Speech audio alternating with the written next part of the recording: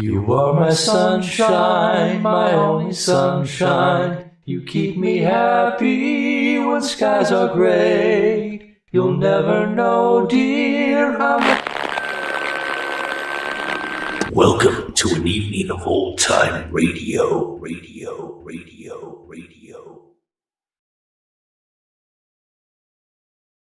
Welcome back, and welcome to Gunslinger Marathon number 2. I'm Greg, coming to you from the Retro Radio Sanctorum. I've got a great bunch of Western old-time radio shows for you tonight, from the days when this genre was super popular among American listeners of all ages. A reminder that you can skip my commentary by using the timestamps in the description below.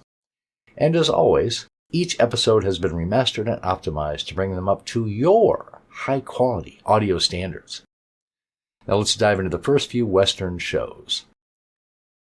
First up, The Six-Shooter with James Stewart, that classic Western that told the adventures of Brent Ponsett, the fictional gunslinger who wandered the Southwest in the late 19th century, working on cattle farms and other odd jobs, but always getting involved in solving mysteries, capturing bad guys, and basically fixing the problems of the towns that he rode into.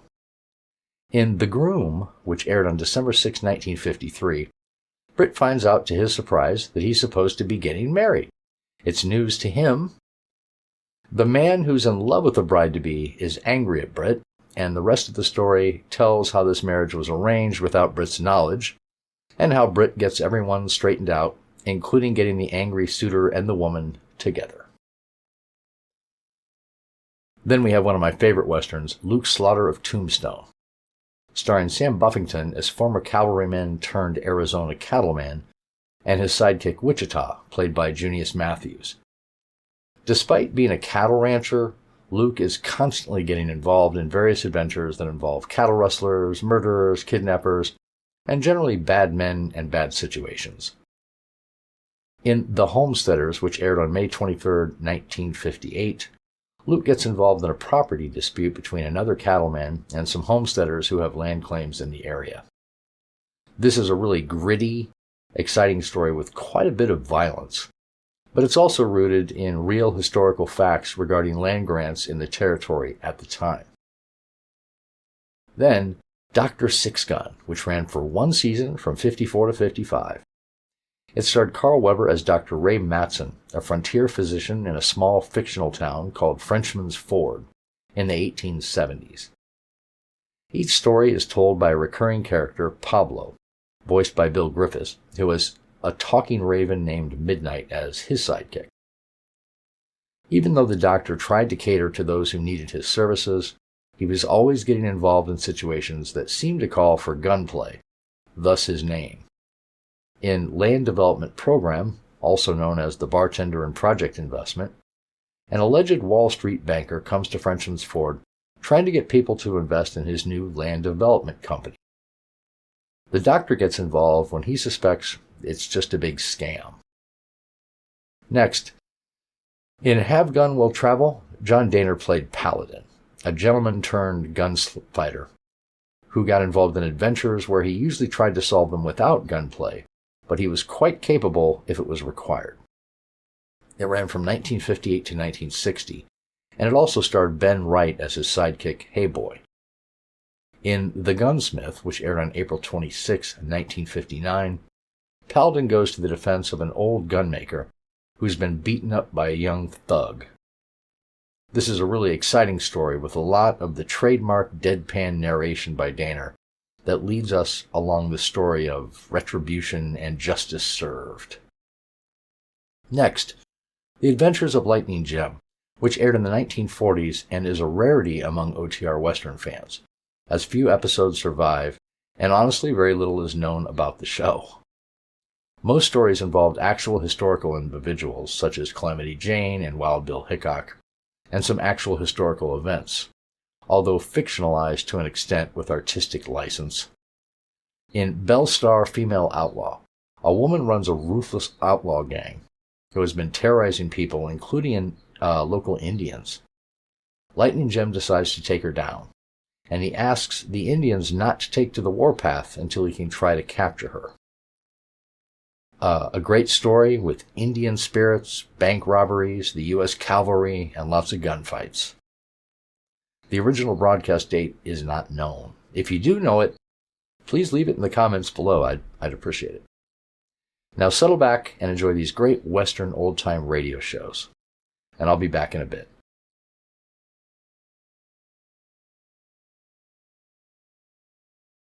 James Stewart as the six-shooter.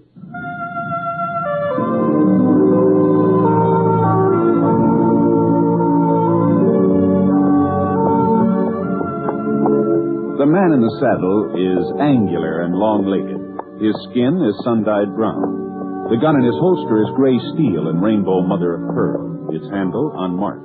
People call them both the six-shooter.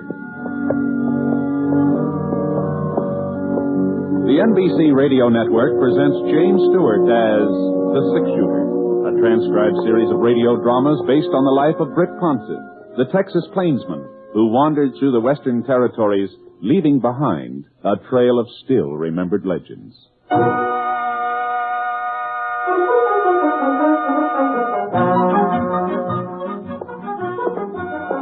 About the last place I expected to be that Tuesday was the town of Powder Creek.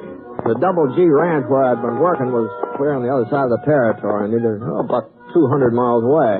But when Sam Griffith, he's the owner of the Double G, when Sam got a chance to buy off Forrest Trent's herd, he sent me over to close the deal. So the next thing I knew, I was walking down the main street on my way to the bank where I was supposed to meet Trent. Hey, well, it sure was a nice day. Kind of Indian summer-like. A lot warmer than it had a right to be in October. The sun had fooled the maple trees into thinking it was spring. A couple of them beside the Civil War cannon in the square were even starting to bud. The two fellows sitting underneath it playing checkers in their shirt sleeves, well, it looked like the sun had fooled them, too. Howdy. Just a minute, mister. Just a minute till I make this move. There. That ought to hold you, Jonah. Yeah. Now, what was it you wanted, mister? Oh, I didn't want anything. I just said howdy, that's all. Oh, howdy. Well, speak to the man, Jonah. He spoke to us. It's my move now. I'll do my talking afterward.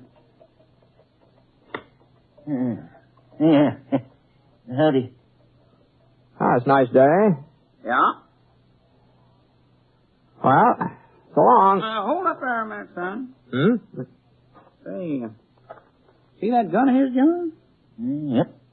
You ain't Britt Ponset, the six-shooter. My name's Ponset, yeah. You hear that, Jonah? He's Britt Ponset. Yep. And we was kind of wondering when you was going to show up, Mr. Ponset. Been expecting you for the last month or so. What's that? Yeah, when you got to jump, you got to take it. That's the rule. All right, Jonah. All right, I know the rules. Well, we'll take it then. Take it. All right. Yeah. There. You satisfied? You said something about expecting Why, me. sure. Ever since we heard the news. Congratulations. What? He said congratulations. Now let's get on with the game. All right. Sure move, ain't it? Yeah, how in thunder should I know? All this chattering going on. Well, I don't like to keep interrupting, but I wonder if you would mind explaining just what you meant by... Jonah's trying to think. Yeah, I know, but what I don't want him to claim I beat him because we kept him from concentrating. No, of course not. No, I just...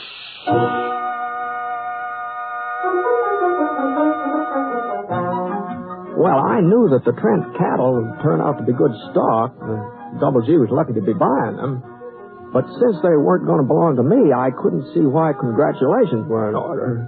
Unless folks in Powder Creek had heard wrong, unless they thought I was outfitting a ranch of my own. And I started to explain things to the fellows playing checkers, but they shushed me again, good and loud this time. So I gave up and went on town toward the bank.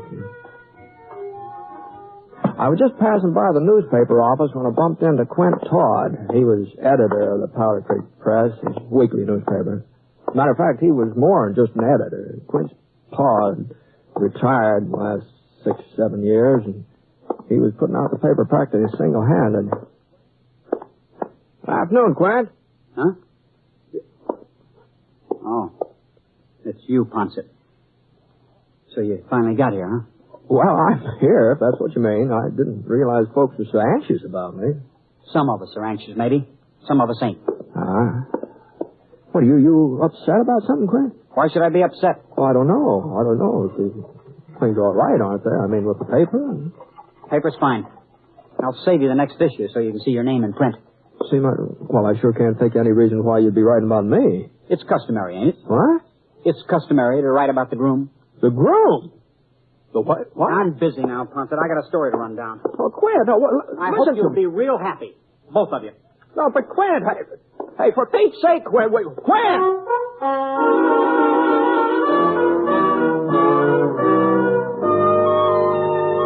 he lost his senses. That's the only explanation of that. Quint Todd had just plain lost his senses. Me being a groom. Me? And who in the Sam Hill did he think I was going to marry? I hadn't even been keeping company. Not that I have anything against marriage, you understand. Like people say, it's an institution, a noble institution. Why, some of my best friends are married. And I suppose someday, not right away, of course, not very soon, but someday, maybe I'll... Hello, Britt. I was on the way to meet you. Huh? What's the matter? You look like you just fell off a bronc. Oh, hello, Trent. I guess I was kind of preoccupied. I was thinking about something. I reckon we shouldn't expect you to have all your faculties in good working order. Not at a time like this, huh? What? Oh, sure was a surprise. Never thought I'd see the day when some woman would put a saddle on you. What? Well, we better get over to the bank. I told Mr. Frederick we'd be there by 3 about. He's drawing up the papers. Sure. Trent. Yeah? Now, about me getting married, the fact of the matter is, Oh, Fred, you know I was just joshing with that saddle talk. Oh, yeah. Oh, I Well, to tell you know. the truth, it's high time you did put down some roots. Maybe so, Yes, sir, Trent. you just wait till you got a family of your own. Why, you'll be a different man. Oh, that's possible. That's possible, Trent. But just where did everybody get the notion that I was almost ready to... You didn't think you could keep it a secret, did you? A secret? Well, you ought to know Minnie better than that. Minnie? Yeah, that's who told me. Well, of course, there'd been rumors going around for several weeks, but until I heard it from Minnie herself... Oh, wait, hold on. You mean Minnie Flint? Well, who else would I mean? It's her niece you're marrying, ain't it? You act so strange about it. Look, now, I just want to get this straight. Minnie Flint told you I was marrying her niece? Well, she told everybody. I see. Well, now, Britt, I know how a man feels when he's getting ready to jump overboard. I felt the same way myself, sort of awkward and embarrassed. Well, be that as you it wish may. folks didn't know about it so they wouldn't poke fun the way they always do. But you can't blame Minnie for spreading the news. Well, I sure do blame her. Well, now, Britt, Minnie's been like a mother to Helen, raised her since she was a baby. Well, Helen ain't never had no folks of her own. I know that. Well, then, you shouldn't mind Minnie being proud. Why shouldn't she do a little bragging, huh? Well, of course. The women folks around here seem to think you're quite a catch. Oh, now listen, let me tell you something. Here's the bank. I suppose that you'll want to get this business done with pronto so you can get straight over to Minnie's place, huh, Brett? Yeah. Yeah, I would like to get over to Minnie's.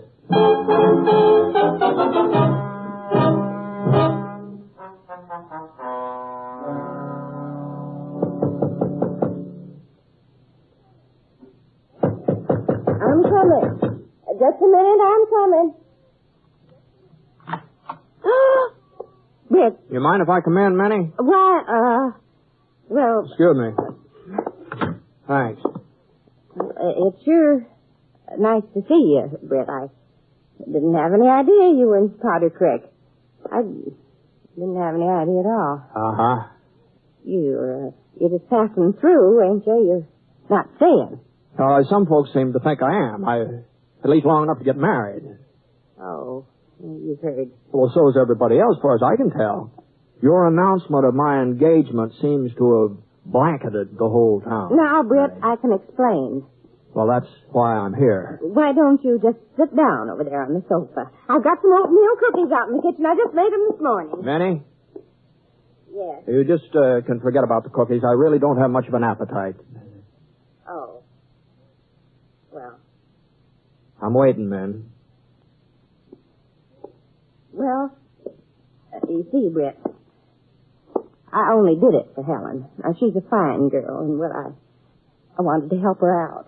Oh. On account of Quint Todd. They've been going together for nearly 6 years now, but he just never seemed to get around to asking her to marry him. Well, he must have his reasons. A man usually does. Oh, it's because of his father. You see, Quint's been taking care of old man Todd ever since he retired. And it must cost money, him being so sickly all the time. Uh-huh. But Quint could have married her. Helen don't expect a lot of fancy clothes in a fine house. She's the practical type. Just what has this got to do with me? Well, I had an idea. I thought if maybe there was somebody else, if Quint believes Helen was interested in another man, well, maybe he'd come to his senses and take the bull by the horns and marry her himself. You've been sort of using me as a decoy. Is that the idea? I knew you was working for the Double G. It didn't seem likely you'd be showing up in these parts. Not for the time being, anyhow. And afterward, well, after Quint and Helen tied the knot, then it wouldn't matter. Well, you ought to be ashamed of yourself, man. Both you and Helen.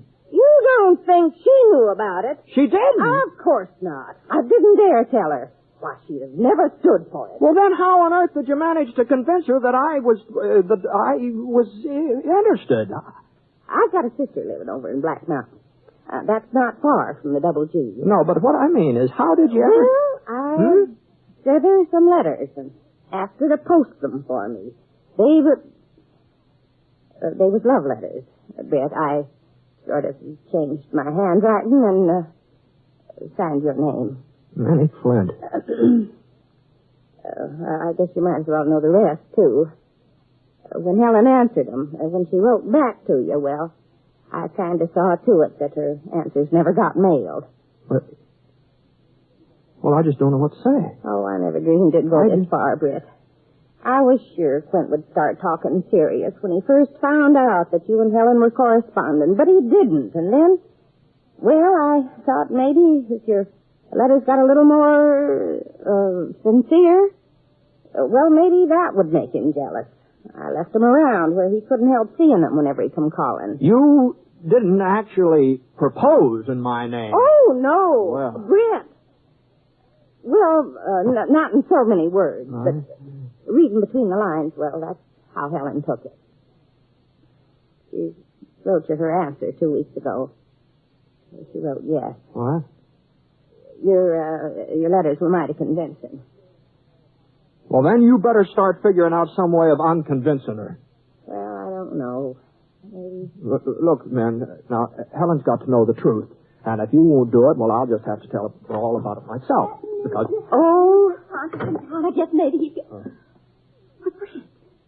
What, you're here already. Hello, Helen. Oh, my goodness. Sure is good to see you, Britt. You're looking fine. Oh, so you, Helen, so you. I wish I'd known you were coming. I wouldn't have been out doing the marketing. No, it didn't matter. Didn't matter. Oh, Britt, I just gotta tell you. Maybe I shouldn't say it right out like this, but ever since I was a little girl, I've looked up to you so. Why, it just seemed to me you were the finest man that ever came through Powder Creek. No, Helen. Of course, I never guessed that someday, well, that you and I... Oh, Britt, I'm so happy about it. Excited and happy. I just hope you're as pleased as I am. Are you, Britt? Sure, Helen. Sure.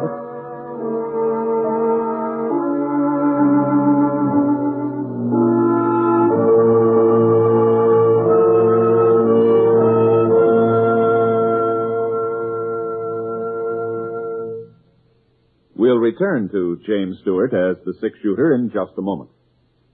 Every man and woman in the armed forces will tell you the only call that takes precedence over mess is mail call. And when a letter is more important to a hungry GI than food, you know it means something. And the truce in Korea is no reason why we should stop writing letters to our men and women in service, whether in U.S. camps or overseas. Mail from home is just as important now as it ever was. Oh, yes, and be sure to mail your soldiers' Christmas packages this week. In that way, you'll be sure he'll receive them in time to make his Christmas away from home a little more cheerful.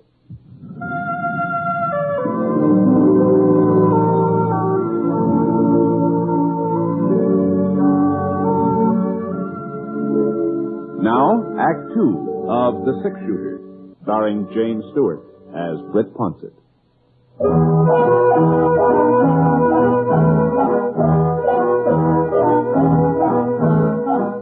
There just wasn't anything else to say.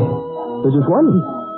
I couldn't tell Helen that I'd never really thought about her in a marrying way. And besides, Minnie, she caused all the trouble. It was her place to set things right. Min didn't open her mouth. She just stood there staring at us through her bifocals, real pleased with herself. Well, the next thing that happened was Helen invited me to supper. Oh, boy, I sure didn't want to accept. All I wanted to do was just get out of the house and get out of Powder Creek, too. But what I wanted to do and what I did were two different things. I went back to the hotel where I was stopping, changed my shirt, and I rode out to Minnie's again. I guess Britt doesn't like my cooking at me, and he's hardly eaten a thing. Oh, it's not that, Helen. Everything's fine. I had a pretty big dinner at noon, and it kind of stayed with me. More coffee, Britt. No thanks, man. You'll have to tell me your favorite foods, Britt, so I'll know what to fix after. I sort of like most everything. Apple pie, I bet. Most men like apple pie. Whenever Quint and I went up... Oh. Speaking of Quint, I ran into him today. I'd just as soon not discuss him. Always seemed to me to be an awful nice sort of a fella. Please, Britt. Oh, sorry. Well, I'll just rid up the table. Oh, here, let me help. No, I can manage. Besides, you two have lots of things to talk over. Well, all right. Real warm night for this time of year. Moon, too. A harvest moon. Oh? I hadn't noticed.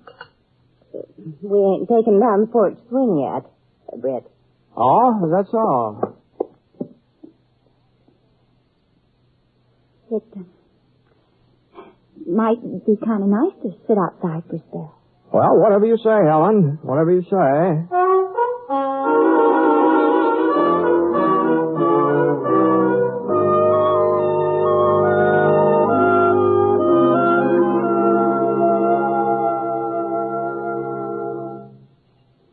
You sure you're not too cold out here?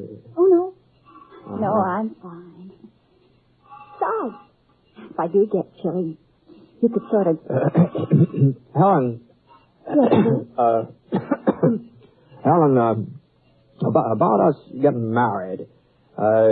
We may not be able to have the wedding right away. Oh? Well, you see, over at the Double G where I'm working, there's no place we could live. What? You wrote me you had a cabin all to yourself. I did. And you said it would fix up real easy, that there'd be plenty of room for both of us. Well, it would have fixed up easy, Helen. But last week, there was a kind of a fire, and that cabin just burned right down to the ground. Oh, I see. There's nothing left of it now but just a few ashes. And that's one of the reasons I came over here to Powder Creek, to explain about us having to postpone the ceremony, you see. Well, you don't have to stay at the Double G, do you? Yes, I do. Yes, I do. I signed up for all of next year. Don't have any choice, so maybe we ought to not be formally promised. I mean, if somebody else came along, I wouldn't blame you not for waiting. Britt, there won't be anybody else. Oh, you never know. You never know. And a year isn't very long to wait. A year isn't long at all. No, I guess not. But just in case. Wait a minute. I've got an idea. We don't have to wait. Hey. We can be married right away before you go back to the Double G. Then afterward, I can stay on with Aunt Min. There'd be times when we could be together, when you come over to Powder Creek for a week or so, like now. I never thought of that. You don't seem very anxious, Britt. From the sound of your letters, I thought you wanted to get married. Oh, sure. It's just, Well, looks like somebody's riding up this way. It's Quint Todd. Oh. Oh! I'm going in the house, Britt. I don't want to talk to him. Oh, no, well, I thought you and Quint used to be pretty good friends. That's all we were, just friends. He didn't mean anything to me, not really. Oh, well, you sure started running every time the name's mentioned. Right? I'm not running. Oh, all right. Yeah, right. Oh, good evening, Quint. Hello, Ponset. Helen. Good evening. You left word at the press office you wanted to see me. I left word. No, he means me, Helen. What? Well, I figured he'd want to get the details on our plans. The paper comes out tomorrow, doesn't it? That's right. Yeah, well, I just want to tell you couldn't have come at a better time. You see, we just finished settling things. The ceremony's going to be this week. Haven't decided on a day yet. How's Friday, Helen? Oh, well, yes. The sooner the better. The sooner the better. Friday, then. Church wedding. Oh, of course. I want everybody to come, everybody in town. You better say so in the paper. There won't be time to send out formal invitations. You're invited, too, of course, Quint. I'll try and make it. There won't be much of a honeymoon. I'm heading back for the Double G first part of next week. Helen's going to stay here with her aunt. She's going to stay in Powder Creek? For the time being, anyway. Don't sound like much of a marriage to me. Well, it's not the way we prefer it, but of course, you can't always fix things up perfect. You have to take the bitter with the sweet, Yeah, well, when I get married, I'll have a house for my wife and some money in the bank. There are more important things than houses and money. You never said so before. I never said I wanted a house of my own, did I? Well, no. But I couldn't ask you to move in with me and Pa, the way he's ailing all the time. That was just an excuse. If you loved me, you'd have asked. I did love you. You must have known I did. How was I to know? There's no point in hashing it over now. Good night. No, hold on now. Hold on, Quint. Now, just a minute. Now, I want to get this thing straight now. I could hardly believe my ears just now. You said you were in love with Helen? I still am, if you want to know it. Quint. Well, I sure don't like the sound of this. Helen's engaged to me. How I feel about her doesn't matter. It's how she feels that counts. But if you're in love with her, now how do I know she's not in love with you? It's pretty plain that she isn't. I don't know. Being in love usually works both ways, Don't know about this. Well, Helen, what about this now? Britt, you know I don't care anything about him one way or the other. Is that the truth? You talking the truth now? We're not starting our marriage on a lie now, are we? Well, maybe I was fond of Quint once, but that was before... Well... You're all over it now. All over it. Are you sure? I'm promised to you. Yeah, but I wouldn't hold you to that promise. As a matter of fact, I'd insist you break it if I thought there was somebody else. Well, that's mighty generous of you, Britt. But you don't need to worry. Of course, if our marriage didn't go through, I'd be kind of upset. Hurt. Maybe. I wouldn't ever hurt you, Britt. Not for anything. Oh, I'd get over it. I'd get over it. Man always does. At least I always have before. Sure. Oh, sure. Lots of times. Oh, yeah. But you wrote me that I was the only girl you ever... Oh, well, I to tell you the truth, what I meant was that you were the only girl I'd ever been engaged to, you see. Oh. That's what I meant. It looks to me like the choice is up to you, Helen. Yes, I think that's the way I see it, too. If you're smart, you'll choose Ponset. I sure haven't got anything to offer you. Just a small-town newspaper that wouldn't even give us a decent living. Oh, now stop talking yourself down, Quint. Now, the Powder Creek Press, one of the finest weeklies in this part of the country. Now, you know that. Well, Britt, he's a six-shooter. Why, he's practically famous. All I am is a cowpoke. I'm just an old cowpoke. I don't even know whether I'm going to have a job from year to year. Well, just the same. Just an old any cowpoke. girl in the territory would be pleased. Oh, be quiet, both of you. I think neither one of you wants me. I know who you are and what you are, and I know which one I'm... Well, which one I... Britt. Uh-huh. You're getting a fine man, Helen. Quint, I told you to be quiet.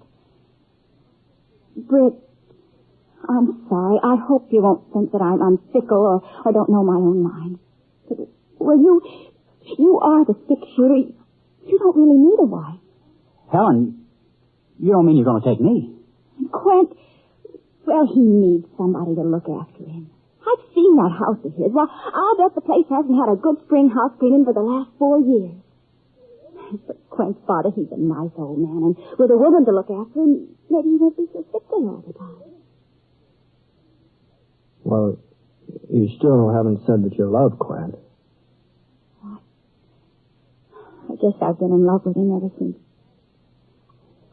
You won't think too badly of me, Brent. No. It's kind of a blow, I guess.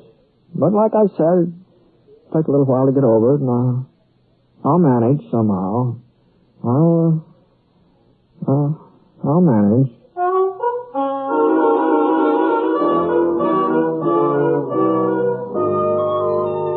Well, I left Quint and Helen standing out there on the porch. I went inside to get my hat. Minnie was hovering by the front window. When she saw me, she shut it real quick and tried to appear innocent. Well, it looks like your scheme finally worked out, man. My scheme? Seems to me it was more yours than mine. Oh, what are you talking about? You know very well that your asking Quint over here tonight was what brought things to a head. Well, I just wanted to make certain he had all the facts about our wedding, that's all. So the story in the paper would be accurate. Oh, that's all. sure, I know. Poor Quint. What? Well, I guess he deserves it after making her wait all this time. Well, what do you mean, Minnie? Well, I was just thinking. He's going to have to toe the line real close, and he's not going to win many family arguments, neither. Well, I don't see why not. Well, I'll tell you why not. Every time Helen has trouble with him, all she'll say is, "Don't forget I could have married the six-shooter, but I gave him up for you." And Quint will just have to sit there and take it, no matter how often she says it. Oh, now, Miss.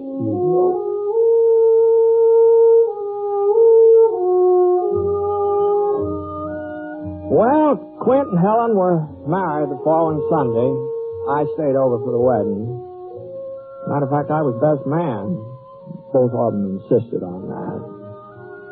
But I didn't enjoy the ceremony very much.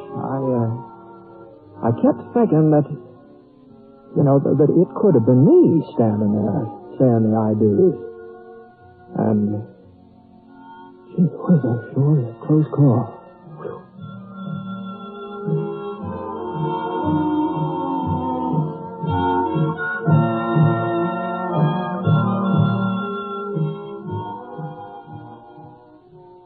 The Six-Shooter is an NBC radio network production in association with Review Productions. It is based on a character created by Frank Burt, and the transcribed story is written by him. Mr. Stewart may currently be seen in the Universal International picture, The Glenn Miller Story. Others in the cast were Barbara Eiler, Virginia Gregg, Bill Johnstone, Sam Edwards, and Herb Lightman. Special music for this program was by Basil Adlam, and the entire production is under the direction of Jack Johnstone.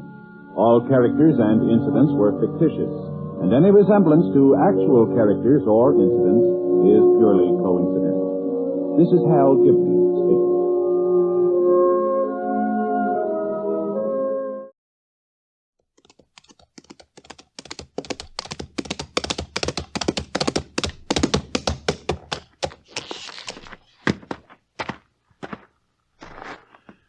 Slaughter's my name. Luke Slaughter. Cattle's my business.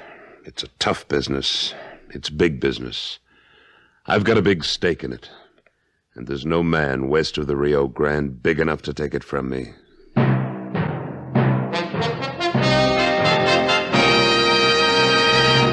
Luke Slaughter of Tombstone.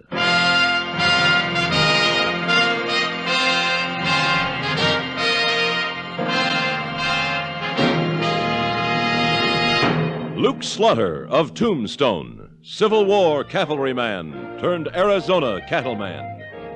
Across the territory, from Yuma to Fort Defiance, from Flagstaff to the Huachucas and below the border through Chihuahua and Sonora, his name was respected or feared, depending on which side of the law you were on. Man of vision, man of legend, Luke Slaughter of Tombstone.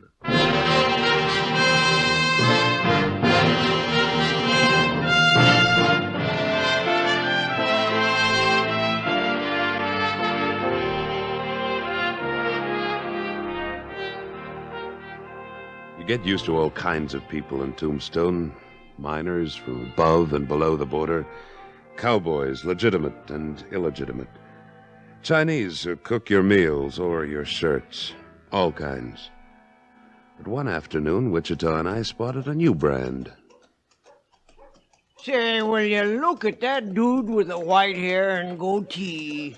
If he ain't the high mucky-muck of something, I miss my guess. Looks more to me like a traveling preacher. Yeah, but the other ain't no deacon from his looks. Good afternoon, gentlemen. Afternoon. I wonder if you could give us a direction, sir. I'm not too familiar in these parts, and let me introduce myself. I'm Colonel Everett. This is my business associate, Mr. Granby. Howdy. Howdy. Slaughter's my name. This is Wichita. Howdy. What is it you're looking for, Colonel? Well, we're heading for the Meeker place. I believe it's just outside of Tombstone somewhere. That's right. Cal Meeker's spread's about 3 miles north. The Lazy M. You can't miss it. Thank you. Thank you for your courtesy, sir. Not at all. Oh, Mr. Granby. Yeah? Haven't we met somewhere before? Met? No, I don't guess so, mister. It's the first time I've ever been in Arizona. Well, now, I haven't spent all my life here either. I'd swear we'd met someplace. Well, thank you for the directions, Mr. Slaughter. We'll get along to Lazy M. Come on, Granby.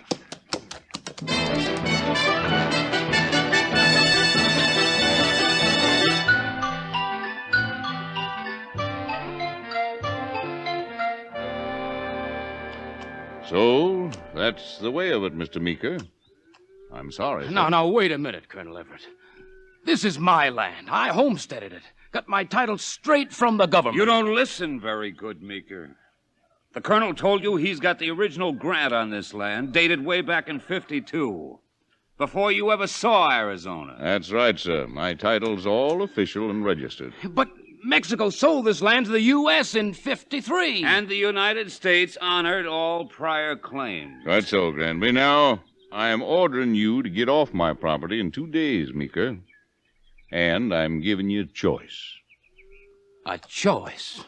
Drive your cattle off this spread within 2 days, or leave 'em, and I'll give you $5 a head for 'em.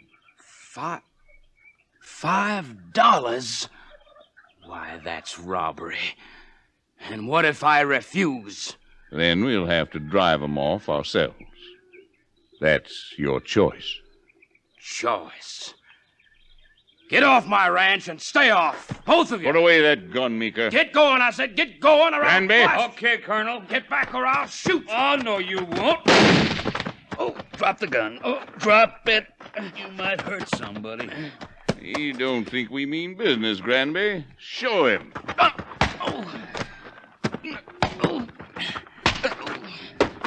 Yeah, that'll give you a rough idea, Meeker. I'd suggest you start moving off this land now. We're taking over day after tomorrow. Now,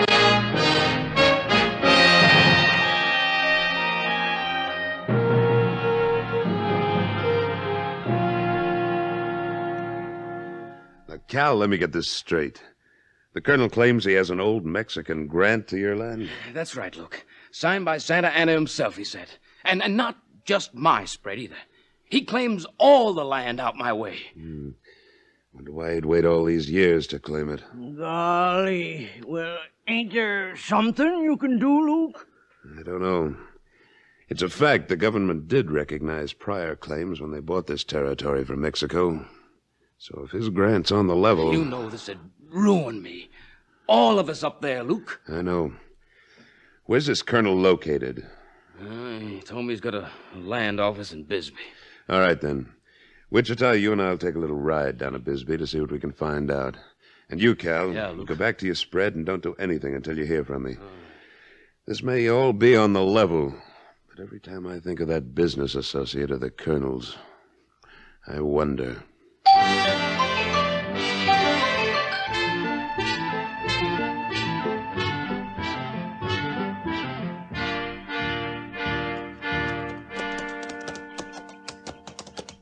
Hey, there's the place, Luke. See the shingle? Yeah, land office, Colonel Justin Everett. Real pretty name.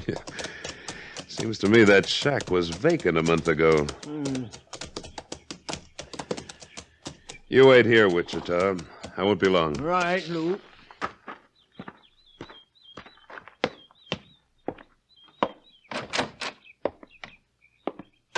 Yes, sir. What can I... Well, we meet again. Mr. Slaughter, isn't it? That's right, Colonel. Well, what brings you down to Bisbee, sir? In the market for some land? Like the Lazy M Ranch? Well, now, that tract won't be available for a couple of days, but we can talk about it now. Yeah, I think now's the best time to talk about it. Cal Meeker's a friend of mine, Colonel, and a member of the Cattlemen's Association. He tells me you're laying claim to his spread. Yes, that's correct, sir. Suppose you tell me all about it. Well, I don't know why I should, Mr. Slaughter. This is a private matter between Meeker and me. I'm the head of the Cattlemen's Association up at Tombstone. Anything that affects the members interests me. Now, let's hear about it. Well, all very simple, sir. I hold a permanent grant on the land up there, signed by Santa Anna himself.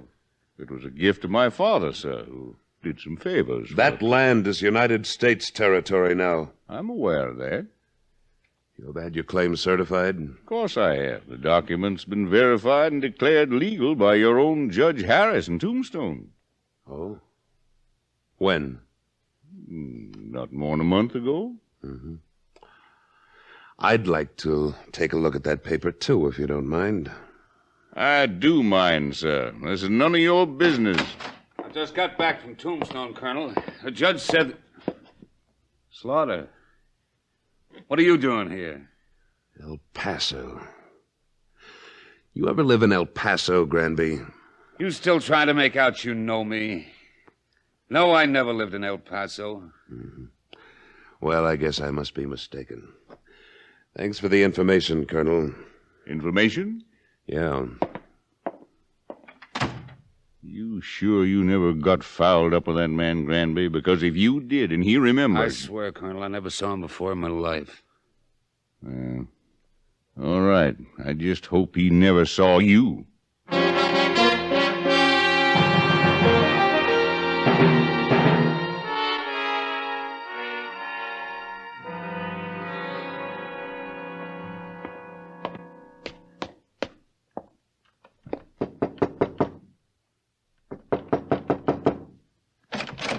Yes?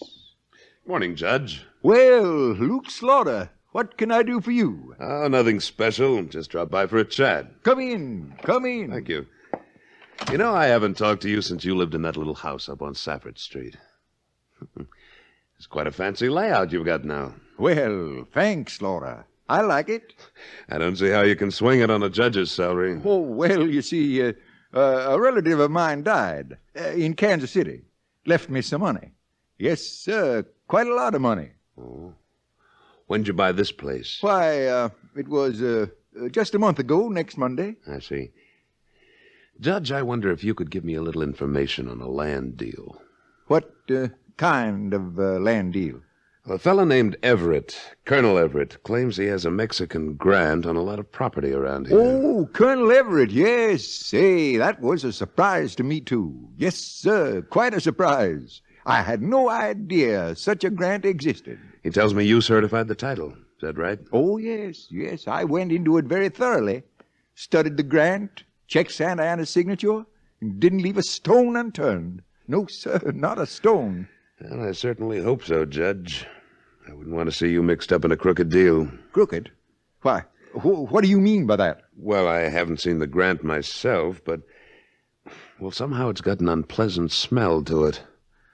For your own good, you better have another look at that paper. Now, Slaughter, if you question my integrity... I never have, Judge, and I'm sure I won't have to now. You know, it's quite a coincidence, that relative of yours dying in Kansas City exactly the same time Colonel Everett came to Arizona. Now, see here, sir. Just a coincidence, I'm sure, Judge.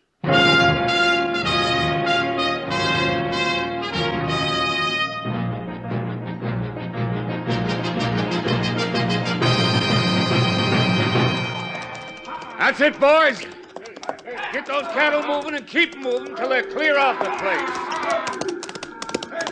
Hey!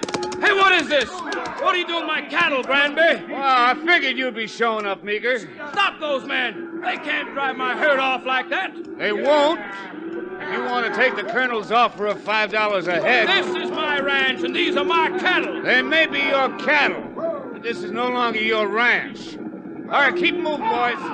Come on, keep moving.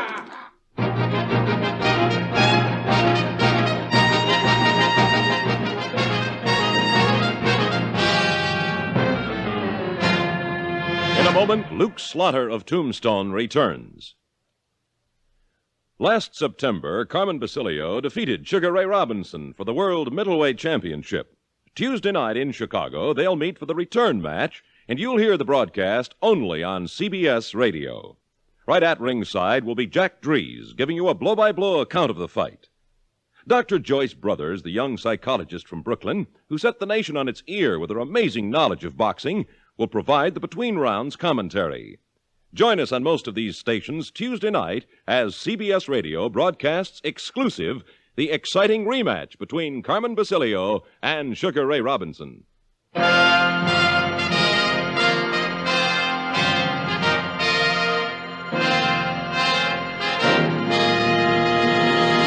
And now, Act Two of William N. Robeson's production of Luke Slaughter of Tombstone.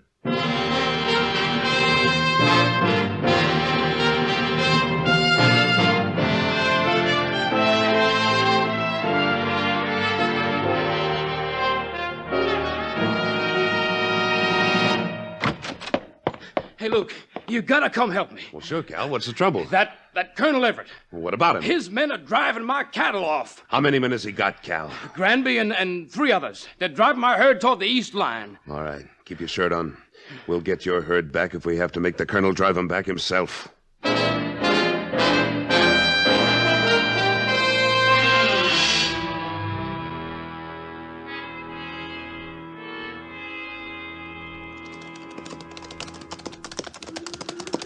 Yeah, they are, Luke. They're driving them right down that arroyo. Pull up here.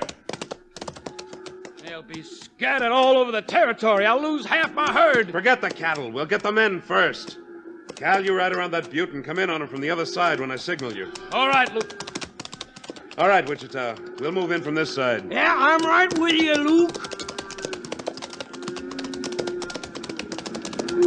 Hold it. This is close enough. Well, if this is the Colonel's land, we're the ones breaking the law. First things first. We'll worry about the law later.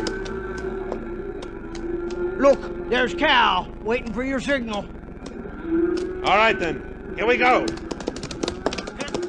So that's the way he wants it. I got one of them, but he's sticking on his horse. Hold your fire. They're making a break for it. Yeah, I guess they ain't wanting any more of it, Luke. Looks that way. Think you and Cal can get the herd back on the Lazy M all right, Wichita? Why, sure we can, but where are you going? I'm making a fast trip to Bisbee. Now I know the Colonel's playing for keeps. It's time for a showdown.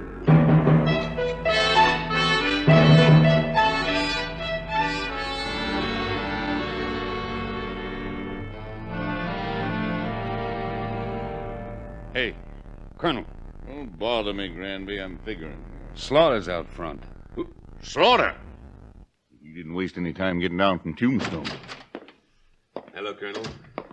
You got your nerve coming in here, Slaughter. You wounded one of my men when he was doing his legal duty. Legal duty? He was a rustler. What do you want? Well, I figured maybe we could stop any further violence around here if I had a look at that grant of yours. Get out of here, Slaughter. Tell your friend to keep his hand away from his holster, Colonel. You don't want your office messed up, do you? Tell him. He's got a right to defend himself. Yeah, sure he has. Go ahead, Granby. Defend yourself. Go ahead. Draw.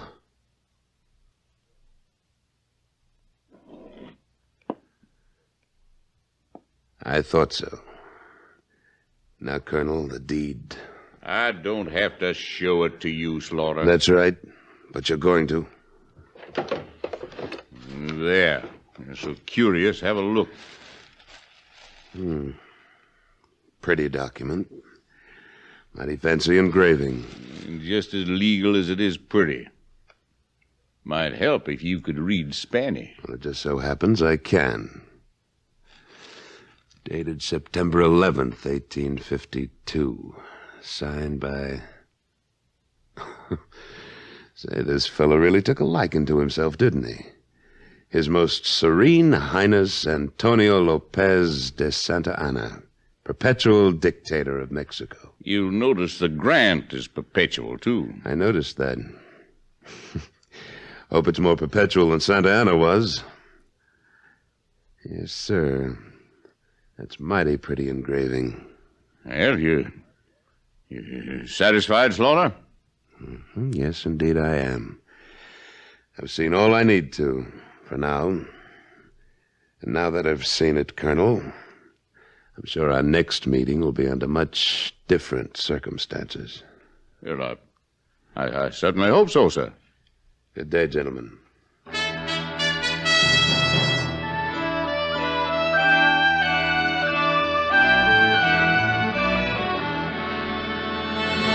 Slaughter, you must be out of your mind demanding I issue an order for the arrest of Colonel Everett and Mr. Granby. I repeat, Judge, I want them brought up from Bisbee and held without bail.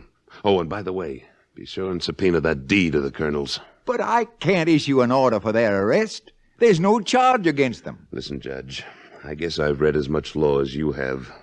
You want charges? I'll give you a few. Fraud, intimidation, cattle rustling. You want any more? I'll sign the complaint. But you don't understand, Slaughter. You'd have to have evidence. I'll produce the evidence at the proper time. In court. I can't do it. No, sir, I just can't. Maybe you'd rather be a defendant in this case, Judge. You better be able to prove your charges in court. You'd be surprised what I can prove. See you in court, Judge.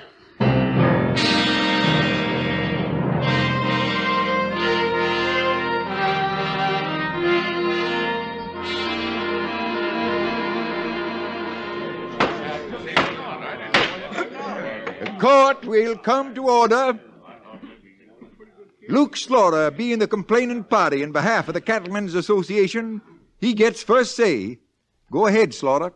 Give it to 'em good, Counselor. Quiet, Wichita. Thank you, Judge. Now, these men are being tried on a charge of fraud.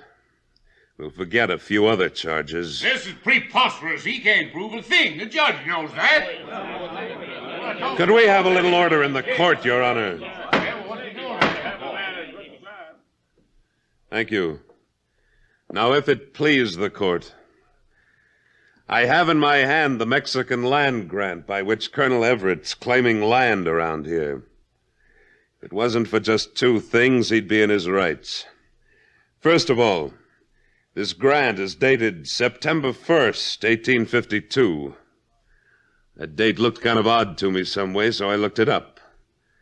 Now, it just happens that in September of 52, Santa Anna, who was supposed to have signed this deed, was in exile in South America. He didn't become president of Mexico until more than 6 months later, April 15th, 1853.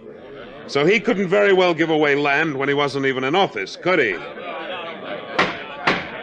Order! Order! Now, that's one thing. There's another.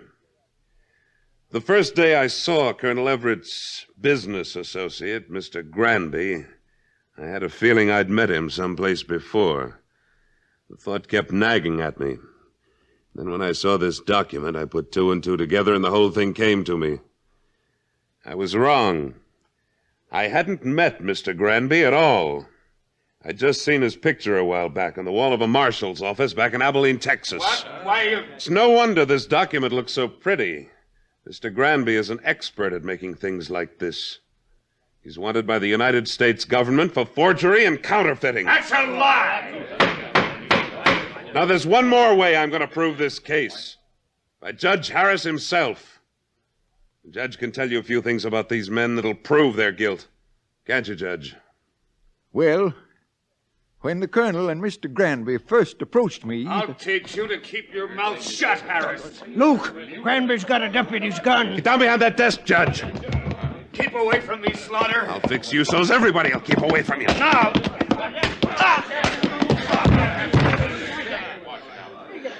See he doesn't get away again. All right. Come on out, Judge. Let's have some order here. Yes. Yes, all right.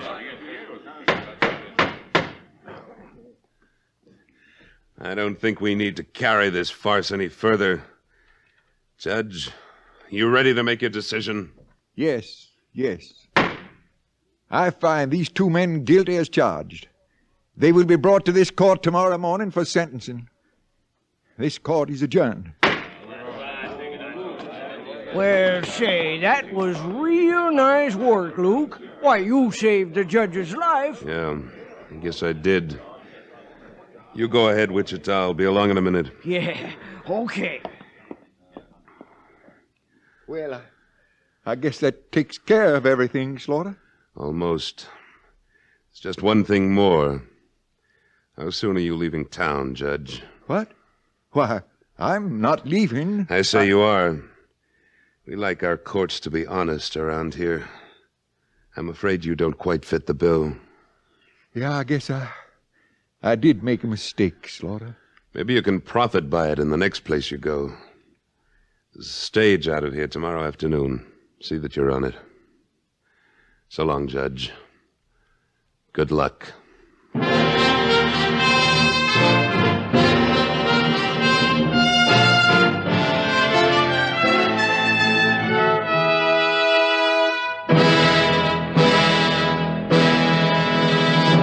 Luke Slaughter of Tombstone, starring Sam Buffington, was written by Don Clark, with editorial supervision by Tom Hanley, and directed by William N. Robeson. Supporting Mr. Buffington were John McIntyre, Jim McCallion, Bill Quinn, Junius Matthews, and Ed Jerome. Music composed by Wilbur Hatch and conducted by Amerigo Marino.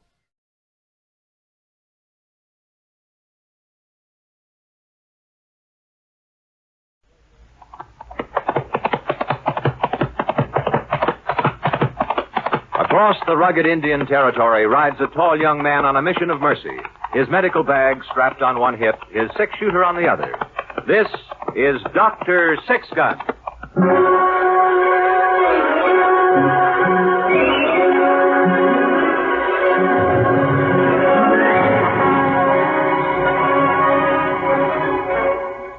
The National Broadcasting Company brings you transcribed another episode in the exciting adventure series Dr. Sixgun.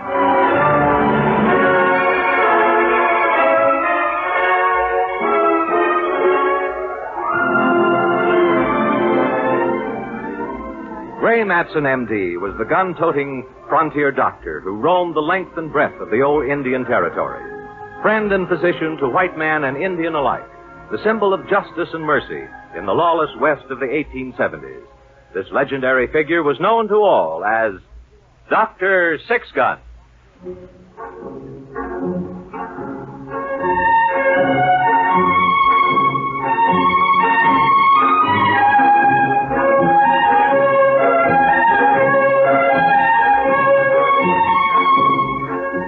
Here in the territory, we occasionally hear tales of the great men back in the East.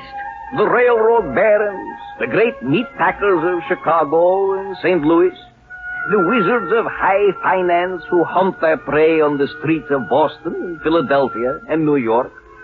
We hear of the private railway cars with crystal chandeliers, and the great estates with stained glass windows and pipe organs in the living rooms. We hear of these tales, and we are impressed by such enterprise and genius. Of course, we too have our wizards of commerce. I myself am one. And who am I? Pablo, the gypsy peddler. And this is my friend Midnight. Midnight? He is only a bird, but he too is a merchant prince. 100% markup. He boasts, but don't you believe it. he never makes better than 60%. But perhaps the greatest example of the modern captain of industry that we have ever seen here in the territory was Jared P. Cale. I first met him one day when I was sitting in the Bull Run Saloon, and in through the swing doors came my good friend Doc Sixgun. It had been raining for a week, and Doc poured the water out of his hat and sat down at my table. Need webbed feet to get across from the livery stable. Well, Doc, is it still raining? Haven't you been outside? In weather like this, Doc, a sane man stays under a dry roof near a warm stove and a full bottle. Well, unfortunately, they don't postpone little things like childbirth for the weather. Oh, anyone I know? Molly Younger out of Cottonwood Flat. Oh, I thought the bridge was out across the river up that way. It is. I had to swim my horse across. But you must have gotten soaked. I did. I dried out a little bit at the livery stable, though. No use changing. I've got to go back out in about an hour. The hand out at the barrel lay with some kind of fever. I promised I'd look in on him. How is the river out at the Cottonwood Flats? Well, I'd say it was lucky Molly made up her mind to deliver when she did. Won't even be able to swim it for tonight. It's a funny thing, Doc. Last summer, the ranchers lost half their stock in drought, and now they may lose the other half by flood. That's pretty bad all over. Rio Verde's over the banks, Dead Man's Canyon, the lake. Evening, Doc. You look a little damp. I am. Can I get you something? The usual, I'll say. Ain't no coffee left in the pot, Doc. I'll have to make up some fresh. Be about 10 minutes. Say, you hear about the stage yesterday? No. They had to float her across the river to get into town. Looked like a flatboat going down to New Orleans in old days. Like they broke loose and floated downstream with two gals sitting on the top screaming, and Charlie Peters throwing parcels out like it was a sinking ship in the storm. Did they get through all right? Yeah, sure. Charlie says he don't know whether the coach will get through tonight, though. They'll have to go around south by the Platte and see if they can get across Old Baldy Creek. Well, sounds like we're surrounded. I reckon we are, in a way. Suppose it'll stop raining, though. Doesn't take Old Baldy long to dry up, even after a flood. Stage is in. Hey, what do you know? Well, they made it. O'Shea, set me up a double of that poison of yours. I couldn't be no wetter if I was a brook trout hid under a rock. How'd you make it, Charlie? Well, I'll tell you, O'Shea. I drove around this town like Joshua around the walls of Jericho. Went clear up around Rio Verde and then back around Old Baldy. Finally swimmer across the ford. How's the river? Well, I tell you, I felt like a Mississippi steamboat captain. If I had to make this trip anymore, I'm going to mount a paddle wheel on the hind end of my coach and trade in my reins for a rudder. Now, quit palavering, O'Shea, and pour. You know, I'd like to see that, Charlie. The overland stage with smokestack and grand salon, complete with faro game and brass cut fedora. Well, it ain't so doggone funny with that little shirt-tail creek roaring like it's the Colorado River in flood time. I'll tell you one thing. I ain't taking that coach back tomorrow morning. I'll stay right here till I get my wheels on the ground again. Say, Charlie, did you get my box through all right? Got medical supplies I'll be needing. Oh, it's all right, Doc. I had it tied to the top right alongside the mail pouch. Lucky I tied it down. I lost a crate of chickens and 3 bolts of calico. I darn near lost a passenger. Who'd be fool enough to ride over from Chisholm City in weather like this? A little scrunchy Easterner. Like to blew away when we come over the pass. When we got into Old Baldy, we must have hit a rock, 'cause the first thing I know, the guards hollering, "Man overboard." We had to rope him and drag him behind till we hit solid mud on the other side. Then we hauled him back on board and tied him next to your medicine box. I ain't never seen a sorrier sight since my hound dog fell into the tar barrel last fall. Well, was he hurt? Maybe I better go see him. Well, you might as well ask him, Doc. That's him coming through the door now. Well, you sure it's the same fella? He ain't covered with no mud. Oh, he's dressed as pretty as a New Orleans gambler from the Mardi Gras. Same fella, all right, but he sure didn't look like that when I seen him last. Beats me. Good evening, gentlemen. Good evening. Mine host, a glass.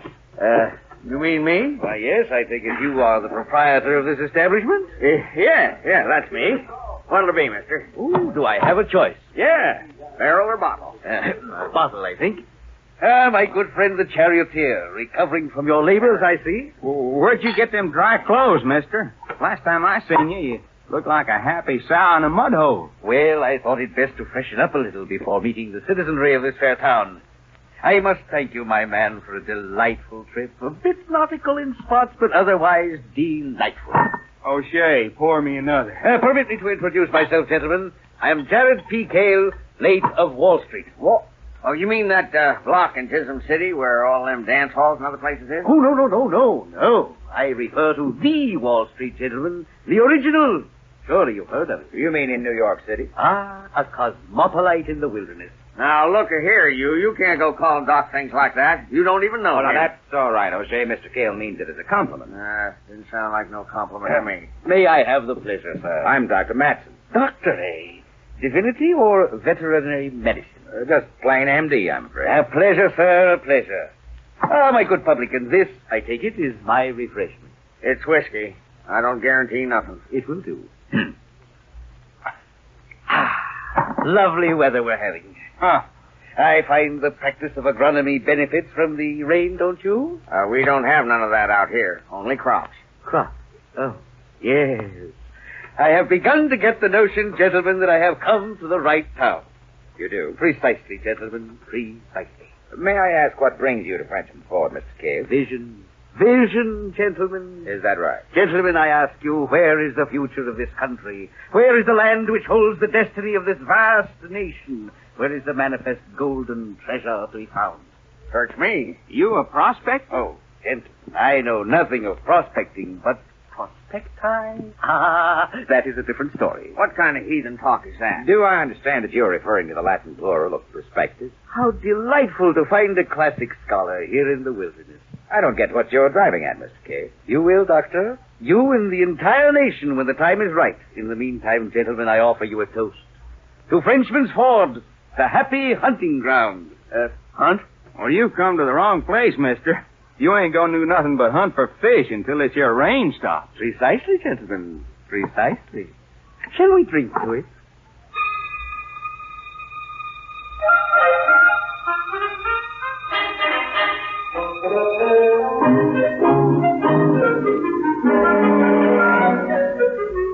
He was a cheerful little man, and he was dressed something like a cross between a minister, a banker, and an undertaker. He had fine, silky mutton chop whiskers, and the rest of his face was smooth as a baby's. All the rest of the evening he sat at the table at the Bull Run and told us tales of that fabulous land far across Old Baldy Creek, which was his natural habitat. It was then that I said to Fisk, Jim, mark my words, you'll never corner the gold market without my help. But did he listen, gentlemen? Did he? Oh, not Jim Fisk. And, of course, you all know the result. Yeah, of course. But that reminds me of a similar occasion when I was consulted by William Vincent Astor on the matter of real estate. Bill, I told him, 42nd Street may be out in the country today, but someday it will be valuable real estate.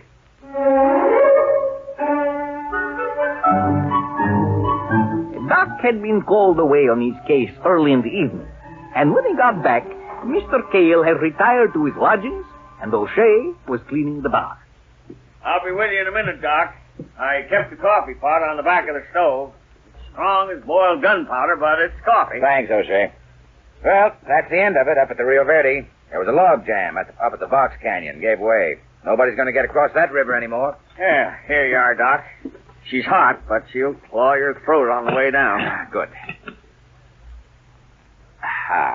Hey, you missed all entertainment, Doc. Somebody get shot? No. It was a real peaceful evening. I mean that typhoon. Typhoon? Yeah, that financial genius. Ain't that what you call him? I don't think so. A typhoon is a big wind. Yeah. Well, anyways, he can really spin a yarn. Did you know that Jim Fisk built a house with corners made out of pure gold? No, I can't say as I heard that. Well, he tried to. Mr. Cale told him he couldn't do it. I reckon the gold didn't hold nail. Sounds like an exciting evening. Yeah, it was. I didn't have no idea at all, Doc, that them bankers and such worked like that. According to this here Cale, running the bank is like drawn to a inside straight in a strange town with other fellers' deck. Oh, that sounds like a good description. Now, of course, if you know the dealer, it's different. Ain't it, Doc? I suppose so. That's what I figured. Well, Good night, Doc. Wait a minute, O'Shea. What are you talking about? What did this Mr. Cale tell you? Well, now, Doc, you wouldn't want me to violate a confidence, would you? Well, no. No, I suppose not. Well, all I can tell you, Doc, is that when this here town becomes the roaring, bustling metropolis of the new Atlantis, just you wait and see who is going to have the biggest saloon. O'Shea, you've been drinking your own whiskey. No, Doc, but just wait and see, that's all.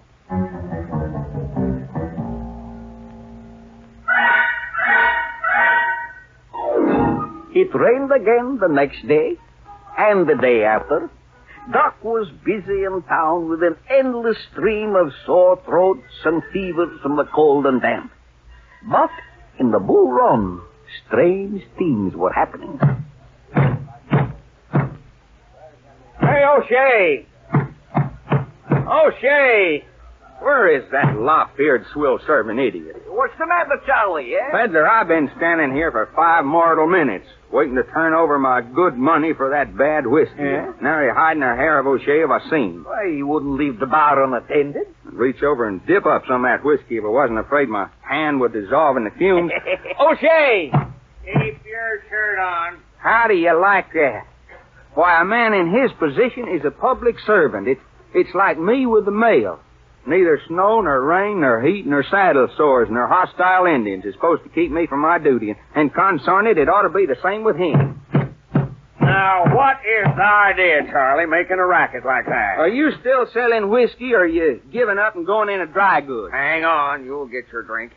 I got more important things to do than dish out rot gut to cantankerous stage drivers. Now, wait a minute. Just hold on. What's the matter? Now, listen, O'Shea, it's all right for me to call your whiskey poison and rot gut, but it ain't fitting for you to do it. What are you blithering about now? Well, if you ain't got no confidence in your stock, well, I ain't going to buy none. I'll just take my trade somewhere else. Yeah? Just, where do you figure to take it, Charlie? I got the only saloon in Frenchman's Ford, and this here town is surrounded on 4 sides by water. The only other drink you can get retail is a physic up to Doc Sixgun's, or horse liniment down to the livery stable. The only other whiskey in town is in closed barrels down to the express office, and that is on consignment to me. Oh, yeah. Yeah, I reckon you're right. Well, in that case, I guess I'll reconsider. That's better. Now, what'll it be, barrel or bottle?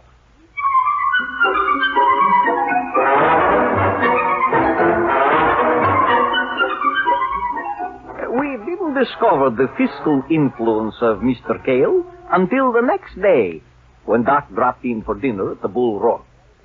Doc, have you ever been in on the ground floor? Often. That's where I keep my horse. Oh, now, Doc, be serious. I mean it. How'd you like to be in on the inside of the biggest financial syndicate since John Jacob Astor? Not very much. Now, Doc, that ain't the way to talk. O'Shea, just what is all this? Is that Cale fellow working some skin game on you? Doc, it ain't no skin game. He's on the level. Oh, sure. I mean it. Doc, you are talking to the president of the Frenchman's Ford Land and Natural Resources Development Company. Cale's the treasurer. I figured it would be. Now, Doc, you lack confidence. I certainly do. Just what are you developing with this company, O'Shea? Well, you know, like it says, natural resources. Mm-hmm. Doc, you're a good friend of mine, and I want to give you a chance before the smart Wall Street men snap up all the stock. O'Shea, you simple-minded idiot. Why don't you just take your money and put it in a great big gunny sack and hand it to this sharp? Now, Doc, you ain't being fair. Mr. Cale ain't no sharper. He's a financier. I can't understand it, O'Shea. You can spot a deadbeat in the Bull Run the length of the bar. How can you be so confounded foolish about Cale? Doc, you really think he's going to skin me? Oh, he's practically got you stuffed and mounted. I don't know. He sounds real convincing, and when he gets to talk about them railroad fellers and millionaires and all... Look, O'Shea. Have you given him any money yet? No, not yet. Oh, that's good. There isn't a doubt in my mind that your Mr. Jared Cale is crooked as a dog's hind leg. Doctor, good morning. Did I hear you mention my name? You might have. Doc here says it's a skin game. He says you're out to fleece me. Well, we meet that sort of thing all the time in our profession. Don't let it worry you, Mr. O'Shea. What do you mean, don't let it worry me? Are you or ain't you? Mr. O'Shea, I know of only one way to meet an insinuation of this sort. Now, how much money have we discussed as your share of the capital investment? $2,000. Well, gentlemen, do you recognize this banknote? Yes, that's a note on the Drover's Bank of Chisholm City. A sound bank, gentlemen? Yes. Well, here, sir, are $5,000 in banknotes issued by the Drovers National. More than twice Mr. O'Shea's investment. Here you are, Doc. What do you mean? What are you giving them to me for? I want you to hold this money in escrow, as it were, to prove my good faith. This would more than cover any money Mr. O'Shea risks in the country. Well, now, that seems fair, don't it, Doc? Well, yes. Yes, I suppose it does. They're good notes, all right. Yeah? There you are, Doc. I trust my reputation is once more unsullied. And now, Mr. O'Shea, a word with you in your private office.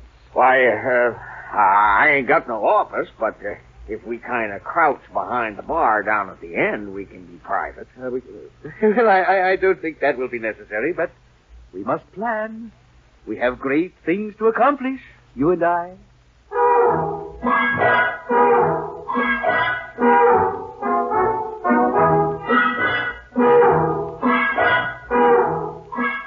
Doc showed the banknotes around town. There was no doubt. They were genuine notes on the Drovers National, not counterfeit. And O'Shea went on planning the development of the natural resources of Frenchman's Ford. It was about this time that O'Shea found he had other troubles. He showed up at Doc's place looking a little red at the back of the neck. Doc, you gotta give me something. Oh, what is it, O'Shea? You're back again? No, it's my head and my stomach. Doc, I'm so mad I'm just coming apart. I've got to talk to somebody. Now, look, hold on, O'Shea. What is it you want? Somebody to listen to your troubles or a dose of salt? I don't rightly know. Doc, it is the most aggravating, outrageous... Take it easy, O'Shea. You know what happened? What with the town cut off by the flood, I had a pretty good business going on, and I ran plumb through the 4 barrels of whiskey I had in the place. So naturally, I go down to the express office to pick up a half a dozen more barrels. I just leave them down there until I'm ready for them, and Heath Tucker takes the storage out and trade. Now, relax, O'Shea. You'll have a stroke. Well, I'm likely to, I tell you. Doc, if you're called on to plug up a couple of bullet holes in Heath Tucker, you'll know who done it. Just what is it? Well, I went down there to pick up my stock, and that lily-livered sheep herder has got the nerve to tell me it ain't mine. What do you mean? He says I didn't pay for the whiskey when it first come in, and since it ain't been claimed, my option on it run out. That doesn't sound like Eve Tucker. He offered me a price on it. Doc, do you know what that no-good crowbait horse thief wants me to pay for my own whiskey? $100 a barrel. Why, I ain't never paid more than $12 since I opened a saloon. You're not going to pay it, are you? That's just the miserable part of it, Doc. I ain't got no choice. What with the town cut off with no whiskey, I close up. Why don't you? Doc, have you got any idea what my life would be worth in this town if I cut off the only supply of whiskey at a time like this? I'd lose all the goodwill I ever had. I've just got to pay that miserable old coot his $100 a barrel and take a licking. O'Shea, maybe I better go have a talk with Eve Tucker. There's something fishy in this whole deal. I wish you'd do something, Doc. I already paid him $500. Doc, he's got me over a barrel.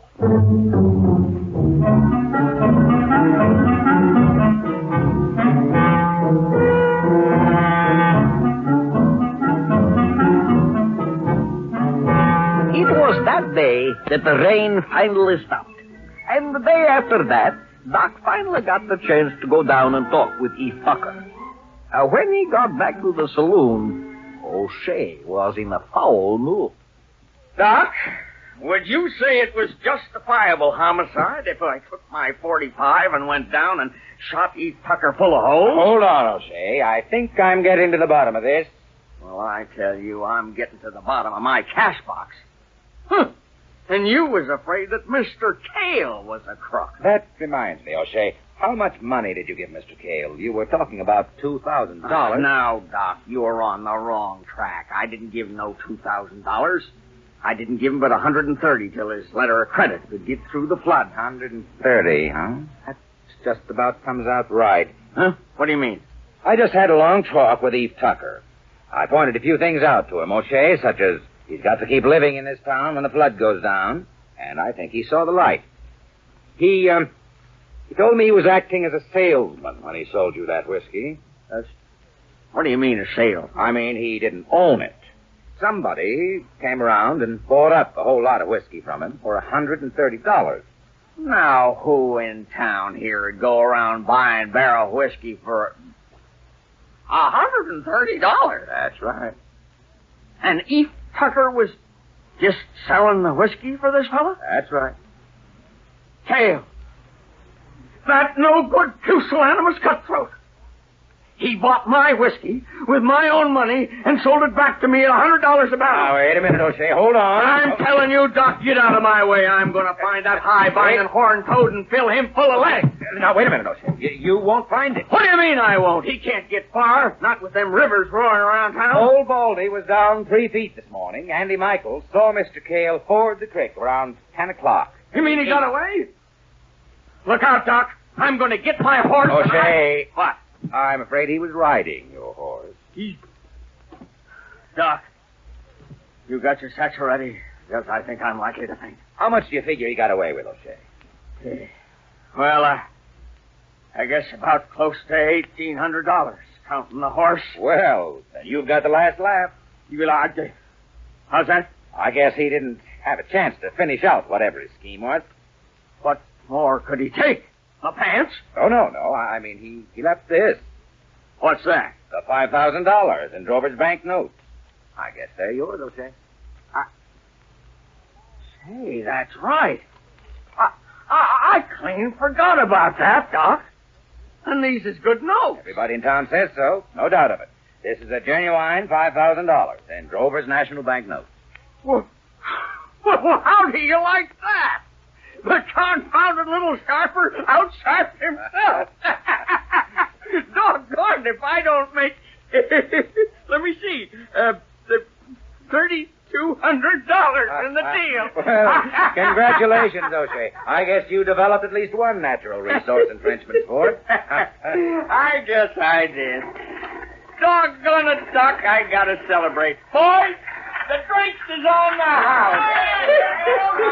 Doc, you sure I can't set you up for something? I'll take it out and beat steak. Hey, come in. $3,200. I'll be doggone clocking his own crap. Stage got through from Chisholm City. Stage is in. Charlie, step right up. The drinks is on the house. I'm celebrating. Well, that's just fine. But make mine a double. Yes, sir. We're gonna celebrate. Well. Say, the darndest news. Al Evans come in driving the stage, just told me. You'd never guess in a million years. Yeah? What is it? The Drover's Bank in Chisholm City went bust. What? Yeah, it was all over a week and a half ago. There ain't a nickel left in it. Why, it must have happened just before I drove that last stage over to Frenchman's Ford. Now, the big news like that, and we didn't hear a word of it on account of the flood. He knew. Doc, he knew. He knew all the time. Well, who knew? Who knew what? Funniest thing you ever saw. Folks in Chisholm City using them Drover's banknotes to stuff up holes in the window. They ain't worth the paper they're printed on. Well, O'Shea, how about another? Still on the house? Charlie, go over to my table and get my satchel. He fainted.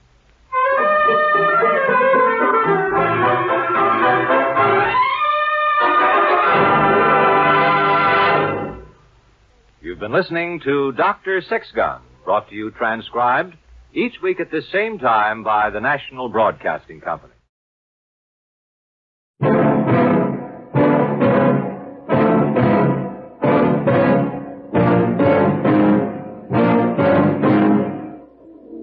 If killers laugh at the law in a town, it isn't long before they take over.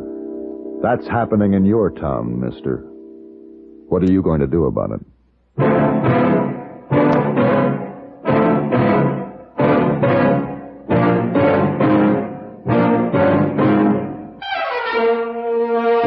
Have Gun Will Travel. Starring Mr. John Daner as Paladin. San Francisco, 1875. The Carlton Hotel, headquarters of a man called Paladin.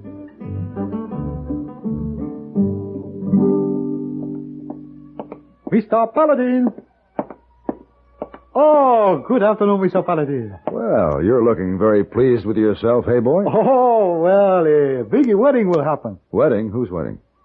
Not yours. No. Cousin to hey boy. Oh. It's a Chinese wedding. Many people much celebrating. Well, that's fine. I'd say by the way you're acting that this doesn't happen too often, huh? Oh, no, Mr. Paladin. Does not happen often. Oh, hey boy, very happy. Make many preparations. Everybody have a good time. You will come to wedding?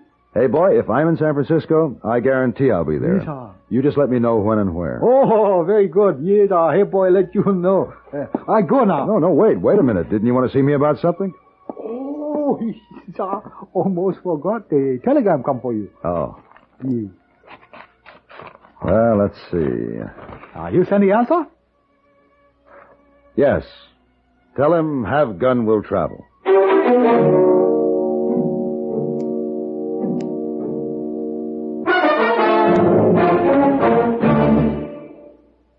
This is Frank Knight speaking for the world's most honored watch, Longines. In the conquest of the Old West, men won fame through feats of bravery and daring. Today, things are different, but fame can still be won. How wonderful to win a Nobel Prize in Science, a Pulitzer Award in Literature, an Olympic gold medal in sports. These great honors are symbols of achievement. In the field of time, did you know that Longines watches have won more great public honors than any other watch in the world? This is true. The highest authorities have ranked Longines watches as the finest achievement in the science and art of watchmaking. Yet a Longines, the world's most honored watch, styled with distinction, cased in precious metal, promising a lifetime of faultless timekeeping, is not costly. Many models are priced as low as $75. Visit your authorized Longines Whitnor jeweler. He will be honored to serve you. The telegram took me to a town near the Nevada border, and when I got there, my job was completed swiftly, without bullets. I collected my fee and started the long ride back to San Francisco. The third day brought me to a town called Woodland, nestled in the foothills of the Sierra Nevada range. It was like 1,000 other towns, one dusty street with boardwalks on each side, flanked by rows of wooden false-fronted buildings, and the inevitable saloon and general store. I decided I might as well get some supplies.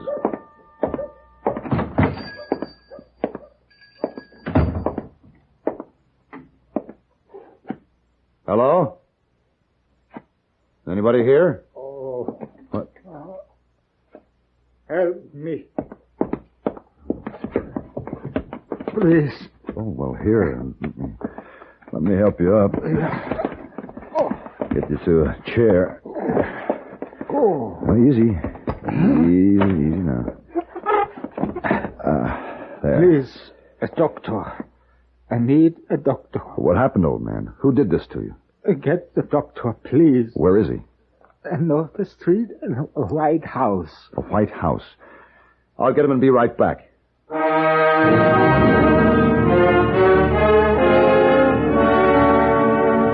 For 3 days, the little old man hovered near death.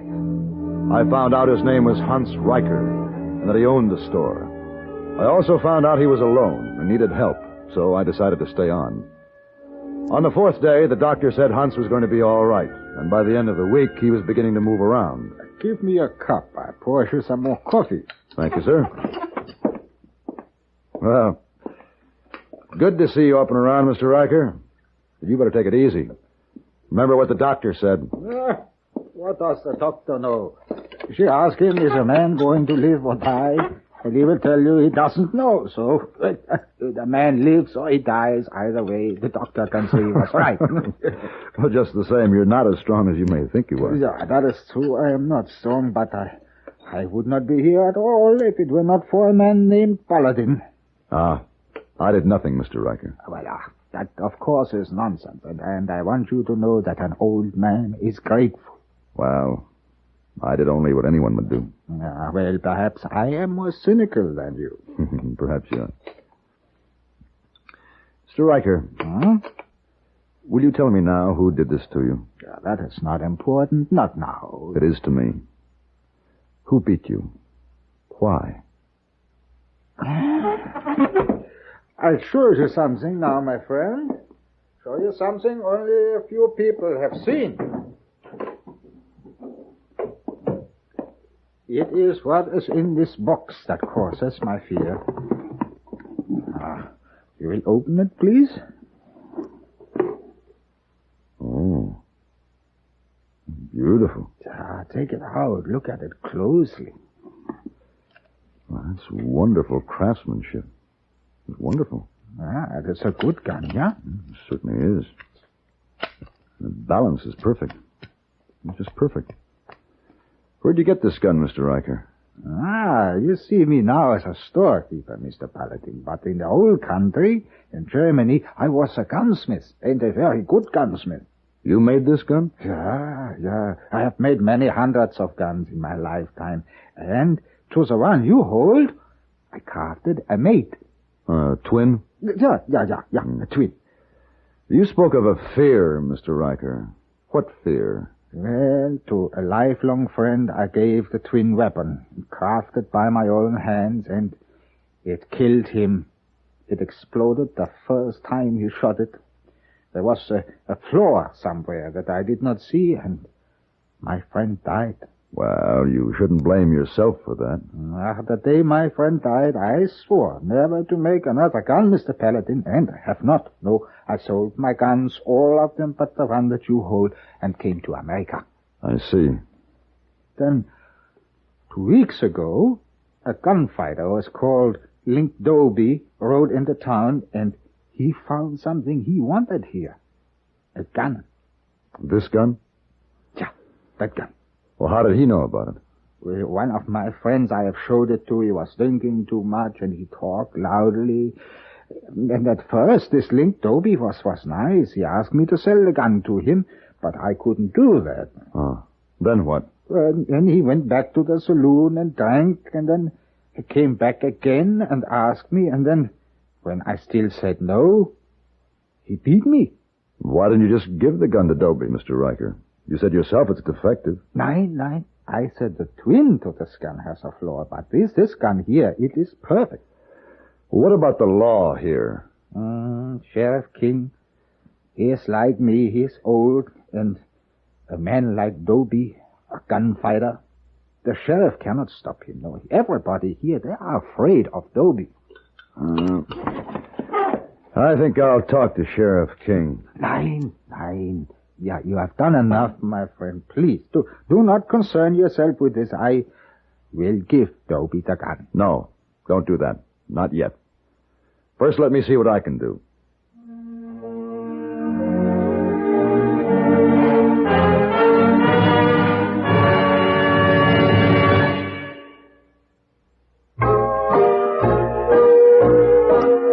Be sociable, look smart, keep up to date with Pepsi, drink light, refreshing Pepsi, stay young and fair and debonair, be sociable, have a Pepsi. When friends drop in, let your hospitality show you're sociable in the modern manner. Pepsi, you know, is the favorite of the smart and young at heart. Be sociable, look smart, keep up to date with Pepsi, drink light, refreshing Pepsi, stay young and fair and debonair, be sociable, have a Pepsi. Have you tried a Pepsi lately?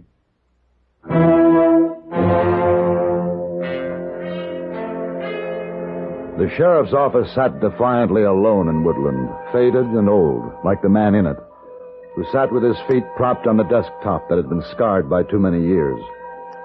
And he looked at me with pale blue eyes, dimmed and defeated by age.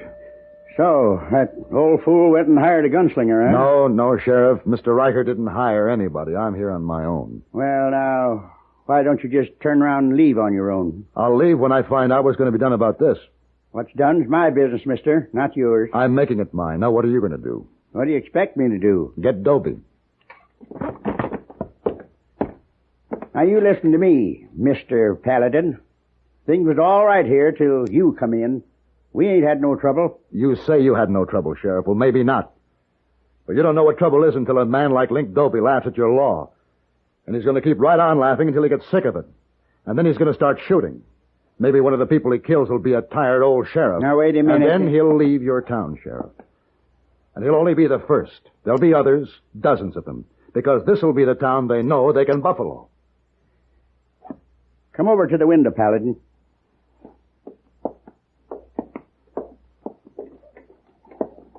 You see that street? It ain't much, but it used to be. Just a few years ago, there wasn't a man or woman walked down that street who didn't have a lot of respect for me. And then all of a sudden, the gunfighters found out I was old. Couldn't handle a gun no more. They started coming, and I was afraid to stop them. Sheriff, the man that says he isn't afraid is either a liar or a fool. Thanks, Paladin. But there ain't nothing I can do. Not no more. All right, Sheriff. Then I'll handle it. Dobie will be leaving town tomorrow, one way or another.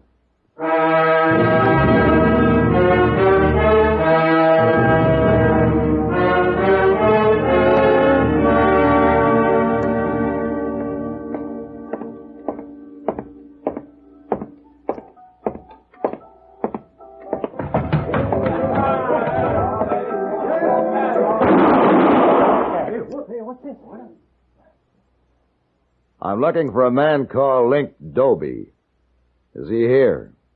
I'm Dobie. My name is Paladin. Well, what you got to say to me, mister? A few days ago, you beat an old man, Dobie. You beat him, and you told him you were going to kill him if he didn't give you a certain gun. Oh, that's none of your affair. That's between old man Riker and me. Not anymore, Dobie. I represent Mr. Riker.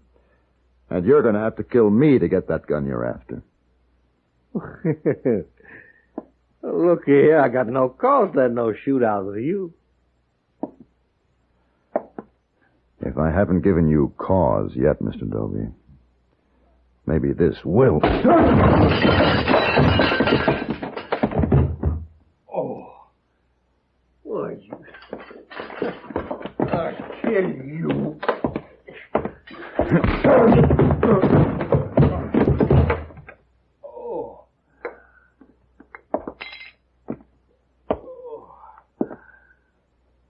Now you have cause, Dobie. But I'm going to let you off. I'm going to let you leave town. Tomorrow morning by 8 o'clock. That's how much time you have to get out. Tomorrow morning, 8 o'clock.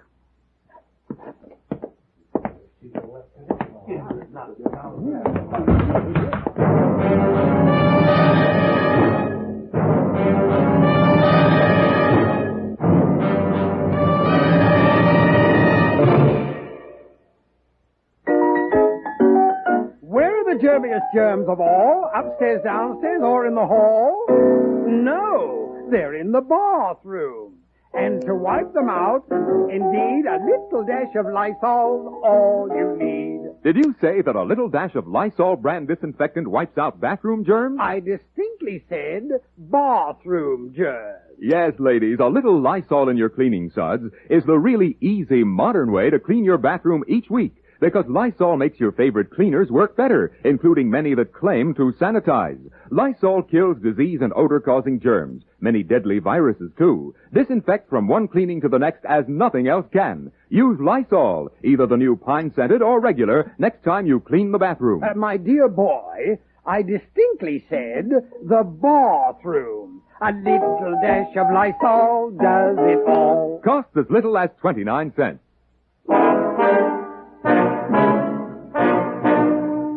I had breakfast with Hans Reicher the next morning, which was quite an experience.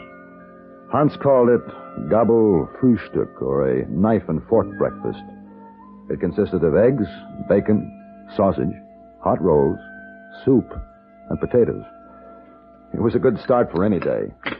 You do not eat, Mr. Paladin. It is the German way of cooking you do not like, It's yeah? a German way of cooking I do like, but there's a limit to what a man's stomach will hold. Ah, but you do not eat much. Already I have eaten more than you, and you are young. You should eat more than me. I think perhaps it is the trouble with Link Dobie. I cannot stop you from doing this thing, my friend. Oh, I don't think there'll be any showdown. Dobie is brave when he knows he can win. I doubt that he's in town now, but I better make certain. You stay here, Mr. Reicher. I'll check the livery stable to be sure he's gone. Dobie's horse wasn't at the livery stable. But just to be sure he'd left town, I went to the hotel. The clerk told me Dobie had checked out at 7 o'clock that morning. I headed back for Hans Reicher's. Paladin! Huh? Paladin! Oh. Dobie, I seen him. Where's Sheriff? Where'd you see him? I was just coming out of my office. I seen him sneak into Riker's place. Riker? Come on.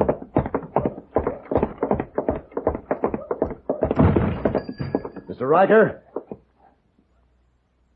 Mr. Riker? Mr. Riker, where is he? The gun. Where's Dobie? The back, out back, he has the gun. Sheriff, get the doctor. I'm going after Dobie.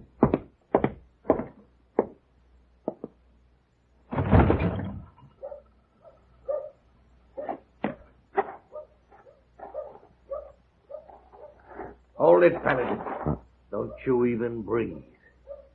Now you do exactly what I tell you. Put that gun in your holster. Real easy, like don't move fast or you're dead. That's the way.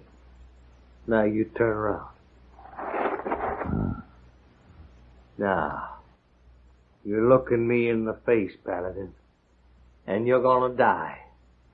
Talking so big make me eat dirt in front of all them people. You ain't so big now. Just about my size. That's the way I like it. You should like it. Hiding there, showing on your face, the gun you stole. You better draw, Paladin, 'cause you ain't never gonna get another chance. Now!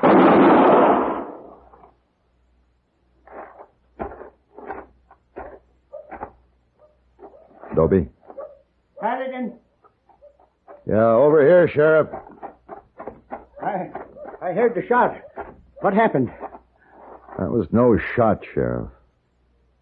The gun he stole from Hans Reicher blew up in his face. And so once again, after so long a time, I got out my tools and I worked on a gun.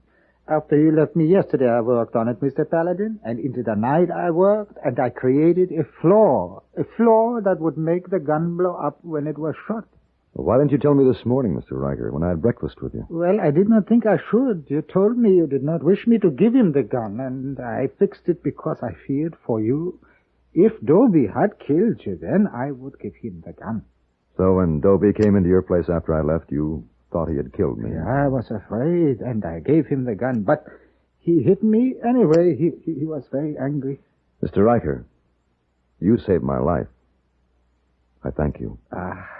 Gratitude from the heart is more valuable than gold. Is that not so, my friend? Yes, Mr. Reicher. That is so.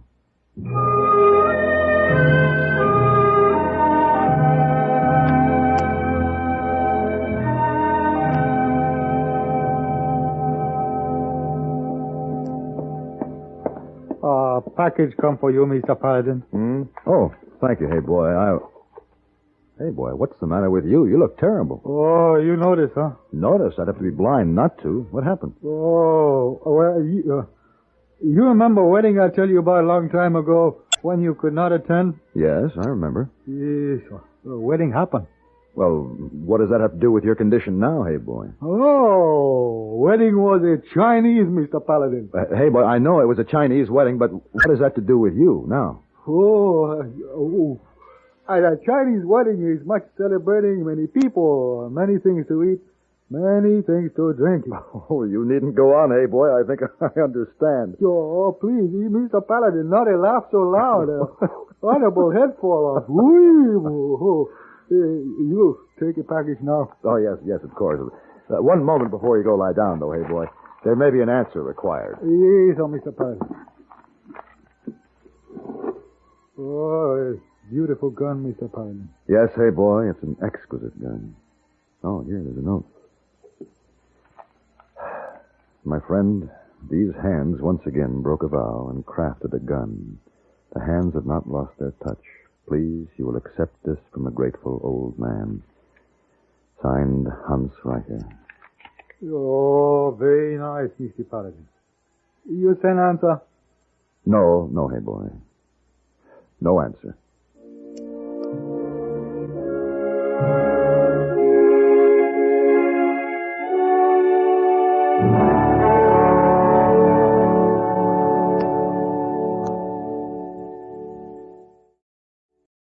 And now for the adventures of Lightning Jim.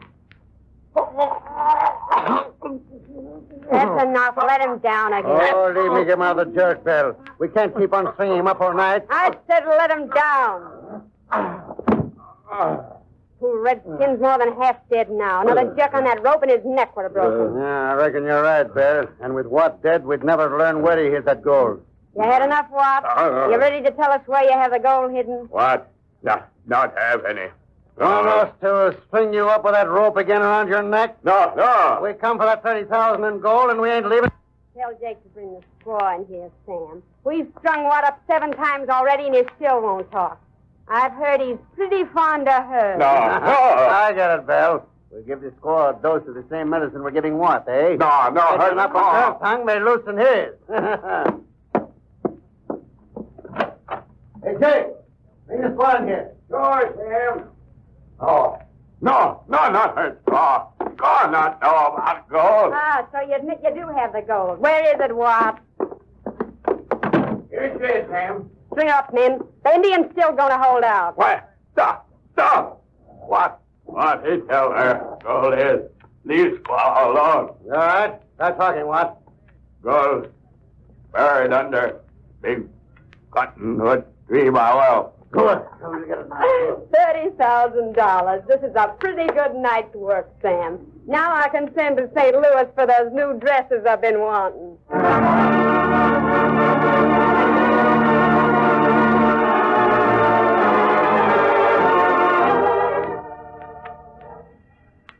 Investigating a threatened uprising of the Creek Nation, Lightning Jim and Whitey discovered that the Indians have a justifiable grievance. Marauding bands of white men have been invading the territory known as No Man's Land to prey upon the accumulated wealth in gold and stock of the various tribes of red men dwelling within its confines. The two marshals have made numerous arrests during their commission, but have not as yet managed to capture a band of desperados known as the Sam's Tar Gang. They're discussing with Yellowfoot, chief of a Creek tribe, the Indians' assertion that a woman is co-leader of the outlaws and that she's protected by evil spirits. What makes you think the woman's protected by evil spirits, Chief Yellowfoot? White woman, whole powwow with evil spirit in Canyon of Lost Souls. But Chief Yellowfoot, you say that the Indians won't go into that canyon. So how do you know that Belle Starr talks with evil spirits in there? Cause one time white woman's band steal horse, steal gold, kill squaw of Yellowfoot brave heap mad. Follow white woman and white man in the Canyon of Lost Souls. Hear woman laugh, sing. Hear white man's music. Hear evil one laugh too. Brave come back to camp, tell Yellowfoot. All time him laugh, weep, laugh. Same time him tell Yellowfoot. I see. The Indian went mad from fright, eh? Brave, no afraid. Yellowfoot brave, not no fear. Heap big brave. Evil one put sign on brave. Evil one angry, cause brave go into canyon, put sign on brave. Make brave laugh, weep, same time. And you say the Starr gang drove the horses they stole from your tribe last night into this here Canyon of Lost Souls, huh? That's so. Well, we'll do everything we can to capture this Starr gang, Yellowfoot. But in the meantime, you've got to keep your braves off the warpath. Yellowfoot brave, lose many horse. 2 moons pass, lose much gold. Yellowfoot brave heap mad. Great white father say, this Indian land. Indian must stay on land. Indian not stay on land if white man not stop steal Indian gold, Indian horses. Yellowfoot tell brave lawman make things right, but brave not think so. Brave want to go on warpath. But Yellowfoot, you got to keep them in hand a little while longer. Lightning and me won't ever be able to catch Belle, Starr and her gang if you go on the warpath and chase them out to the territory. Yeah, White is right, Yellowfoot. You go on the warpath, you'll only scare the woman away for a while.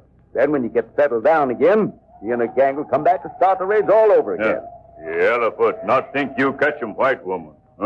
White woman, heap smart. Well, we've caught up with a lot of smart lawbreakers nowadays, Yellowfoot. And the least you can do is give us a chance. Yellowfoot do best him can. Keep brave close to camp for a few days. Yellowfoot not know if he can keep brave longer than few days. Well, your best is all we ask, Yellowfoot. Whoop, steady, Thunder. Easy boy there.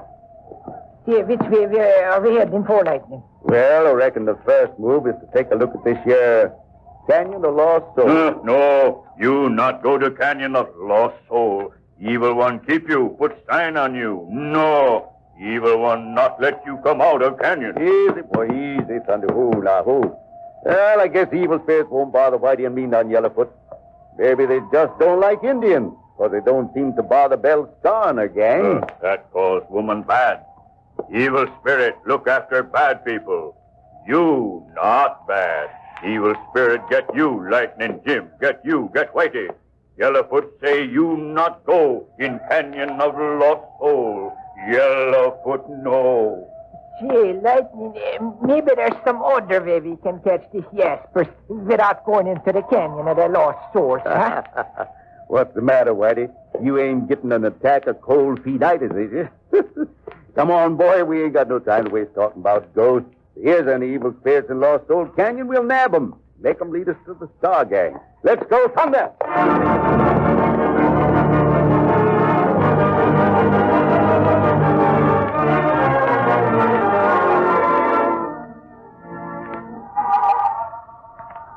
Meanwhile, in a little valley beyond the Canyon of Lost Souls, Belle, Starr is taking over the herd of horses stolen from Chief Yellowfoot's tribe during the night. Sam, hey, wake up, you big lout. What do you want, Belle? Well, if you'd wake up and take a look at these horses by daylight, you'd know what I want. I'd just like to know, Sam Starr, whatever gave you the idea that I should risk my neck to rustle a string of moth-eaten range ponies like these? Well, you sent us ahead to spot out the herd of Yellowfoot's horses, Belle. These were the only ones we could get at.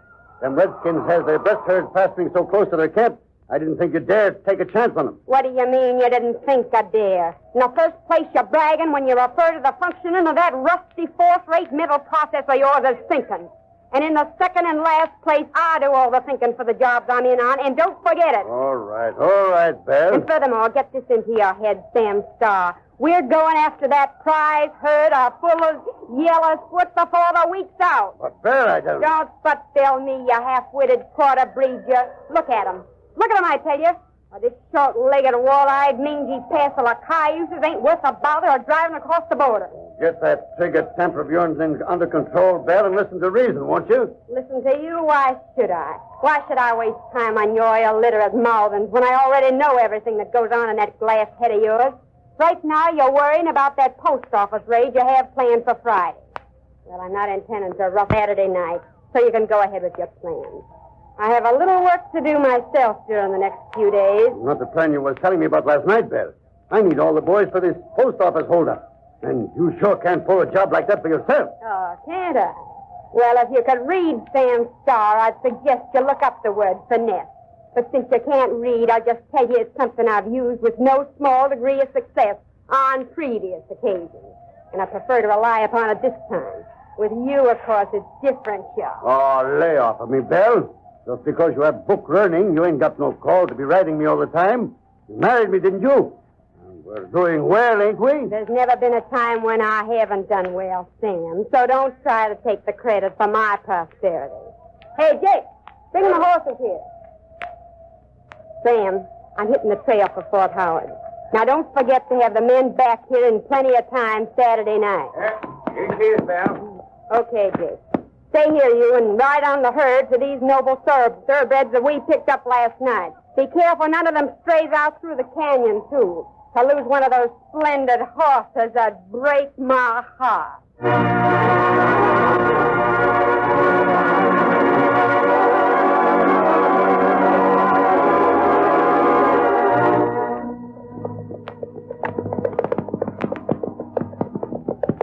You know, like, that Belle Starr is such a nice woman.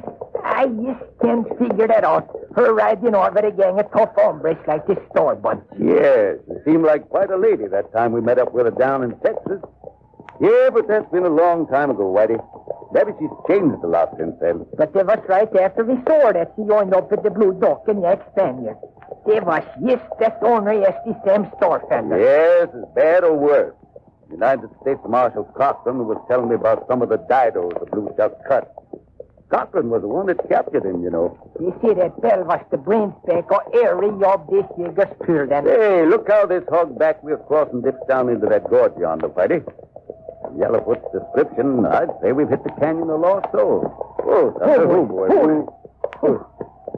Oh, this must be it, Lightning.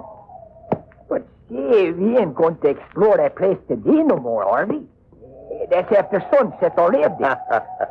Still worried about Yellowfoot's tale of evil spirits, Whitey? Well, I don't know what it is, but I just don't like the idea of meeting up at any lost source after dark. Well, as long as it ain't your own soul, Whitey, you ain't got nothing to worry about. Come on, it ain't quite dark yet. We'll have a little time to look around. Let's go, Thunder. Come on, boy. Yeah, now take it easy, boy. Well, it don't look so bad at the entrance, Lightning. Easy, boy, now. Oh, Thunder, not so fast now, boy. Now, this is bad going. Careful, now. Take it easy. Take it easy. Steady now. Oh, get him over to the side there. Yeah. Steady, boy. Steady now. Take it easy. Yes. So, this is a place the Indians call the Canyon of Lost Souls, Canyon of Lost Souls, eh? See, no wonder they are lost. Like Gallus in the stork, you couldn't find anything. Yeah, the canyon walls slope inwards as they rise and cut off all the light. I tell you, Lightning. Hold on, Whitey. Steady, Thunder. Good boy. What's the trouble, Lightning? Somebody's up ahead, Whitey. Listen to them voices. Yo, I hear them.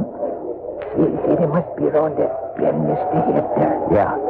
If we take it slow, the noise of this creek will keep them from hearing us.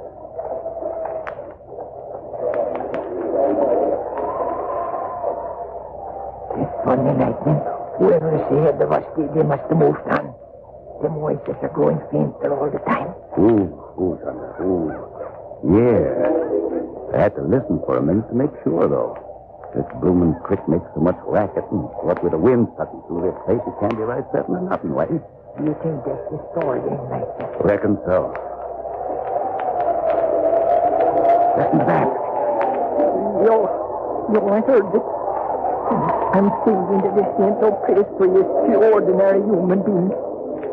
Lightning, I think you better get out of here and get out fast like that. Oh, Thunder, quiet. Steady, old boy, steady. We better dismount, Whitey. We'll keep our hands over the horse's nose.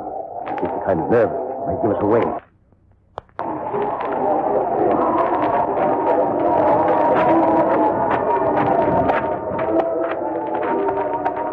We gotta be careful going around this bend, Whitey. No telling how many of them, Jasper.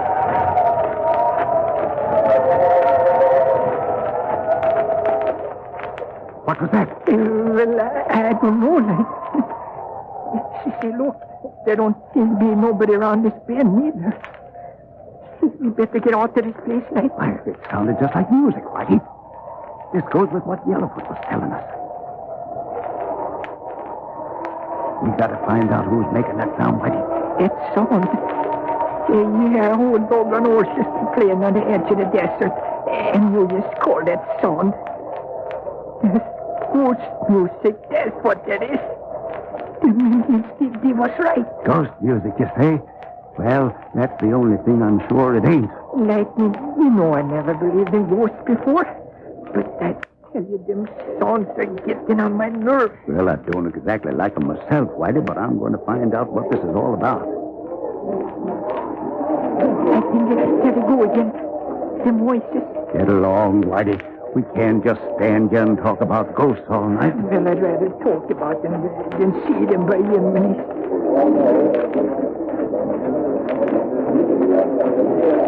Now they sound like they was coming from over yonder. Yo. Say, Lightning. What you stopping for, Whitey? Listen, Lightning. I ain't afraid of the worst bandit I ever saw. But by golly, being a deputy marshal, that don't call for capturing ghosts. Whitey, if them bandits is using this canyon, you're as brave as they are, ain't you? Yeah, I guess so. But Lightning... Come on, then. Maybe they're responsible for all them queer sounds, just to scare the Indians. Maybe, Lightning. Yeah, maybe. Hey, Whitey. Don't believe me. What you see? Whitey, you jumped like you was shot. I was only calling your attention to what looks like an entrance to a cave. Look over there. See it? Right over yonder. Oh, that does look like a cave. And the voices is getting louder, too. Yeah. I think they come from that cave. Well, come on, Whitey. Lightning, you mean we are going inside that cave? Sure. Let's see what we can find. Oh, but I ain't looking for nothing. Well, I am. Come on. But no, Lightning, be sensible. Listen to reason. We're going in that cave, ghosts or no ghosts. Now, come on, get moving.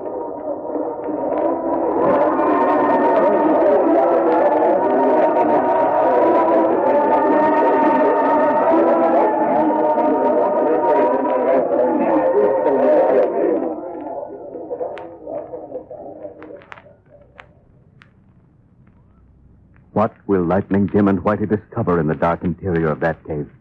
And will they succeed in capturing the clever and lucky Belle Starr, leader of the outlaws?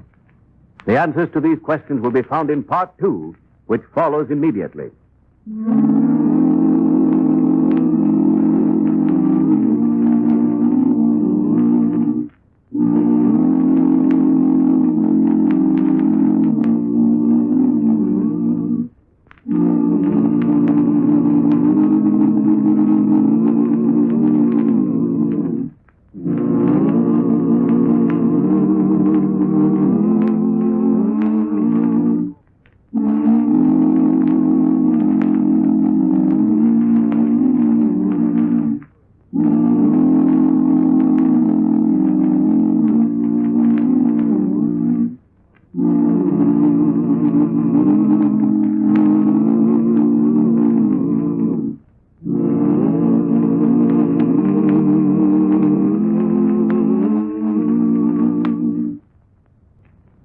And now for Part 2 of the Adventures of Lightning Jim.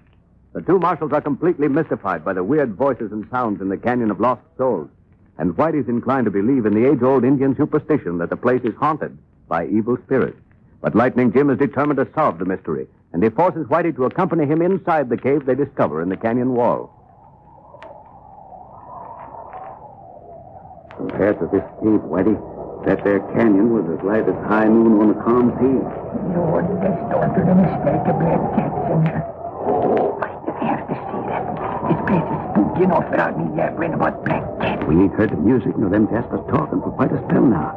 Did you get that tow ball out of your saddlebag like I told you? No, I heard this happening. Well, I reckon they heard us. Might as well light the tow ball and have a look around. No, I'd like it up if you see it tonight. Yeah. But I just as soon not see what's here. There she is. No? Ain't nobody but us in this cave, Whitey. There's the source of the creek, that spring coming out of the rocks over there. Hey, the music's coming from up above us. Quick, Whitey, throw that tow ball up in the air. There. See, they went out lightning. With all that coal oil in it, I don't see how that could go out. That's the answer. It's the wind, Whitey. The wind sucked in through that narrow opening in the top of the cave. And it's that that's been making the sound like music. Just the wind. Yes, the wind. The wind plays music like a pianist. Don't try to fool. But it is, Whitey. It's true as sure as I'm a foot high. Let's tell these peculiar rock formations before, and how if the wind's coming from the right direction, it'll sound just like music. You may be so, Lightning. You may be right about the wind, but that still don't explain the voices. Listen close now, and you'll still hear them. I see that. Got so I think I hear voices in the water now. Water! That's it, Whitey. You feel it. It's just where them voices is coming from.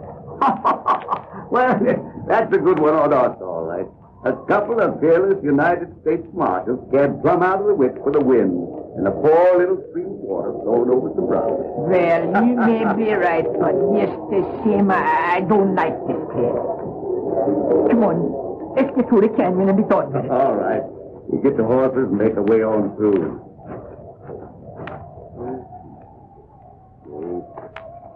Steady it, buddy. Careful.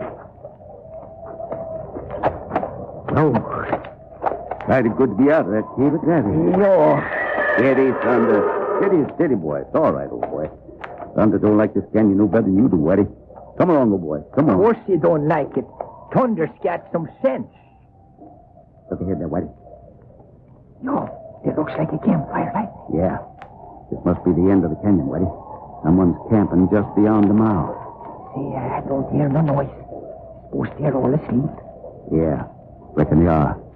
Think we better leave our horses here, Whitey. Sneak up there as quietly as we can. Steady now, Thunder. Steady, boy. Oh, don't you move now. Let's go, Lightning. Won't make no difference how many jaspers is out there, Whitey. We've got to drop on them. We'll be shielded by the rocks you can see at the entrance. It looks like one of them is rolled up in a blanket there. Close to the fire. Yeah, it does. It's the only one I can see so far. Well, there may be more of them on the other side of the fire, though. Yeah, we'll keep under cover till we're sure. Hey, you, wake up. Don't reach for your gun, stranger. We got you covered. Who are you? What do you want? We'll ask the questions and you answer them. We're United States Marshals. No badges, huh? That's right. Now you know who we are, but we don't know you. I guess you'd find out sooner or later, so I might as well tell you. I'm Jake Leader. Jake Leader? Yeah. Sam Starr gang, eh? Well, what you doing here and where your partner? Well, I'm riding herd on some horses here, Marshal. My partners has left. Well, we'll prove that. Call out for Sam Starr as loud as you can. Call out for him? Yeah. Sam! Hey, Sam Starr! Reckon he's telling the truth, Whitey. When'll he be back, Jake? He won't be back. I said, when will they be back, Jake? I tell you, they ain't coming back. I'm to hang out for a day or so and then herd these critters across the border. Jake, how'd you like to be turned over to Chief Yellowfoot's brave? The Indians? Oh, you wouldn't turn me over to the Indians, Marshal. Why, they torture me and scalp me. Well, then talk and talk fast. All right, Marshal, I'll talk. I'll talk.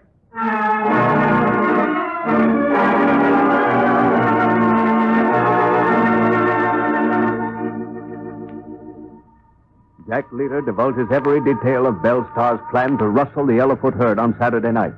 Lightning Jim immediately sends Whitey to Fort Howard to deliver the prisoner and return with a detail of 6 soldiers to assist in capturing the bandits. Hearing that the stolen horses might stray out through the canyon and warn the returning rustlers that something was amiss, Lightning Jim remains in the valley to guard the herd. Good boy, Whitey. Oh, boy. Hey, sure made a fast trip. You're Lightning. And we till you heard the news. Yeah, where's the soldiers you was to bring? They'll be here in a couple of minutes. I rode on ahead to bring you the news, though. What news? Sam Starr held up the Ufala post office and was shot down by a posse outside the town. Good.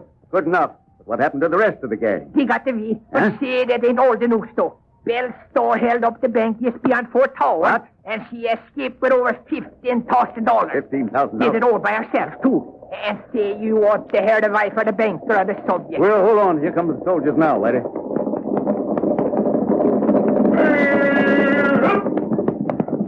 Hello there, Sergeant. Say, Lightning, I want you to meet Sergeant Brady and Short to the detail. I'm pleased to meet you, Marshal. Howdy, Sergeant. I want you to get the men scattered in a circle as close to the mouth of the canyon here as they can find cover. Yes, I see. I don't think our visitors will arrive before dark, but let's be prepared in case there's... See, Lightning, somebody's coming. Yeah, quick, Sergeant. Get your men under cover. Yes, sir. You, Allison, get behind that rock. That tree over there will do for Johnson. Lightning, there's coffee, right? Right here on either side of the canyon mouth. As soon as they all pass us, You slip inside the canyon and take cover behind them rocks. That way we can cut off the rest. Yeah. All right, now get the come.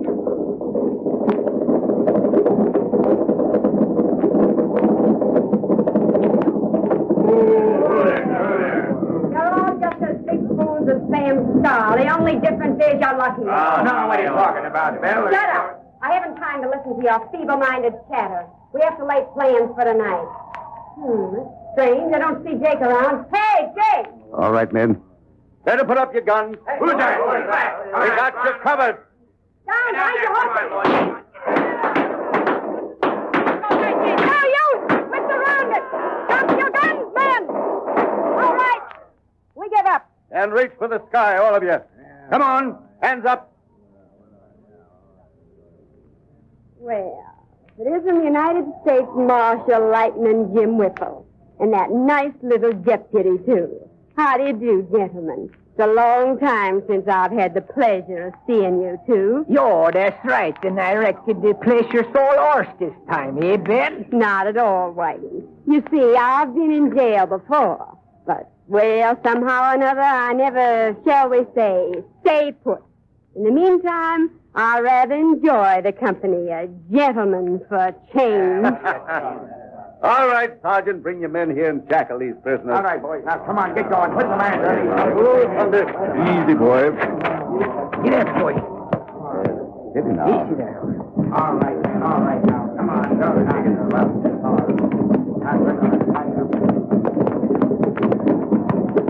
It looks like they're heading for the cave, like it. Yeah, Whitey. There's your cave of ghosts. Well, now that I know what that cave of ghosts is, I tell you, I still don't like it.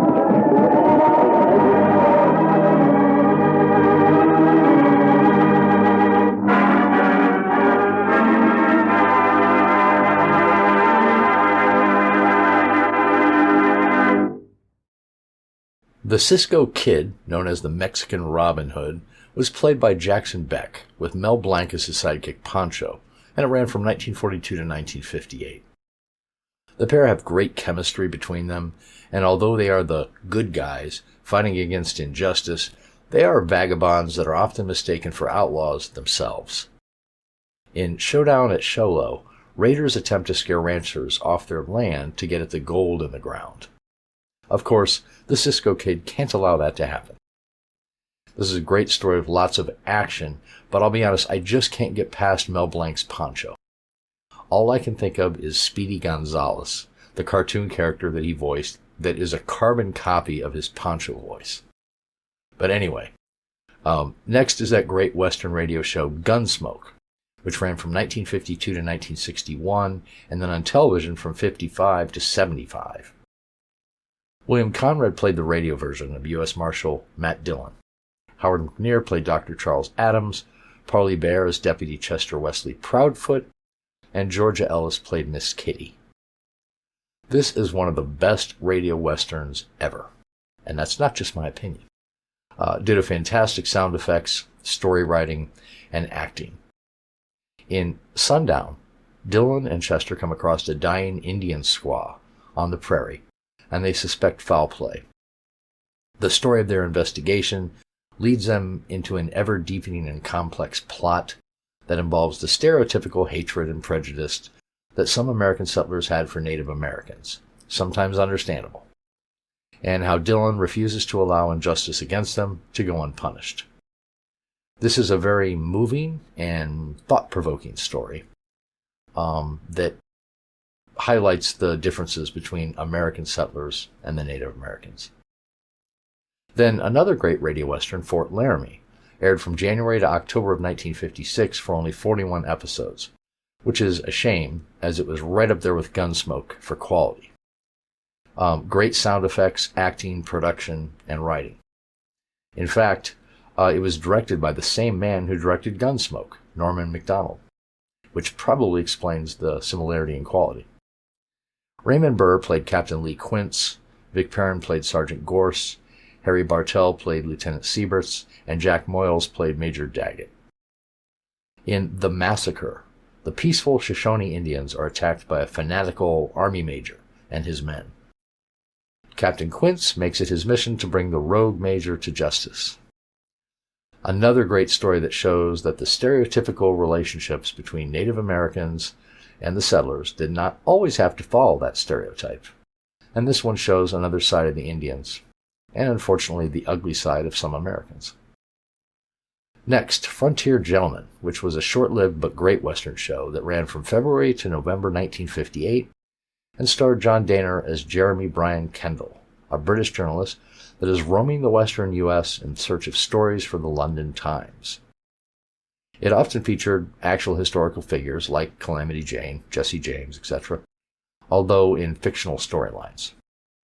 In Aces and Eights, Calamity Jane and Wild Bill Hickok are the subjects of the story, and we also learn why Aces and Eights are called The Dead Man's Hand. This one aired on April 20th, 1958. As always, Dehner is fantastic, although I've always thought his accent is not quite accurate. Next, Hopalong Cassidy, which ran from 1950 to 1952 and starred William Boyd in the title role and Andy Clyde as his sidekick, California Carlson. This show was targeted at teen audiences, but it has also been classified as an adult Western drama. So I think most people of any age range can really enjoy it. In this episode, The Voice of the Dead aired on February 26, 1950. California is notified that he is one of several inheritors of a ranch. He and Hopalong go to the ranch for the reading of the will, and they find out that if any of the inheritors die, the remaining ownership stakes go to the remaining survivors.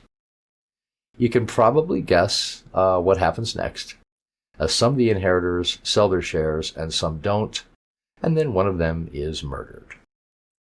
This is a good combination of classic mystery story / Western, if a bit predictable. And then we have that wonderful anthology radio show, Screen Director's Playhouse, that ran from 1949 to 1956 and featured adaptations of famous films in a variety of genres. Fort Apache aired on August 5, 1949, and was an adaptation of the 1948 film starring John Wayne and Henry Fonda. The radio version starred John Wayne reprising his film role, and then Ward Bond in Fonda's role. This was only 30 minutes long, so the story is obviously more truncated than the film, but it still does a really good job of telling the story of Cochise of the Apaches battling the U.S. cavalry, and a group of travelers that are caught in the middle. Let's sit back and enjoy these great Western shows. I'll see you in a little bit. Hola, amigos. This is the Cisco Kid. Come ride with Pancho and me on this exciting adventure which we have called Showdown at Showlow.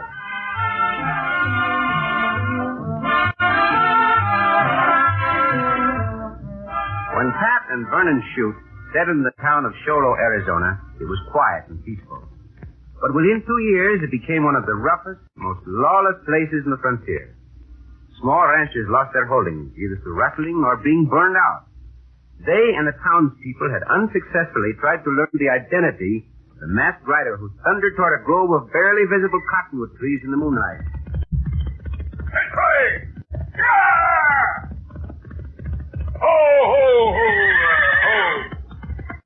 Ho, ho, oh, now, ho, ho! Evening, boss. We're ready and waiting. Very good, Nick. All your men here? Every last one of them. None of them want to get left out of that loot. Tonight, you ride against the Circle F ranch. That's Vernon Shute's press. That suits us fine, don't it, boys? Start a grass fire near the north boundary of the place. When Shute and his wife go to put out the blaze, you'll be able to get to his house without interference. The boys know what come after, boss. We loot the place of anything we want, right? Then we set a torch to the building and let it blaze. Whatever you lay hands on belongs to you. boys. Yeah, boys. I won't ride with you tonight. Meet me tomorrow, usual place. All right. Tomorrow, same place. Are you men ready? Well, that's right. Loot, burn them out. Yeah.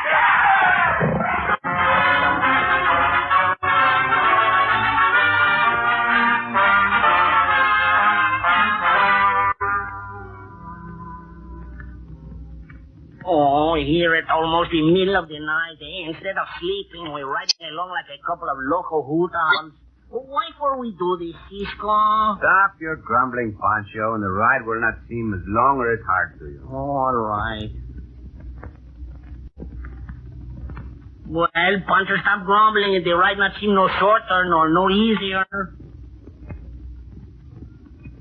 So, Cisco, why for we do it? I told you, Pancho. I saw the silhouette of those hombres along the rim of the hill.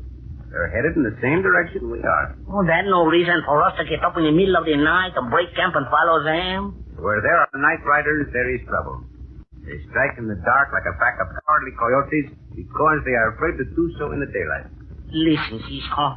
One time and for all, Pancho tried to tell you, this town of Showlow is a little town. We not know nobody there. Nobody bother us.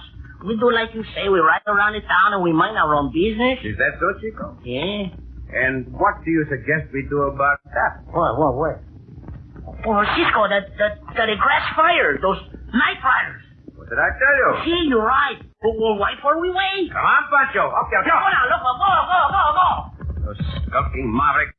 They're so busy with the fire, they not see us. Unholster your guns and send them a message of hot lead. See, Cisco.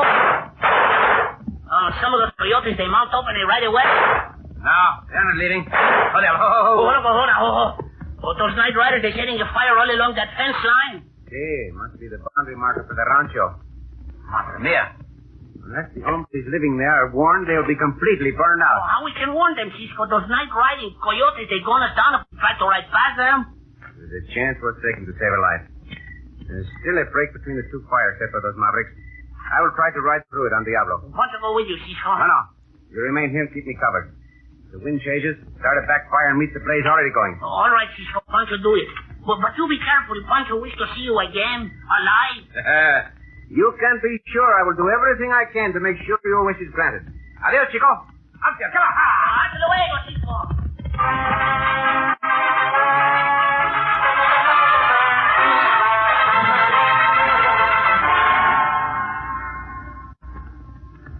Hey, wait till I catch up to you, stranger. Get up there, come on. Si, senor. Take your time now that the fire is out. It'll be daylight before long. Oh, boy. I sure do appreciate your help in putting out that grass fire. Say, I don't even know your name. I'm known as the Cisco Kid, senor. Well, I'm Vernon Shute, Cisco. I can never repay you for what you've done.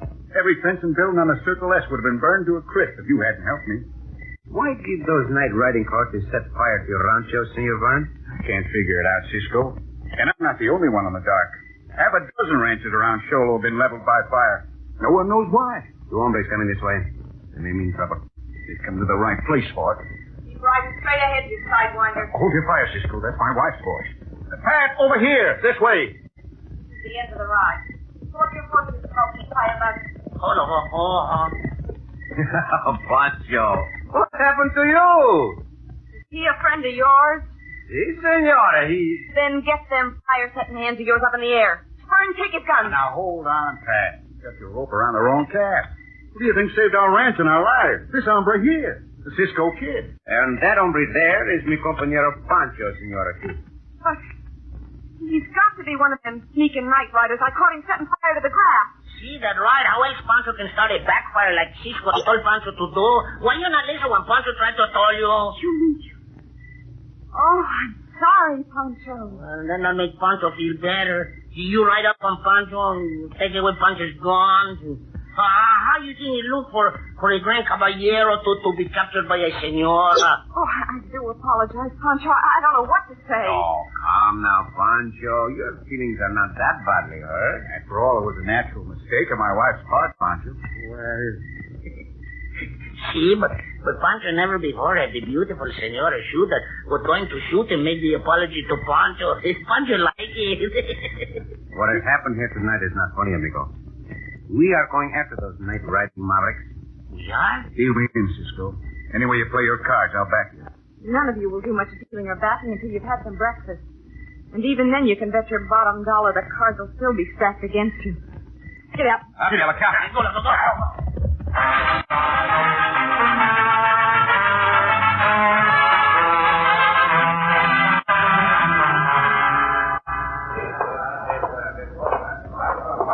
Enough figured I could get some business advice here at the bank. From you, Mr. Langley. Yes, of course, Mr. Nesbitt. Come right into my office. We won't be disturbed there. This way. Well, Jeff? Well, Calvin? Last night, how'd it go? Bad. Very bad. You burned out the Circle S. No. What? Well, we started to. Well, what stopped you? Two-gun maniac on a whirlwind of a cayuse. Scattered the boys with a blaze of bullets, and he rode through a break in the fire like he was a Brahma bull on stampede. Only one hombre? No. Plenty of gunfire covered him. Now, there must have been others. Never have the nerve to do it alone. I'm not giving up on the shoot place. I need it too much. You control all those other ranches, Calvin. I know. Mother lode of that gold vein runs right onto the Circle S. I've got to have it. You want me to go out by the back door, Calvin? It's not necessary, Jeff. As far as anyone knows, you're here on legitimate business. Yes, come in, please. Oh, I didn't know you were busy, Calvin. My friend and I will come back later. No, Vernon. Mr. Nesbitt and I are finished with our business. Senor Nesbitt and I never finished our business. Did we, Senor Nesbitt? You two know each other? Oh, no, not that I recollect. Santa Fe, 2 years ago, a bunch of wagon train raiders were captured. I ain't never been in Santa Fe. I helped round them up. I told you, I ain't never been in Santa Fe. I saw you, hombre. I say you're a liar. Hombres have died because of that. What?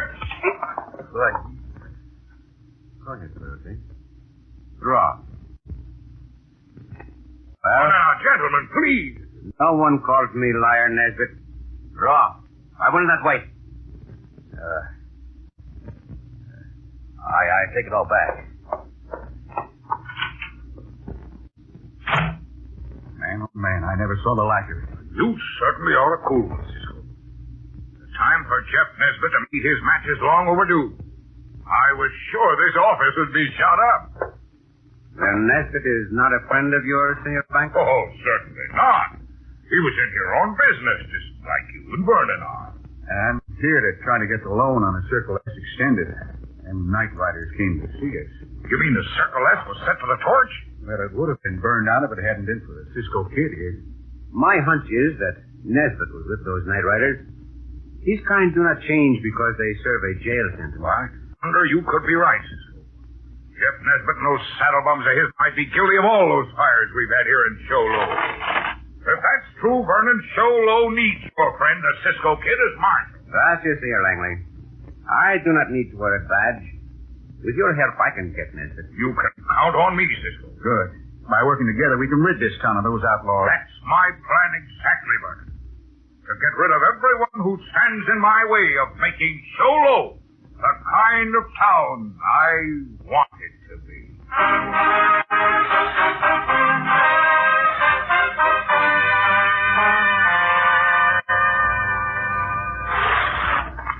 But, Senora, Cisco and Senor Vernon tell us to stay here at the rancho till they get back. I know what they said, and I know what I'm going to do.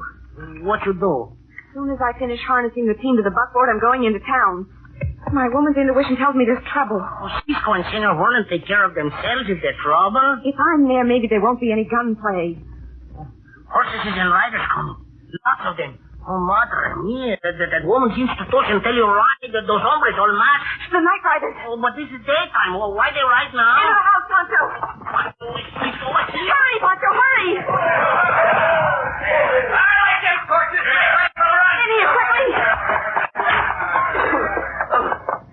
We make it. Get those rifles. We'll give those yellow skunks a real Arizona welcome. Si, Senora Paz. All right, open fire. Fire! Sit down, Senora. Give me that rifle. Oh, Senora Paz. Ay, he can hit by the bullet. You men with the torches. Burn them out. Pancho, fight for your madre coyote. Try to burn down the house. Pancho, fight with el Pancho's dead.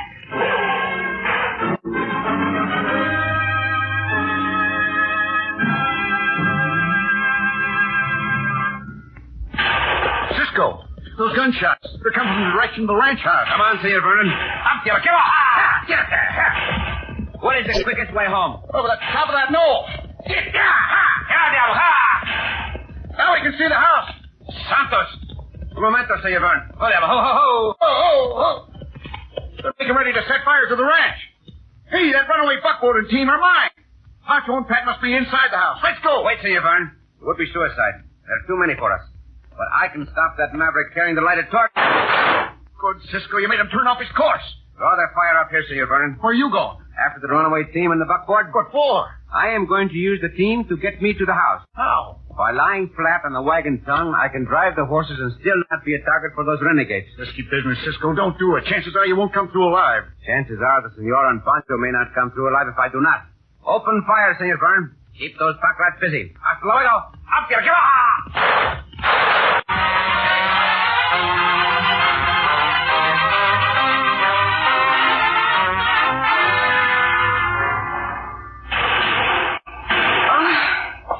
My head feels like the top of a barn shell.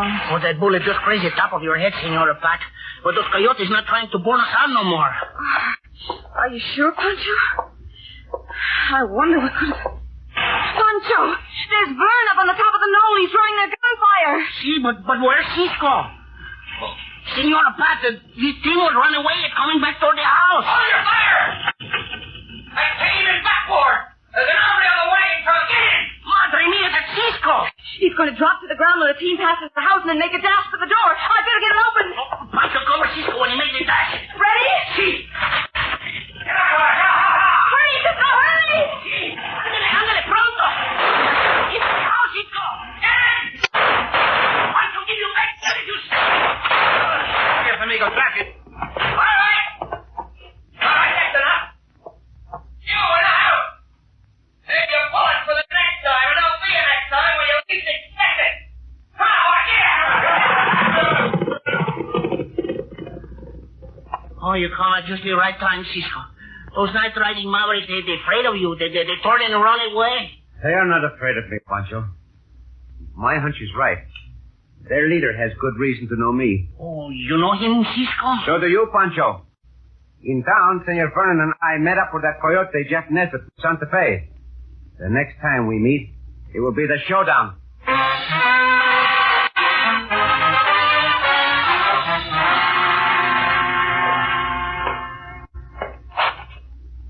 Due to your stupid hot-headedness, we may lose everything, Jeff. I told you me and the men were masked, Calvin. Will you stop pacing back and forth? Cisco, Vernon, and the others couldn't have recognized us. We'll know soon enough. Vernon's due here any minute to find out whether or not I'll extend a loan on the Circle S. You going to? Of course. Being on the inside of the plan Cisco and Vernon are making is going to help us plenty. Going to help the Cisco kid to a grave in Boot Hill. When I tell you, not before. I'll beat it out the back door. When should I tell the boys to be ready again? Come back in an hour, I'll let you know. If it's all possible, I'm going to make for it tonight. Once and for all, we'll clean house of Vernon and Pat shoot Pancho and the Cisco kid.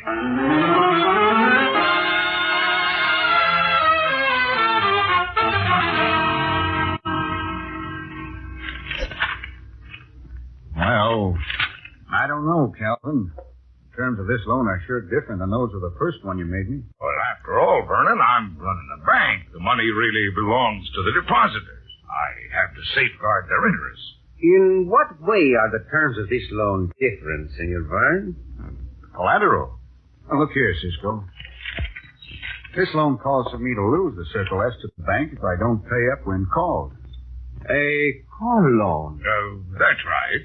Just for the sake of the depositors. Because of those blasted night riders. Well, you know I wouldn't call that loan on you, Vernon. I'll give you all the time you need to pay it back. Provided them night riders don't hit me again, huh? Well, in that case, I'd have no choice, Vernon. But with Cisco around, that's no worry.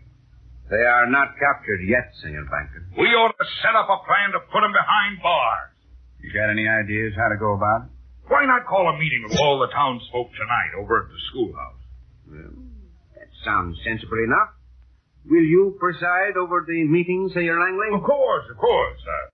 I may be a little late. I've some work here at the bank.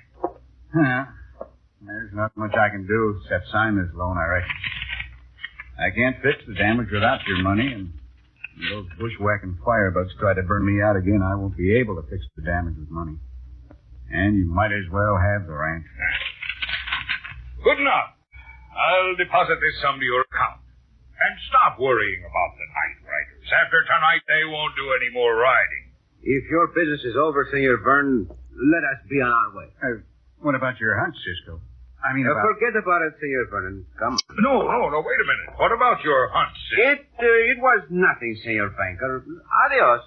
Seeing you tonight, Calvin. Let's use the back door, Cisco. Our horses are at the end of the alley. Sure, go ahead. Help yourself. See you both tonight. What's the matter, Cisco? Why did you want to tell Calvin about Jeff Nesbitt? Because of what the banker said? He said a lot of things. The meeting in town tonight would give the night riders a chance to finish what they started at your rancho. You mean you think Calvin and the night riders might be... An hombre does not suggest a meeting and then decide he has to work late that very night. Wait. Let's go back and get him. No, Senor Vernon. I think he and the night riders plan to burn the Circle S tonight. Let him alone, and we will capture every one of those fuckers. What you got in mind? You attend the meeting. I will follow the banker. If I am right, he will try to attack your place. If he does, I'll be there with every hombre who attends that meeting. That is exactly what I had in mind. We will make certain the banker's statement comes true. After tonight, the night riders will ride no more. Come, get a cat.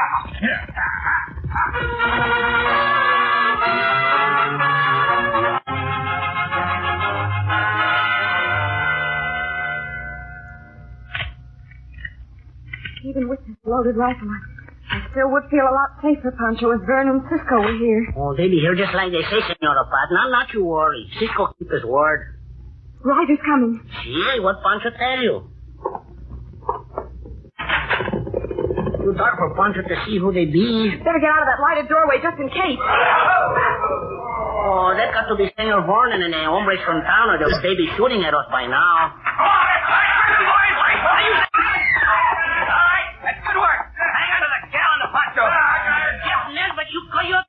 Where you come from? Around the side of the house, that one. I had the rest of the boys ride up that place purposely just to draw you two outside. All right, keep your eyes open for Cisco, Vernon, and them hombres from town. They'll be coming just like the boss said they would. Gus, you and the boys grab that rider coming this way. Don't worry about him, Jeff. It's the boss. Mask and all. Looks like Cisco wasn't able to do what he said. Don't you wonder how the banker get away from Cisco? You know about Calvin, huh? Well, the knowledge ain't gonna do you too much good. Hey, boss, these two know who you are. If they do, there ain't no doubt the rest of the town does, too. Get in the house, you Jeff. Hand it up. There, it's on Cisco. Don't you think that's pretty the banker? Up on your feet, I don't know how you got the boss's clothes, but I'm gonna knock you right out of them. This is the way I got your boss, the banker's clothes. Maverick, and he ended up face down on the floor. Bueno, you knock out the banker the same way Cisco, huh? Hey, get to those windows. Keep those other night riding lobos away from here with your guns. Where's Vern and men from town? Not far. I turned Langley over to them before I rode up to the house. Oh, Pancho, so you maverick. Cisco, they're not shooting at us. No, they're aiming in the other direction. Oh, those night riders, they not want to fight with the hombres from town. They give up. Vern and Shoot, are you all right? Hold it. I don't have that book, my way. All right. You don't have to push me in. Oh, the townspeople rounding up those bandidos. We started after him as soon as we figured you were in the house, Cisco. Well, how did you get Calvin Langley's clothes, Cisco? I have been following him since he left his office, Senora Pat. When he changed to this costume and put on the mask, I had all the evidence I needed. And Cisco took Langley's clothes so he could get past the night riders and into the house. Yeah, and it looked to Pancho like it worked all right, eh, Senor Bandido Banker, huh? Let him do his talking at the trial. I'm sure he, Nesbitt, and all the night riders will talk their way into jail. The rotten deeds they have done will speak for them.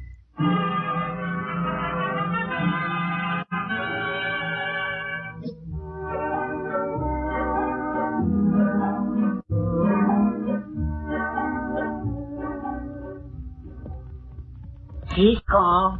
Say, Pancho. Oh, just like you say, Cisco. All those night riders, they be in the jail the rest of their lives, I think. See. And it is good to know that Senor Vernon and Senora Pat will not lose their rancho. Oh. And all the other hombres what burned out, they get their ranchos back, too. See. It's very good news for them to learn that there is a rich vein of gold running under their land. And it is more than pay them back for the damage that the fires do. That is right. And when their homes are fixed, they will live in them many, many years. Uh-huh. You know, Pancho's cousin Pedro, he lived in one house for many, many years. Did? Yeah, for 20 years. And after 20 years, what made Cousin Pedro move? Oh, the governor pardoned him. Oh, Pancho!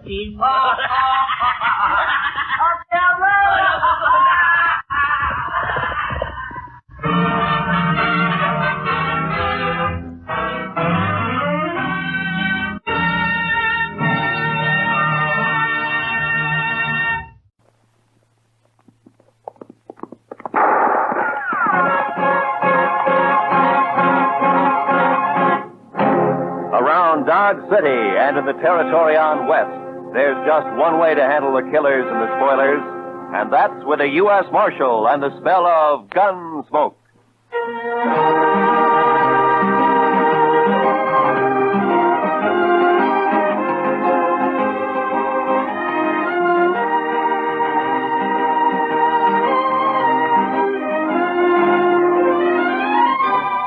Gunsmoke, starring William Conrad. The story of the violence that moved west with young America. The story of a man who moved with it. Matt Dillon, United States Marshal.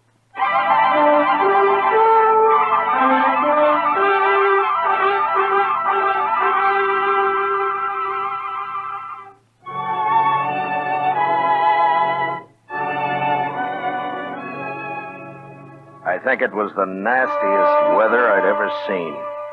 It wasn't that there'd been a big storm or anything. It was just plain nasty. The sun hadn't shone for 3.5 weeks. Nothing but huge banks of black clouds that filled the sky and never moved. And when it finally broke, it was a downpour of the coldest and dreariest rain you ever saw. For 2 days, Chester and I never went out of the office. We didn't need to. There was nothing going on in town. There wasn't a soul on the streets. Everybody just holed up. Chester and I kept the fire going on the stove and tried to keep as warm as we could. And then on the morning of the third day... Mr. Dillon? Mr. Dillon? What? Wake up, Mr. Dillon. What? What is it, Chester? What's the matter, huh? Come over here and look out the window. My goodness sakes alive. Oh, what's the matter? What's happened? Just look. It stopped raining. Oh? The clouds are beginning to blow away. Why, I bet you we'll be seeing the sun before the day is over. Well, I hope you're right. We could use a little sunshine. We sure could. You know, Mr. Dillon, I've been so blue for the last couple of days. I boiled some coffee for you. It's on the stove. Oh, thank you, Chester. Yeah, like I was saying, I've been just awful low, Mr. Dillon. It's funny how the weather affects you, isn't it? Yeah, it does almost everybody, Chester. Ah, this coffee's good. Oh, thank you, sir. Chester, how'd you like to go for a little ride, huh? Make us feel good to get out in the open after being cooped up for the last couple of days. Why don't we ride down to old man Johnson's? I've been meaning to talk to him anyway. Well, I'll tell you, that's a wonderful idea, Mr. Dillon. I'd be proud to go. Besides, Thurlow needs a good workout. I don't know of anything that's worse for a horse than just standing around in a all right, Chester. I'm going to take time to shave, and then we'll get some breakfast and ride out. Well, yes, sir, Mr. Dillon. Yes, sir.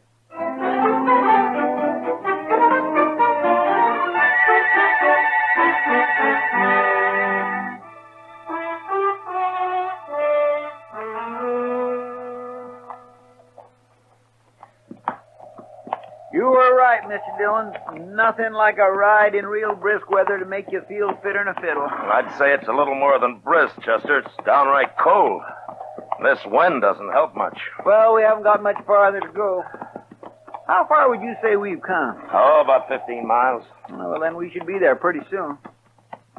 There, look at there, Mr. Dillon. What'd I tell you? What? There's a patch of sunlight just come through. Over there to the right, see? My, isn't that pretty? Chester. Hmm? There by that hackberry tree there in the sunlight. You see? What is that? Can you make it out? Where? Oh, yeah, I do see something, but I can't... Come on, quite... let's ride over to it, huh?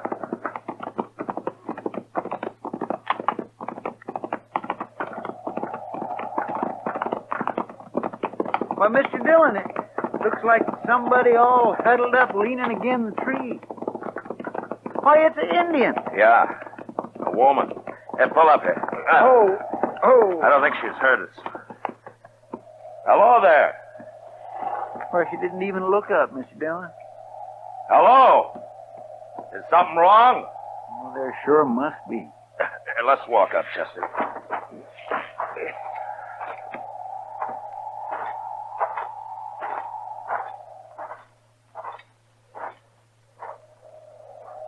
Can we help you, miss? She won't even lift her head.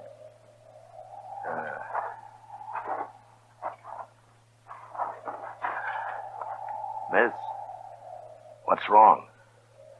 She looks sort of befogged, don't she? Yeah. Miss, here, look at me. No, I'm not going to hurt you. Chester, she's burning up with fever. Well, what in the world is she doing way out here in the middle of nowhere anyway? Being out here in all this weather, she's probably caught her death in the morning. Yeah, you may be right, Chester. We're going to have to get her back to Dodge fast. She needs the doc real bad. Get the horses. We're going to have to hurry.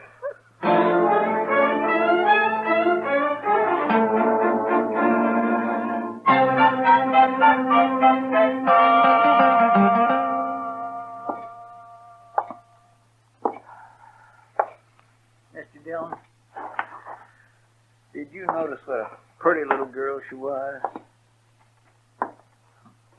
I declare I don't think I've ever seen a more beautiful woman. Yeah. And her hair. You know, I think Indian women have the prettiest hair in the whole world. Seems such a shame that such a pretty little thing has to be all... Matt? Oh, hiya, Kitty. One of the boys at the Texas Trail told me he saw you and Chester riding up the street here, Doc's office, and that you were carrying an Indian girl in your arms. He said she looked like she was dead. What happened? Well, we found her out in the middle of the plains. That's right, Miss Kitty. She was just sitting under a big old hackberry tree. Well, what was wrong with her? I don't know. Exposure, I guess. Doc don't think there's much chance for her, Miss Kitty. Oh, that's too bad. Matt, you better come in. Yeah. Kitty. Doc? How is she, Doc? She just regained consciousness. But I'm afraid I can't see how she's still alive. Well, you think I could talk to her? Well, you can try. Certainly won't hurt anything. But I'd like to find out who she is so that I could notify her people if... Well, you better hurry. Yeah.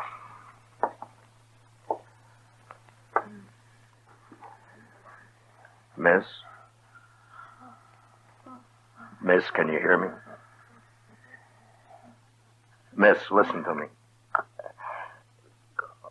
Go away. Please. Tell me who you are. Leave me alone.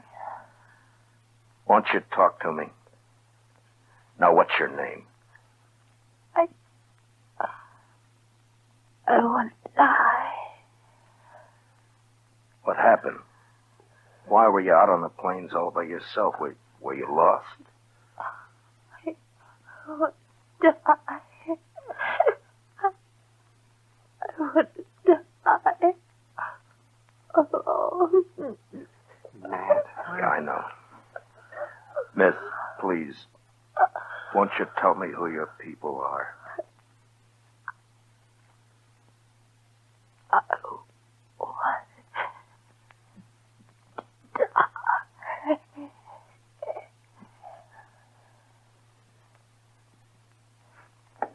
Well? Doc, I'll be outside with Chester and Kitty. All right. When you come out, would you bring me her ring and that necklace she's wearing? All right, Matt, if you want, but But what... Just bring them to me, will you?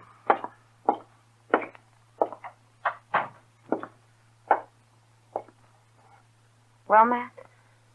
Yeah. Chester, we got a job on our hands.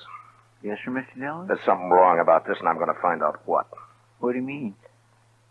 He was wearing a gold wedding ring.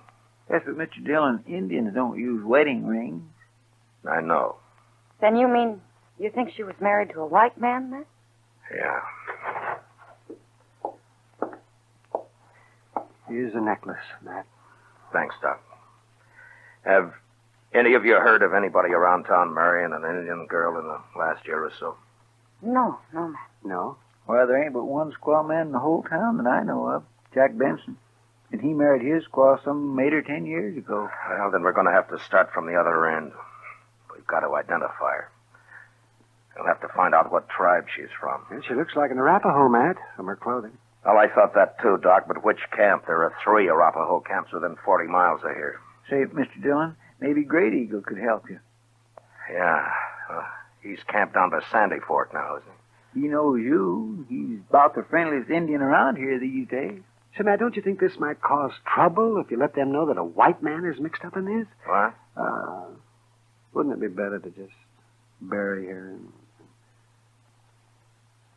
Do you think that's the right thing, Doc? Oh, no, I guess not. But I was talking to Colonel Jackson out at the fort the other day, and he said he was expecting us to have some real Indian trouble any day now. And this might start something. I know there's that possibility, Doc, but I also know that there was something behind this girl's death, and I think it's my duty to find out what. I'm sure I can talk to Great Eagle and get what information I need without stirring up anything. I hope you're right, Matt. Yeah, I hope I am, too. Chester? Yes, Mr. Dillon? Get our things ready. We'll start for Great Eagle's camp tonight.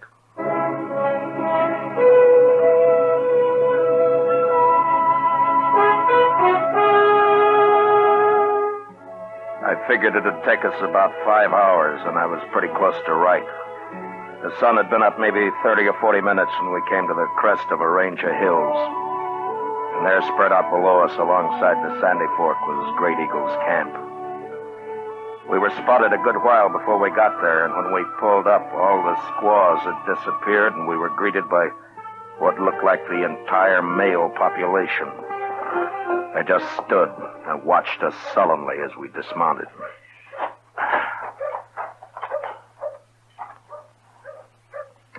I don't think they're too happy to see us, Mr. Dillon. You may be right, Chester.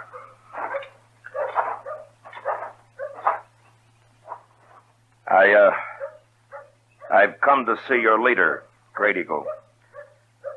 Tell him his friend Matt Dillon has ridden from Dodge City to see him.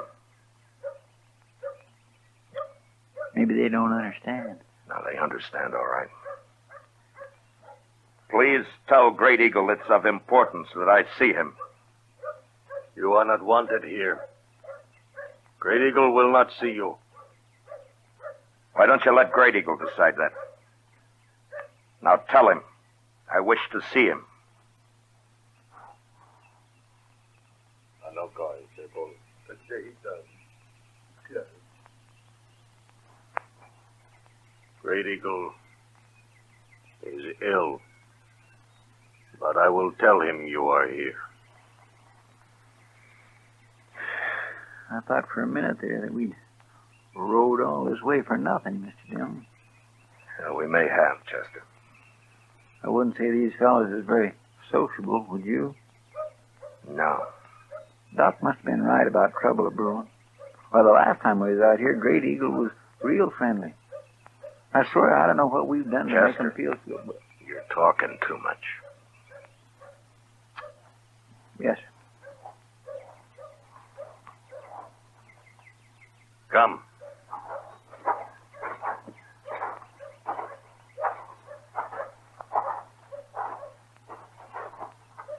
Here. Inside.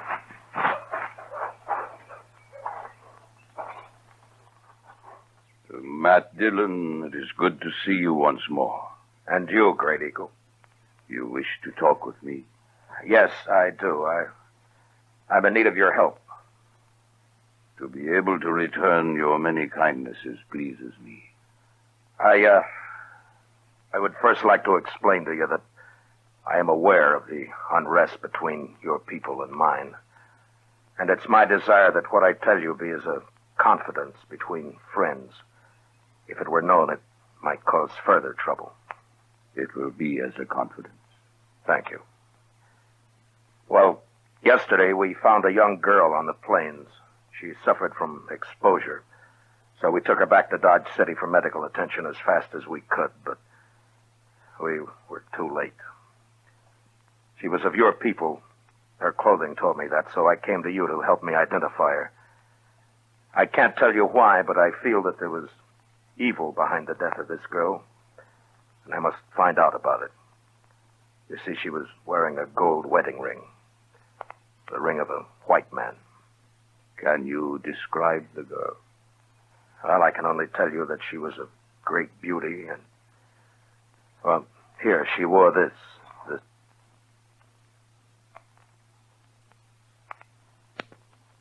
necklace. It's unusual in design. I thought it might help in identifying her. Yes, it helps. Then she was from this camp? You knew her? Yes, I knew her. She was my daughter.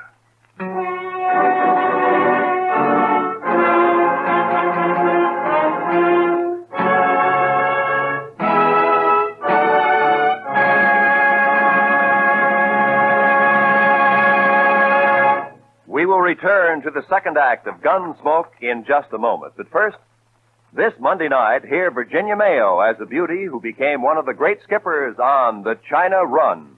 Remember, it's a full hour of dramatic adventure this Monday night on the Lux Summer Theater over most of these same CBS radio stations. Now, the second act of Gunsmoke.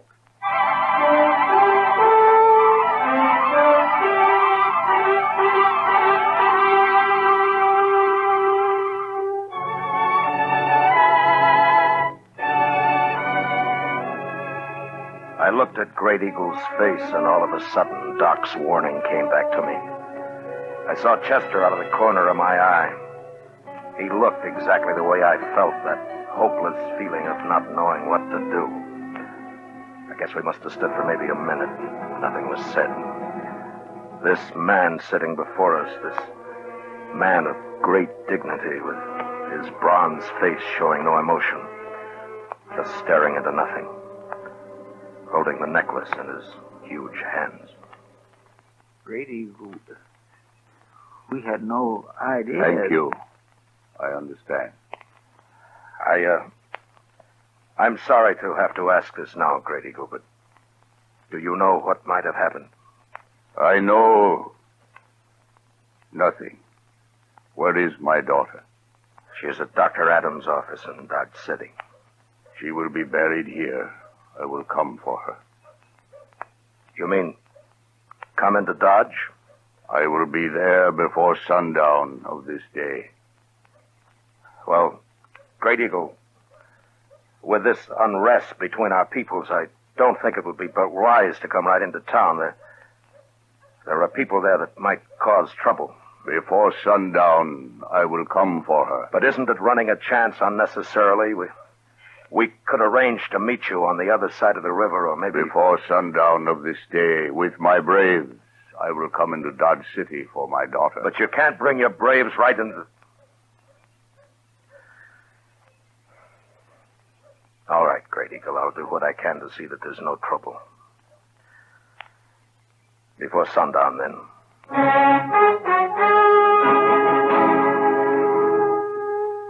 We rode hard to get back to Dodge. There was a lot to be done. Chester didn't say anything, but I knew he was worried, and he wasn't alone.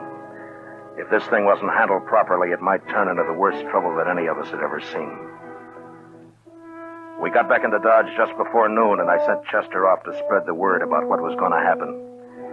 I figured it was better for everybody to know about it as soon as possible. Then if trouble did start, maybe I could stop it before Great Eagle arrived.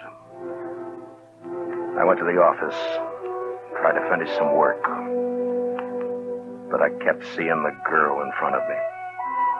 Her inner say, I want to die. I want to die. Must have been 3 hours later when Chester came in. Told me that the trouble had started. It was Black Dawson down at the Alafraganza. I'm going to...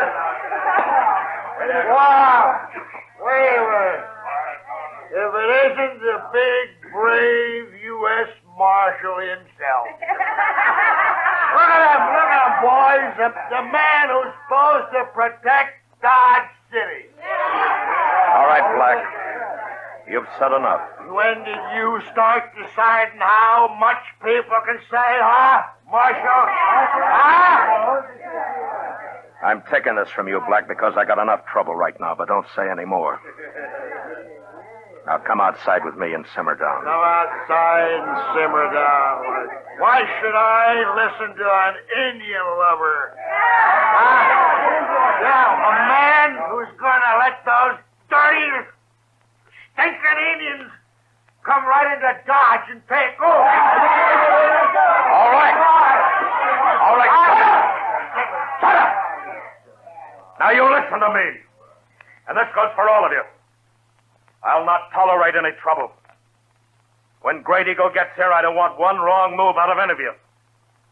Anything that happens here today might start a whole uprising among the Indians, and if you're too stupid to see that, you're going to be awful sorry. Now, I'm telling you right now, while Great Eagle's here, I'll kill the first man that starts trouble. An hour before sundown, the crowd started gathering along Front Street.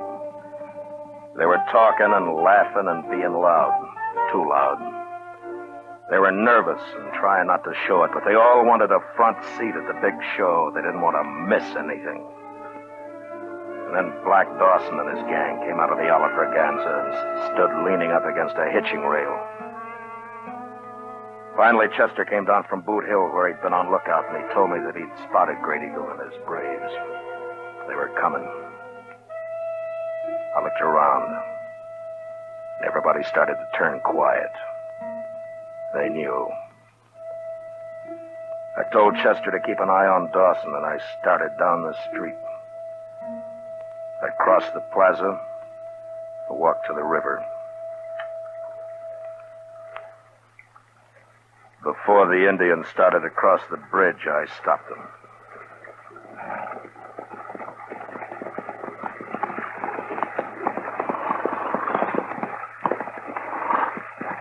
Great Eagle, I can't let you bring all your braves in.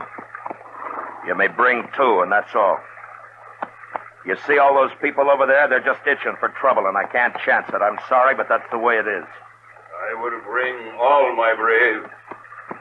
I'm sorry, Great Eagle, but don't try it.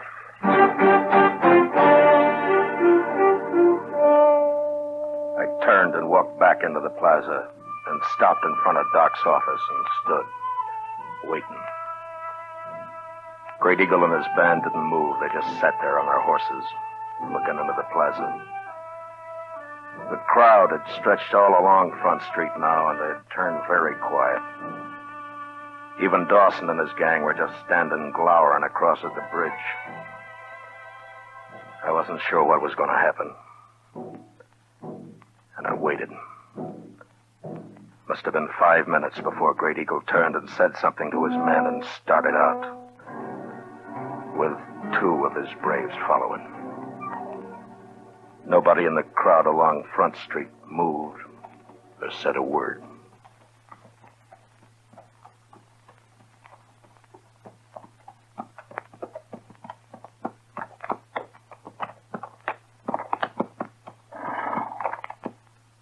Where is she? In here.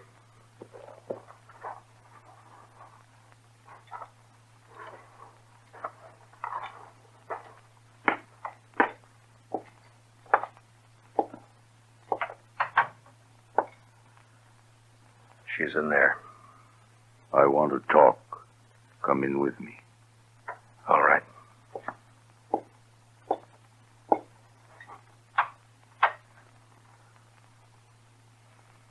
Anoli. Her name means beautiful child. Is she not beautiful? Yes. She is, Great Eagle. Matt Dillon, I have done something today I have never before done. I have always thought myself a man of honor. But today I spoke a lie. To you. To me? Yes. I know of what happened to my daughter. I must tell you to regain at least part of my self-respect. All of it I can never regain. Many moons ago, my daughter disappeared. We searched for a long time, not knowing what had happened to her. 4 days ago, she came back. She told me of her marriage to a white man and how she was with child. Of how she had met this man on the prairie and had fallen in love with him. Of how they had gone to Hayes City. Of the great love they had for each other. And she told me of the slow change that came over him. When his fellow men began to laugh at him and with derision call him Squaw Man. And how the white man is ashamed of the Indian. The white man has great pride. She told me how he turned her away, told her to go back to her own people where she belonged. Great Eagle, I'm very sorry. At that moment, I was with great anger and pride. And for this, I will never again be a man of honor. I told her to go back and live with the white people in shame. That she was no longer an Indian. That the Indian, too, is a proud people. I am responsible for her death. I turned away from her. You may do what punishment you like with me. I killed my daughter.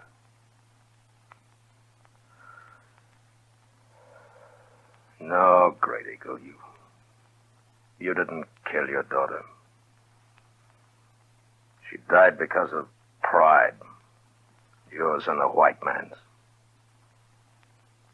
As to your punishment, I think you're getting it right now. Now take her and go.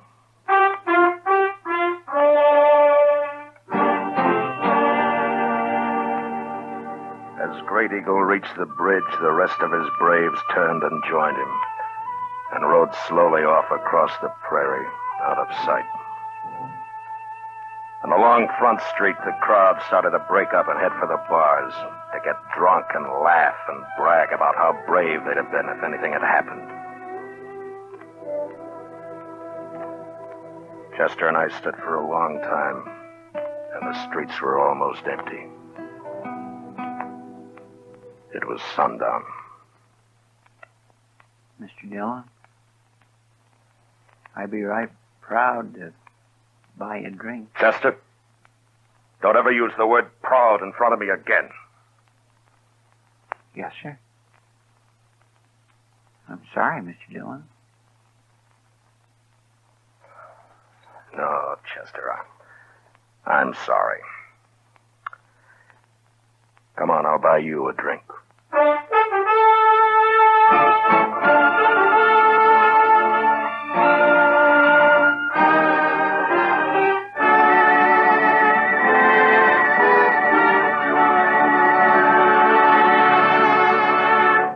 Gunsmoke, under the direction of Norman MacDonald, stars William Conrad as Matt Dillon, U.S. Marshal. Tonight's story was written for Gunsmoke by William Conrad, with music composed and conducted by Rex Corey. Featured in the cast were John McIntyre as Great Eagle, with Michael Ann Barrett, Lawrence Dobkin, and John Daner. Parley Bear as Chester, Georgia Ellis as Kitty, and Howard McNear is Doc. Join us again next week as Matt Dillon, U.S. Marshal, fights to bring law and order out of the wild violence of the West in Gunsmoke.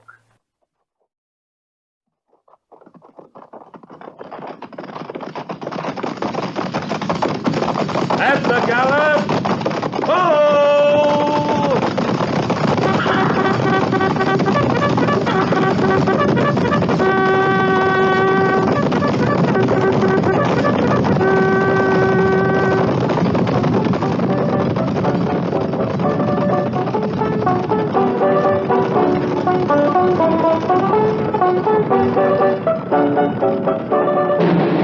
Fort Laramie.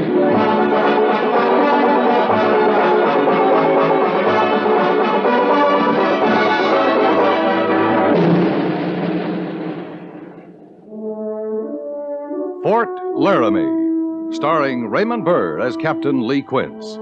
Specially transcribed tales of the dark and tragic ground of the wild frontier. The saga of fighting men who rode the rim of empire.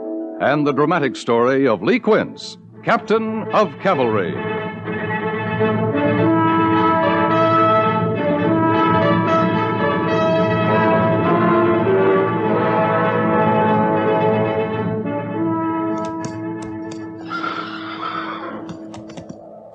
Is it White Dog's camp, sir? It's Shoshone. That'd make it White Dogs, unless there's more of a Shoshone migration than we know about. You can tell from here it's Shoshone? Look at their huts down there, Mr. Seiberts. Made of grass and brush woven together, not skins like the Sioux and Cheyenne. Doesn't look like there are any lodge poles. There aren't. They don't have any roofs, any lodge poles, just a half circle of woven grass. Harrison! Yes, sir? Bring on the white flag, Harrison. You and I are riding in. Yes, sir. You'll keep the patrol up here, Mr. Seiberts. Keep your eye on Harrison's flag. As long as he flies it, there's no trouble. Yes, sir. White Dog will understand that you've just come to powwow with him. Going in this way, he'll understand. Ready, Harrison? Yes, sir. Let's go. Good luck, sir. Thank you, Mr. Seiberts. Watch it down through here, Harrison. I'm watching.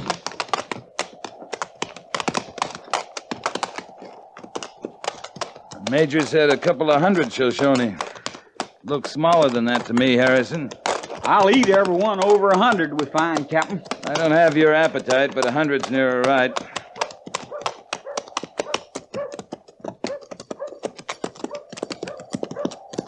Ah, they're beginning to notice us. I'll lose all feeling in my arm if I hold this flag any higher. Sooner the feeling than the arm, Harrison. Yes, sir. Funny they wouldn't have no lookouts posted. Well, either they're not expecting any trouble or they don't care.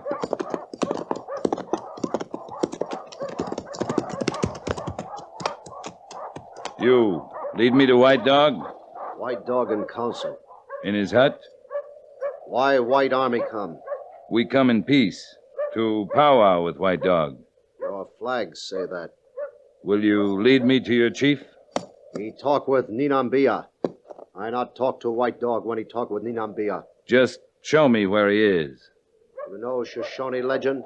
Yes, I know. There. In small canyon out by stream. Follow it. You'll find White Dog. You going up into that canyon, Captain Quince? Yeah, you stay here and keep that flag in plain sight. Feel it in your arm or not. Yes, sir. You shouldn't have any trouble, unless it bothers you to be outnumbered by squaws and kids. Long's they're not mine, they don't fret me, Captain. Who's White Dog talking to? Ninambia. Little people. The Shoshone believe they live in mountain canyons. Their medicine men counsel with them. They can see them? They believe they can. You see any of them, you tell me, Captain? I see any. Might be something I'd want to keep to myself. Stand fast, Harrison. Yes, sir.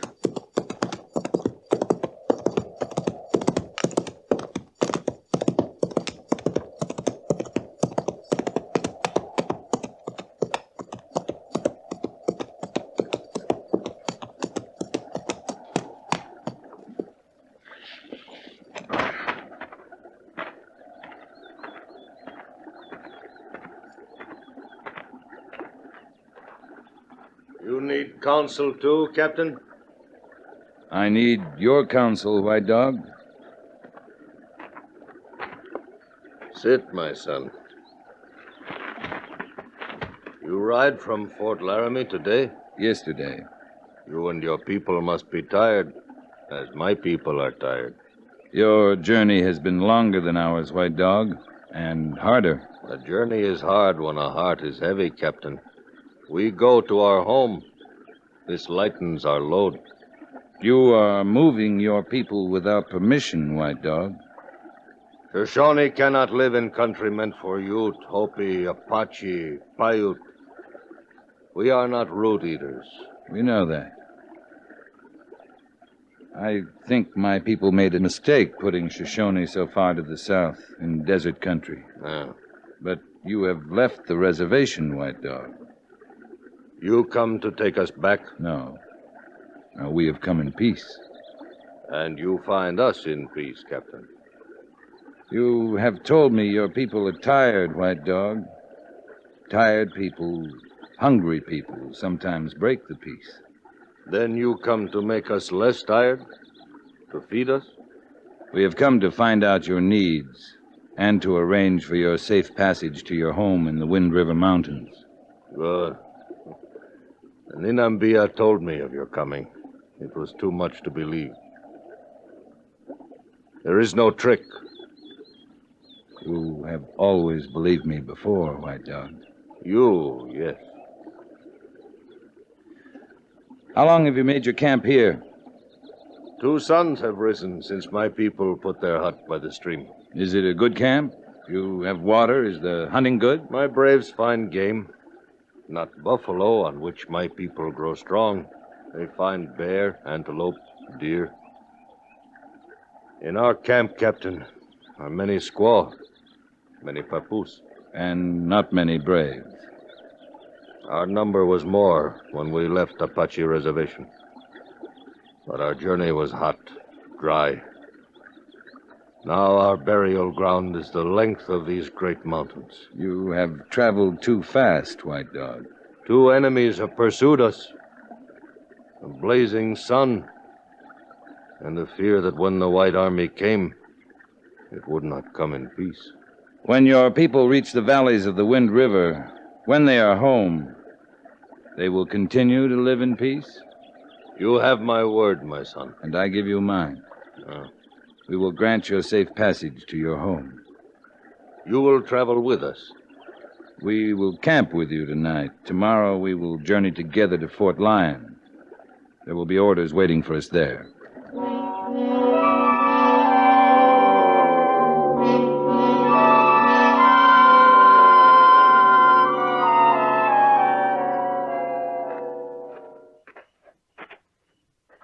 You turning in, Captain? A beautiful night, Mr. Syberts. You write about nights like this in your journal? How can you put the Rocky Mountains into a journal, sir? It's kind of hard even to set 'em good in your mind and believe 'em. I never see 'em. I don't feel small, trifling. Well, the sky that clear and the stars so bright.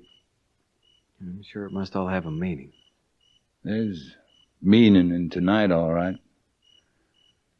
Down there by the stream in White Dog's camp, the old man's telling his people that we've come to take 'em home. That the Ninambia told 'em of our coming. There's peace in their hearts tonight, Mr. Syberts. That has meaning. I think it does. I think the men feel it too, sir. White men, red men, bedding down under the same stars, nobody reaching for a rifle, nobody stealing up with an arrow. Yeah, that's the way it ought to be. And every time it isn't, I get blazing mad inside. Are you a religious man, Captain? I have things I believe, Mr. Syberts. This, tonight. Challenge of the mountains, peace of the stars, men living under 'em without fear. Guess that's pretty close to what I believe in. It's a lot to believe, sir. I believe something else, Mr. Syberts. Yes, sir? I've been working my jaw like an old woman. Must have used up a couple of years' words for me. I was thinking I'll be able to put some of this night into my journal after all. Night, Mr. Symonds. Night, sir.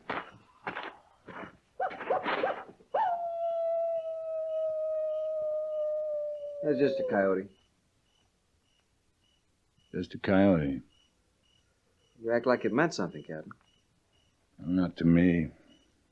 But to White Dog and the Shoshone, the coyote is a trickster. You can count on it, Mr. Symonds. It'll mean something to the Shoshone.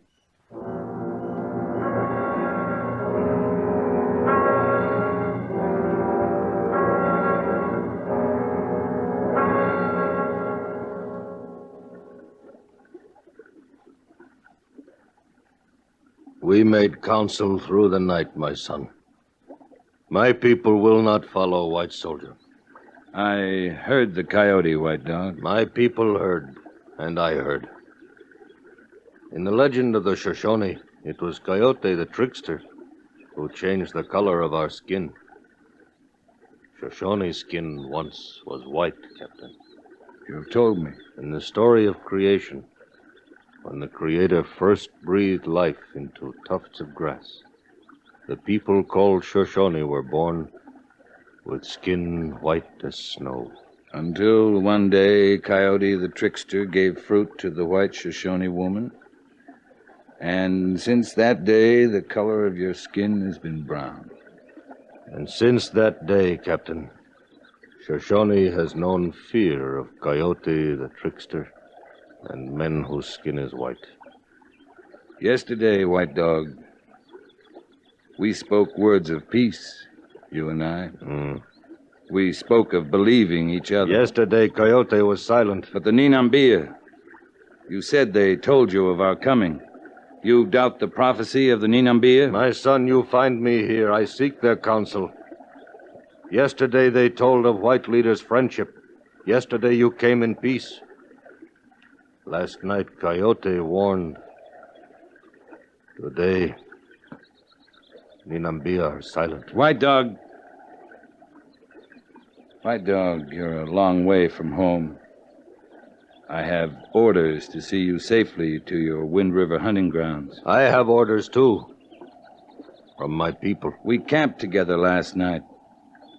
If we had come to harm you, we could have made quick work. Last night, Coyote warned.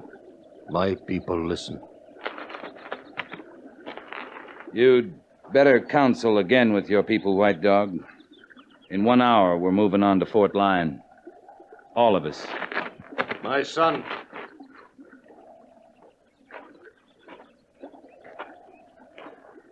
You will take us by force? I don't want to. Let us move our own way. Our belief is not your belief. And yet, we both believe in peace. You will keep peace if you go. Leave us alone. My people will look on that as a mark of trust. My son, believe me.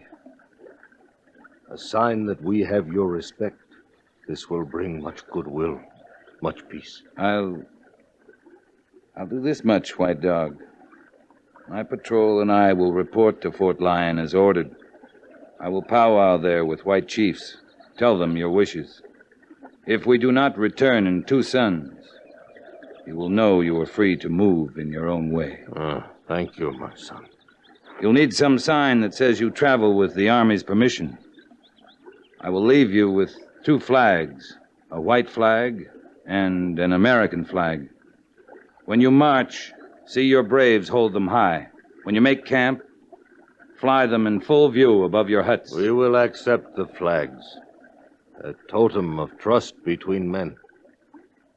You will not be sorry, my son. I hope neither of us will have cause to be sorry, White Dog.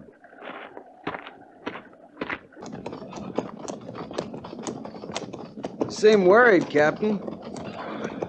Is it White Dog or the Major's orders to return to Fort Laramie? I'm thinking, Mr. Syberts. Always look worried when I think. You know, sir, I thought the commander at Fort Lyon was very cooperative. He seemed to agree with everything you told him about White Dog. I'm not worried about him or White Dog or Major Daggett, but it's a long way to Wind River from here. White Dog and his people are a long way from home. You figure him to be about 2 days behind us, sir? About that. That'd be Harrison riding in, Captain. Must have come on to something. Must have. Patrol, halt!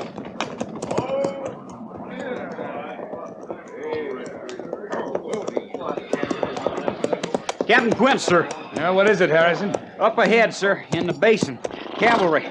Must be a full company of them. They camped? Well, more like they just stopped for a while. No real camp, sir. No pickets out.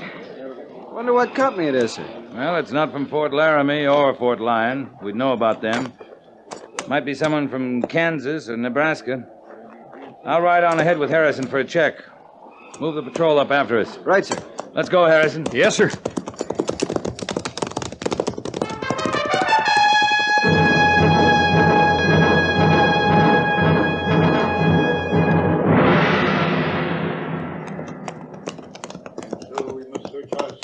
He's still talking, Captain. Talking, Harrison? Like he was when I come on him. The tall one. And the rest listening. Must have a lot on his mind. We'll leave our horses here. Walk on in. Yes, sir. Can you hear the voice of God Almighty telling you, as he tells me, this is the glory road? God knows it is, brothers. I call you brothers. You are my brothers. Amen. And we travel this road together. Not as a company of cavalry. Not as a commanding officer and trooper. But as brothers. Soldiers in the army of God Almighty. With just one supreme commander. So be it, brothers. So be it. And in the battles that are to come, we shall hear the voice together, you and I. We shall follow his orders to the death. And whosoever shall come between us and the voice shall perish, world without end. Amen. Amen, brothers. Captain, is he a parson, that major? Might be, Harrison, or maybe it's just like you said. He's got a lot on his mind. You, Captain, do you pray? I might. Then pray now, brother, for the salvation of your soul and for those of your brothers. You in command here, Major? God is in command here, brother. I'm Captain Quince, B Company out of Fort Laramie. My respects, Major. Major Petrie, A Company, Fort Pierre. You're a long way from Dakota country, sir.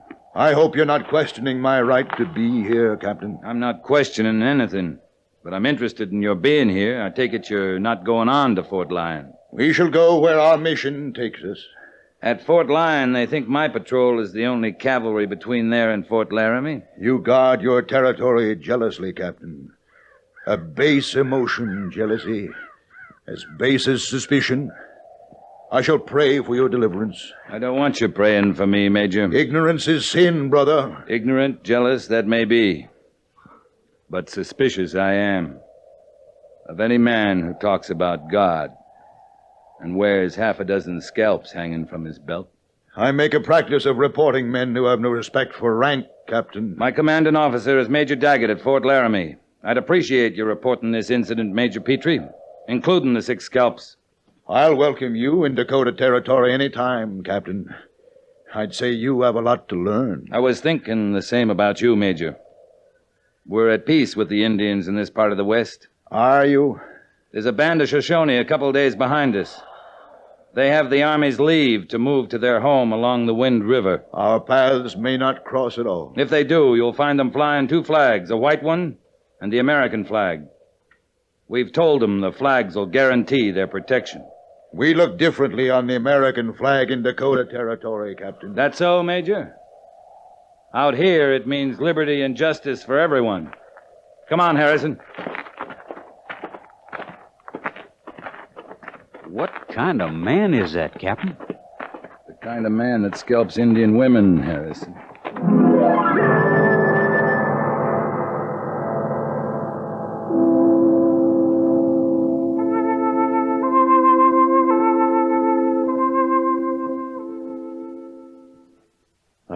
There's all the answer we can get out of Fort Pierre, Captain. Colonel says Major Patrie's on a reconnaissance mission. Scalping Indian women's called reconnaissance nowadays, Major? You want to read the telegram for yourself, Lee? I don't need to. I know what I saw. I know how you feel, Lee. We've got troubles enough without the Army fighting itself. Major, if you'd have seen his men, wild-eyed, frenzied, he was whipping them with his words. What words they were. Oh, every officer has his way of stirring up his men. Stirring them up for what? That's all I want to know. From the North Platte as far south as the Cimarron, the Indians are at peace. Well, I don't know what his aim was. When you telegraphed Fort Pierre, did you ask the colonel if Major Petrie's a minister? The answer's there, Captain. He's a self-ordained minister. 6 scalps, Major. All right. What do you want me to do? I had to call you back here. Captain Matheson's got 2 companies detained in the Black Hills. We've got a garrison to secure, Captain. White Dog's 2 days late. If he was moving at all, he'd have been through here 2 days ago. Maybe they're traveling a different route. To get to Wind River? I don't know, Lee. I don't know, except I can't spare a patrol right now. You can spare me. For what? What would you do? Start back, look for White Dog. Not alone, Lee. All right, give me Harrison then. Suppose you find White Dog and his people. They're not likely to feel any different. You offered them the protection of a patrol before. They're not going to fear 2 men. Maybe they're not. You feel responsible for them, don't you? I gave them the flags, Major. We don't know that they had need for any other protection. They're 2 days late. All right, Lee. You and Harrison. Thank you, Major. I'm not finished. When you find White Dog, I want you to make this clear to him. When he's off the reservation, he's entitled to Army protection. And by heaven, next time he'll accept an Army patrol, whether a coyote howls or not. I'll tell him, sir. I want to be just, Lee. I want to treat Indians fairly, civilly. But when their superstitions get in the way, I lose patience with them. I feel the same way, Major. I'm glad to hear that. About an Indian superstition and a white man's fanaticism. Blind spots don't have a color, Major. Gave me a turn at first, seeing them come straggling up and make their camp right there on our creek. They didn't bother you? No bother at all. Excepting just that they was there, and they was Indians. It don't make a man feel real comfortable. My woman now, she just let out one long war whoop and made for the fruit cellar. Like never got her out of there. She feeling better about it now? Yeah, fine. Yeah, we just sat by and watched them. They was cooking, cleaning their young in the creek. Never made a move toward us, nor us toward them. Well, now, I got to be honest about one thing. What's that? I said we just sat by and watched. That ain't the whole truth. My woman turned her head more than one time. Them braves don't wear much more than they're born with, do they? Not much, mister. Yeah. Well, sir, the sight to end 'em all for me was when they first come in. Now, right away, they run up them flags as high as they could. I tell you, Captain, that flag looks mighty good, no matter who's flying it. You say they left here day before yesterday? Now, let's see. Yes, sir, I'm sure of it. Heading north? North along the creek. Well, thanks very much, mister. We must have passed their camp during the night, Harrison. Don't seem like we could have, Captain. No, it doesn't. Is it just the 2 of you after 'em this time? This time, mister? Yeah. Now, yesterday, there was lots more troopers. And the major who talked to me, I think he said he was the major. Well, anyways, he asked the same kind of questions. Only what? Only when I told him about the Indians, he didn't smile the way you did, kind-like. This major, he didn't smile at all. Let's go, Harrison.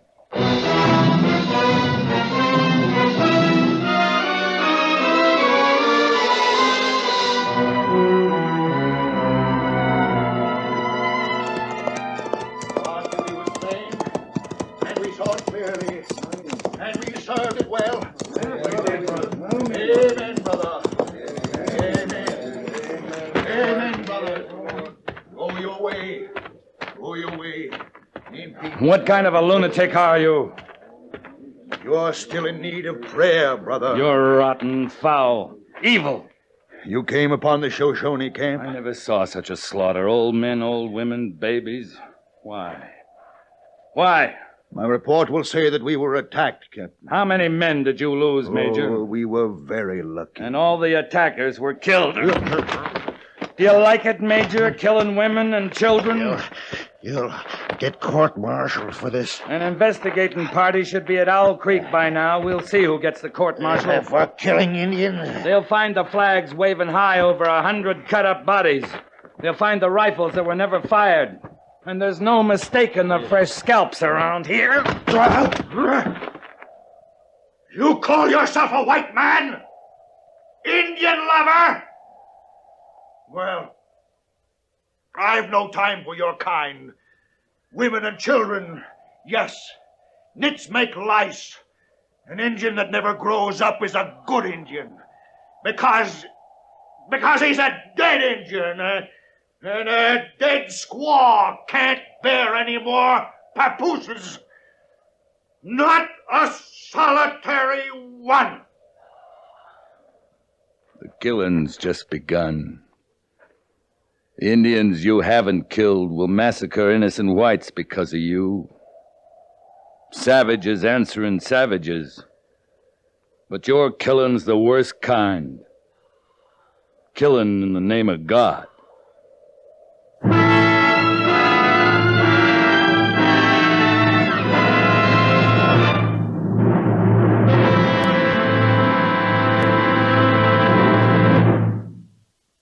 Fort Laramie is produced and directed by Norman MacDonald and stars Raymond Burr as Lee Quince, Captain of Cavalry.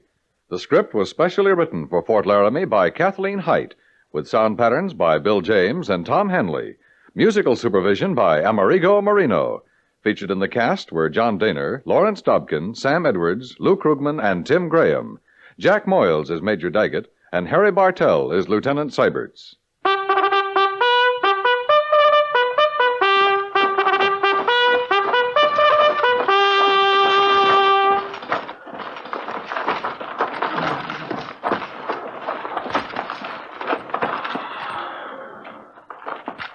Company, tension! Dismiss. In a card game, aces and eights are known throughout the West as a dead man's hand. There's a good reason for it. And this is the story of how the hand got its name.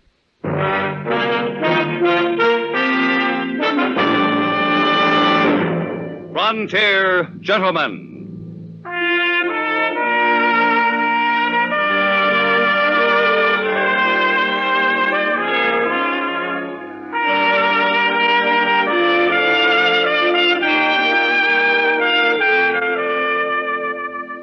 Herewith an Englishman's account of life and death in the West. As a reporter for the London Times, he writes his colorful and unusual stories. But as a man with a gun, he lives and becomes a part of the violent years in the new territories. In just 1 minute, we'll bring you this latest report from the Frontier Gentlemen.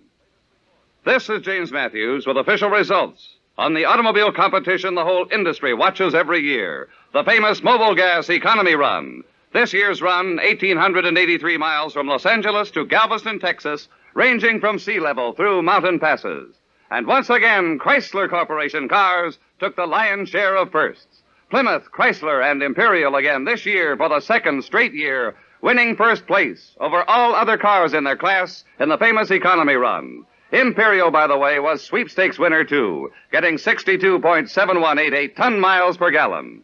The forward look is a lot more than look. You get a better engine, brawnier brakes, torsionaire ride at no extra cost, and winning performance and economy in cars of the forward look from Chrysler Corporation.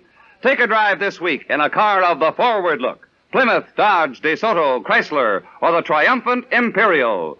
Drive one of America's performance winners from Chrysler Corporation.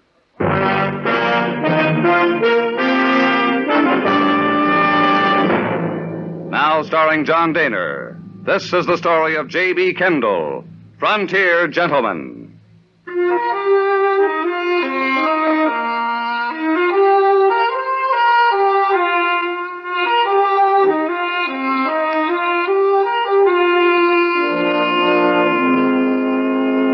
left Fort Benton, Montana Territory, in a little river steamer called the Pride of the West. The journey downstream on the Missouri was a good deal faster than that which I had made coming up from St. Louis just a few months earlier. I decided to write some articles for the London Times on river travel in the American West.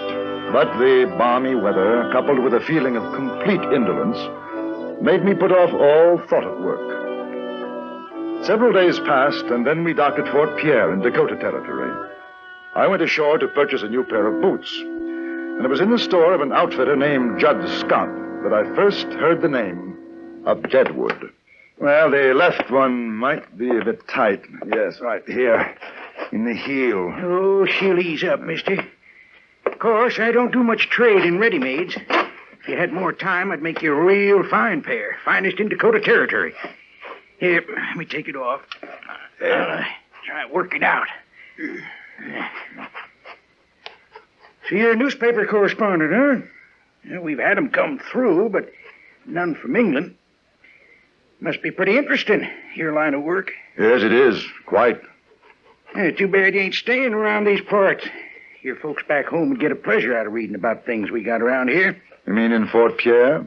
Well, there ain't too much going on here. I guess you could write about Jack McCall, though. Try it on now. It should be better. Now, Jack McCall, huh? Used to drive a stage between here and Deadwood. Got some tall yarns to spin about Indians and the like. Go ahead. Take a walk now. Yes, I'd like to meet him. He's back in Deadwood now. How's that? That better? Yes, fine. Where is Deadwood? You mean you ain't heard of it? Worst bunch of cutthroats and outlaws living in all the territories and the United States is in Deadwood. They even got Wild Bill Hickok out there. I hear tell there's folks wanting to put him up for marshal. Hickok? Yes, I've heard of him. Yeah, it won't take Wild Bill long to clean up, I can tell you. Deadwood, huh? Oh, you taking the boots? I'm taking them.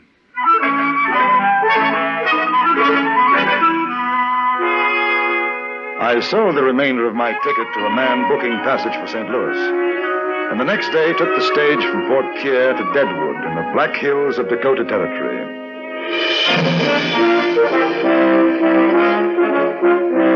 At the stagecoach station in Deadwood, I inquired after Jack McCall and was directed to Carl Mann's saloon. Even though it was Sunday, I was surprised to see that the place was practically empty. A hatchet-faced woman dressed in black was drinking alone at the bar, and I found McCall, a broken-nosed, sullen-looking man, sitting at a table playing a game of solitaire. Yeah, it's me. Who's asking to know? J.B. Kendall. What's your business, J.B. Kendall? Well, a gentleman in Fort Pierre mentioned your name. He runs the general store. Judd Scott? Yes, that's right.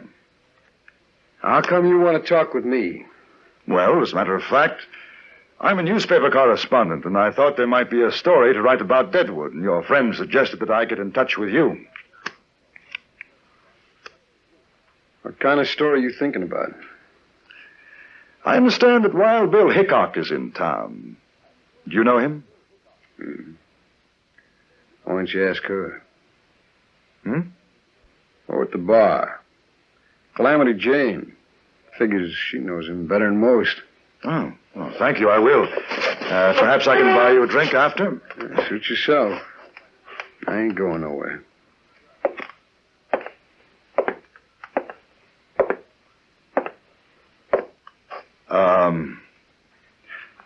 Miss Jane? You talking to me? The name's Calamity. Ain't no miss in it. Calamity Jane. I'm sorry. I'm J.B. Kendall. The gentleman over there mentioned that you were a good friend of Wild Bill Hickok. Who? Why, that ain't no gentleman. That's a stinking pig by the name of Jack McCall. You've been sitting with him. Don't foul up the air around me. Hit the trail, mister. Yeah, well, I was hoping you could introduce me to Mr. Hickok. Hey, you English? Yes. Thought so. Knew an English feller down in Abilene. Wouldn't quit riding herd on me. Had to shoot him. Oh. New in town, ain't you? Just arrived. You ain't friend of McCall? Oh, no, only met him a few minutes ago. What brings you? I'm a writer, newspaper articles for the London Times. Hey, I guess you heard about me and Wild Bill, huh? Oh, yes. Fastest man with a gun you'll ever see. I ain't too bad myself, but I ain't nothing to Wild Bill. Come on over to the table, bring the bottle, and I'll tell you about me and Wild Bill. Calamity Jane was a strange, almost masculine-looking woman, hard and rough-voiced. She told me of her exploits as a scout with General Crook's army in the war against the Sioux, but most of the time she spoke of Hickok. About a half an hour had passed when I noticed Jack McCall get up from his table and come toward us. Yes, sir. What Wild Bill done in Abilene, there ain't another man could have handled. Why, Hey, he... mister, I thought you was going to buy me a drink. Oh, not just now, Mr. McCall. I'm talking to the lady. Oh, yeah, I see. It's mostly listening. Ain't nobody gets to talk much around her. McCall, you want me to put your eyeballs out with this bottle. You open that barn door of yours just once more.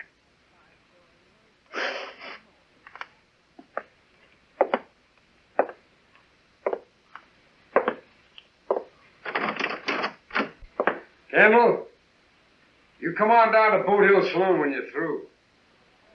I'll tell you the truth about that female polecat there in the windy street. One of these days, me or Wild Bill's gonna pump that coyote full of lead. Except he ain't worth wasting a ball on. And all I know about him is that he used to drive the stage between here and Fort Pierre.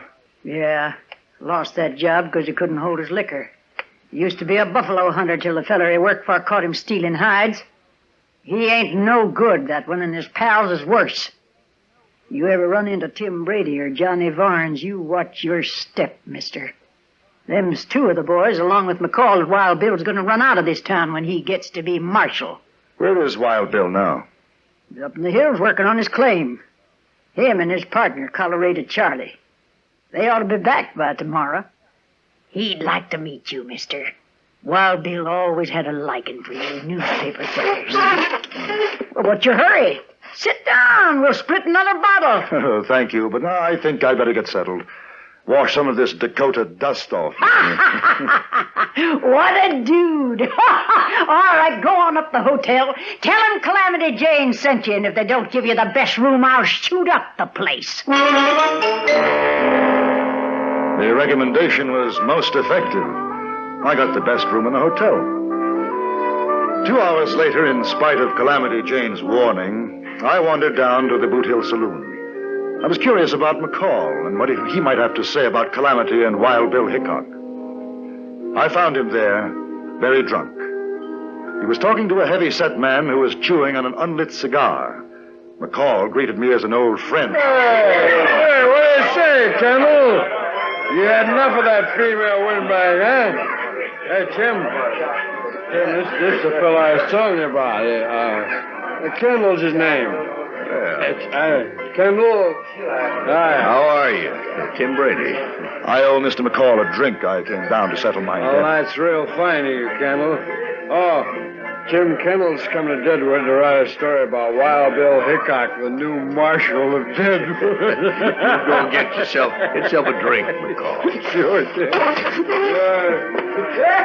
Take a chair, Kendall. Marshal of Deadwood. I wouldn't pay no heed to what McCall says. Not when he gets too much whiskey in him. Did he say something? About Hickok being marshal. Oh, well, it's not particularly news. I heard that in Fort Pierre 5 days ago. Well, don't you believe it? Oh? Fellers around here, they don't want his kind. You go writing in your paper or thing like that, you're going to have to turn right around and write that it ain't true. He's not going to get the job? No. I tell you, he does a lot of ear greasing, like that crow-bait mare, Calamity Jane. But all them things you hear is just a lot of brag. Hickok never plugged a man unless the feller's back was turned. I was down to Abilene when he dragged Gulch real cold. This is the worst thing you ever seen. Shot him in the back. Then, by mistake, he goes and kills his own pal, Mike Williams. No, sir. Deadwood ain't gonna put up a man like that for marshal. You think so? Oh, I don't know. I suppose it depends on how many want him. Oh, well, there's a lot of them miners up the hill. They're the ones. Figure he's a real big man. Heard all them crazy stories about him. You want to know what I think? I'd be very interested. I don't think he'd last 2 minutes as marshal before somebody shot the daylights out of him. Yes, your best thing for Hickok to do is get out of Deadwood and stay out. You see him, you tell him that.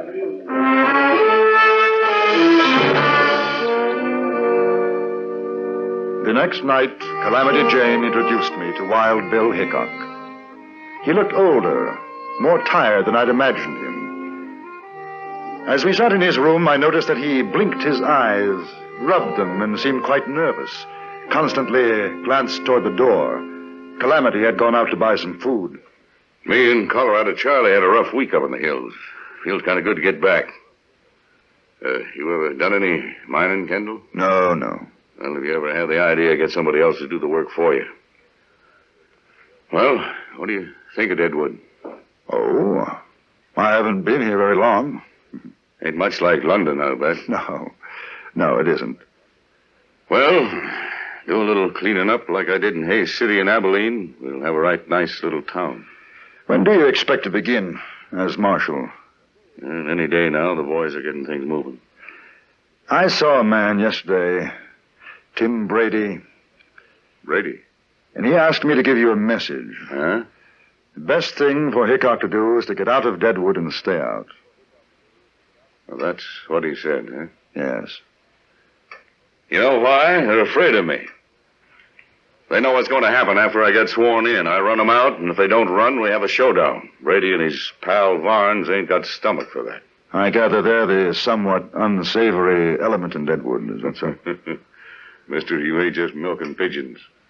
Why, them miners up in the hills would be dead ducks for Brady and his gang if it weren't for me.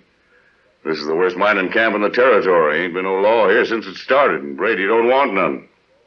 That's how come the miners want me for marshal. Protection. Well, I'm surprised he hasn't tried to get rid of you before this. That jayhawker knows what had happened to him in a shoot-up. He ain't likely to try nothing. A fellow like that gets somebody else to do his dirty work. Oh, it's only me, Belle. Put away the gun. I told you, Charlie, you ought to knock. Keep forgetting.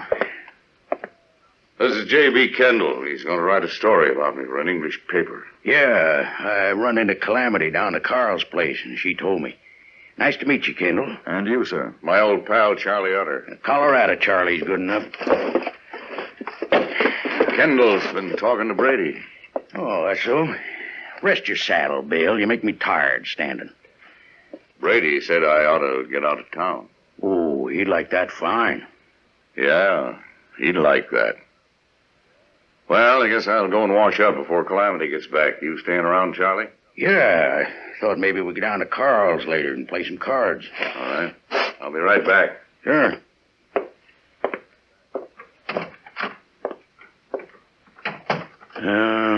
Got a lot on his mind, has Wild Bill. He ain't usually like this. He seems to have trouble with his eyes. Oh, you noticed, huh?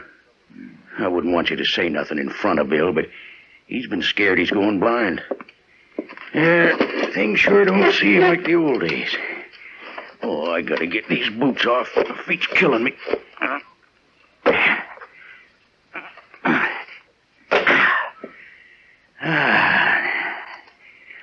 How old is he? Wild Bill? Let me see. 39. Of course, to hear him talk, you'd think he's closer to 60. I sure do fret over him sometime. Always talking about dying, this and that. Ain't like the old days. He sure was a rip snorter. Oh, well, maybe when he gets to be marshal again, everything will be like it always was.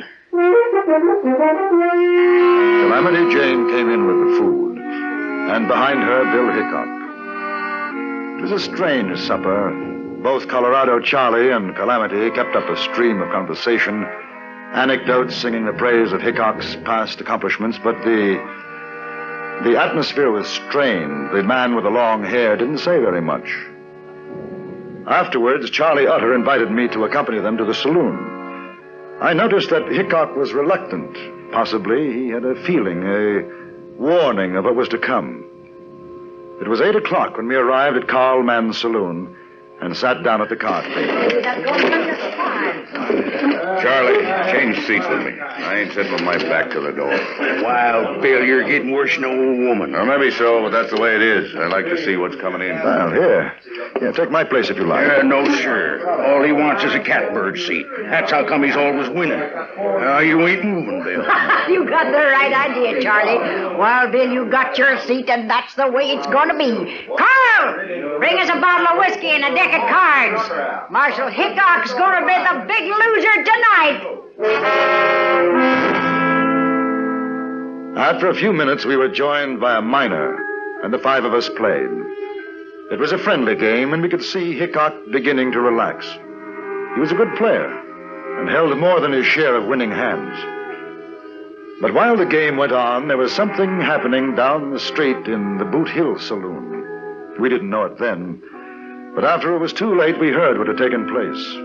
3 men sat in a back room, one of them drinking heavily. This was Jack McCall. The other 2 were Tim Brady and Johnny Varnes, the leaders of the Toughs in Deadwood. Well, I'm telling you, Jack, you'll be a big man. Well, they'll look at you when you walk down the street.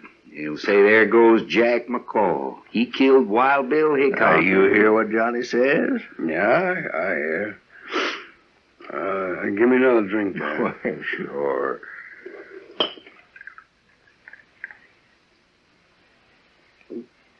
He's in Carl's place right now. You could get him easy. Oh, might not be so easy. Well, you ain't afraid, are you, Jack? No, I ain't afraid. No, I ain't afraid, but it just won't be so easy. Of course, we could get somebody else to do it. We just figured, Tim and me, we figured you was a man for the look, job. I ain't saying I won't you know what do we it. could do, Johnny? What? We could maybe get that newspaper fella, Kendall, to write something about Jack in his paper.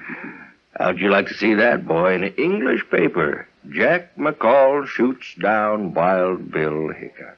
Yeah, you could go on the stage all over with that. Sure. Yeah, he's right down the street, Jack. Yeah, I seen him myself. You know what? He's sitting with his back to the door. Hey, you listen. Just listen. How come if you was there, you didn't plug him yourself? Yeah, it ain't no use, Johnny. He don't understand. All right. No, wait a minute. I'm just asking, that's all. Now, just tell me how come. Because Calamity Jane and Colorado Charlie is with him. If they saw me, they'd know something was wrong. But not you, Jack. They wouldn't figure you drawing on Hickok. Yeah. That makes sense. That's all I wanted to know was why. All right. What do you say, Jack? Sure, why not? Sure. Give him a gun, Johnny. And don't you miss, boy, you hear?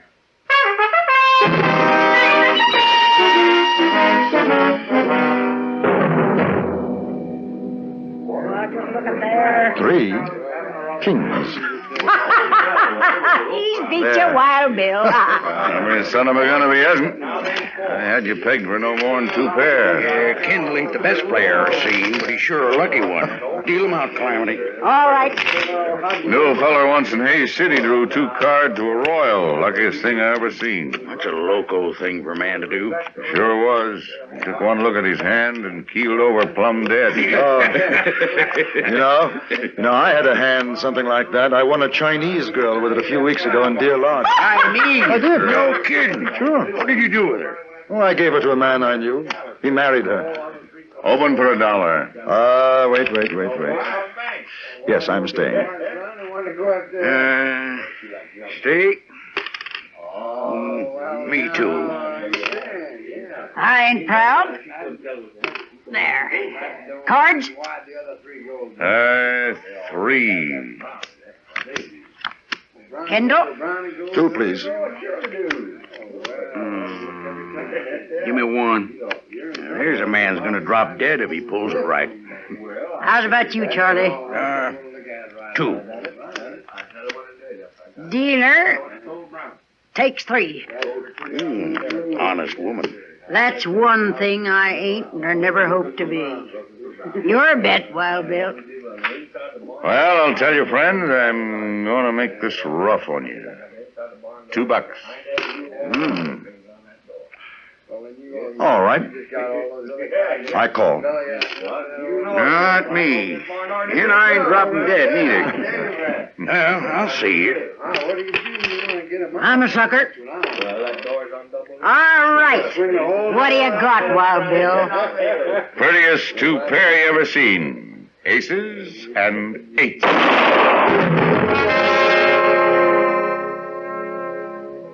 Wild Bill Hickok slumped forward on the table. He still had the winning smile on his face, and the cards crumpled in his tightening fist.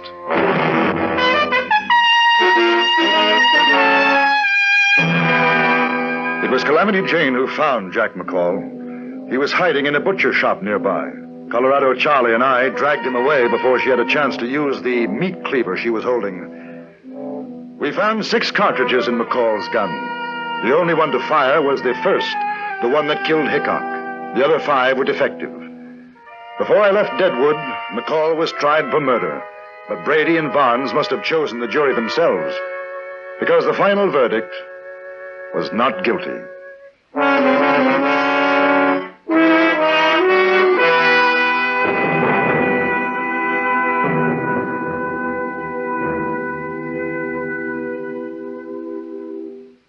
Frontier Gentlemen was written, produced, and directed by Anthony Ellis and stars John Daner as J.B. Kendall. Featured in the cast were John McIntyre, Jeanette Nolan, Jack Moyles, Larry Dobkin, Stacey Harris, and Vic Perrin. Music was composed and conducted by Amerigo Moreno.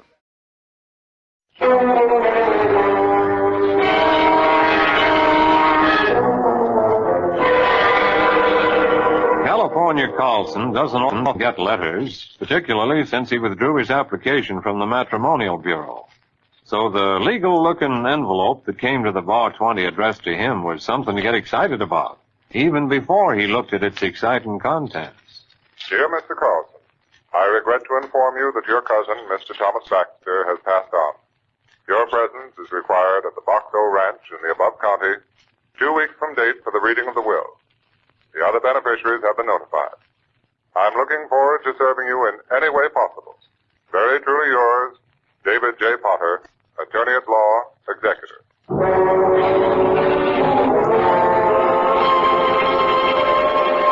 But the 2 weeks seemed more like 2 years to California until the night finally arrived when he and Hoppy rode up to the gate of the Boxo. Hoppy wasn't quite as enthusiastic. I just made a weighty decision, California. Yeah, what's that, Hoppy? I must love you like a brother. I don't believe there's another man in the county I'd be out with, riding around in the middle of the night in this kind of weather.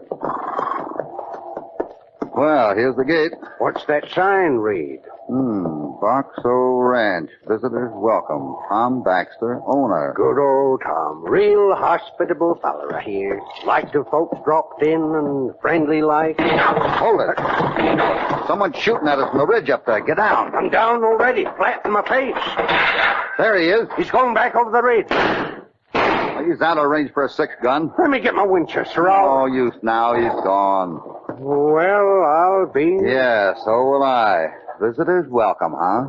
Good old cousin Tom. Yeah, you know, Hoppy, maybe you're right about that will. The old Bar 20 looks better all the time. Now, why don't we... No. What use I got for money? Oh, come on. Let's mosey back home and forget it, huh? 5 minutes ago, I'd taken you up on it, California. But right now, you couldn't keep me away from the Boxo with a team of wild horses.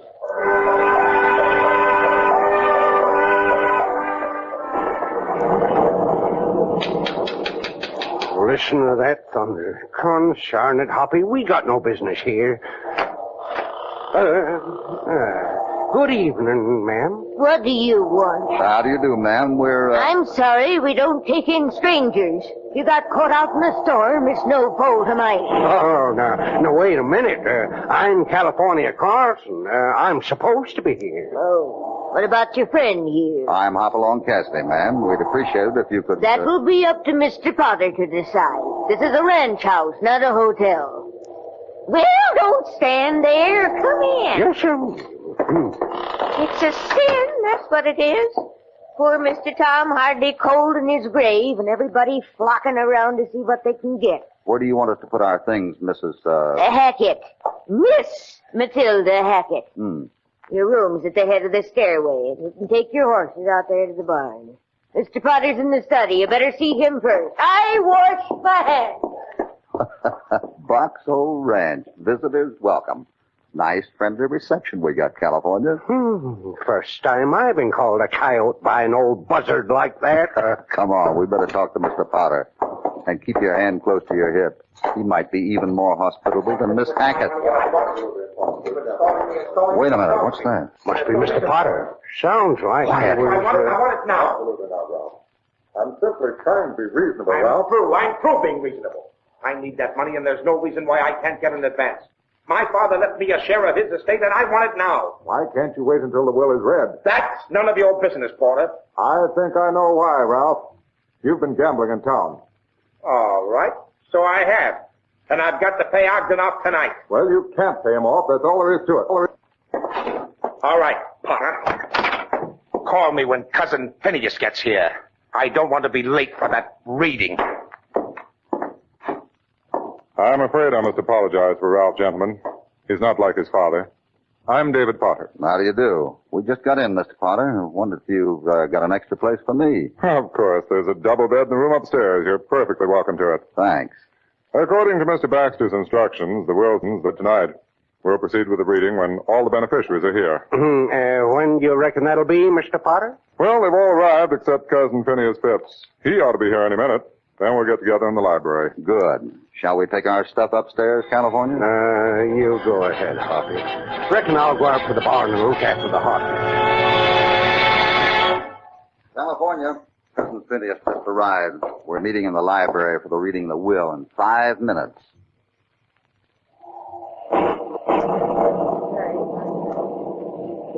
All right, everyone? All right. Now that we're here, I'll read the will. I'm glad to hear that. It's very simple, right to the point. I, Thomas Baxter, being of sound mind and not acting under duress, do hereby declare this to be my last will and testament. My property and all my holdings shall be equally divided between my daughter, Ruth Baxter, my son, Ralph Baxter, California Carlson, Matilda Hackett, Joshua Coulter, and Phineas Phipps. With the proviso that should any of these people die, his or her share shall be divided among the remaining legatees. What? Why, that's utter insanity, Mr. Potter.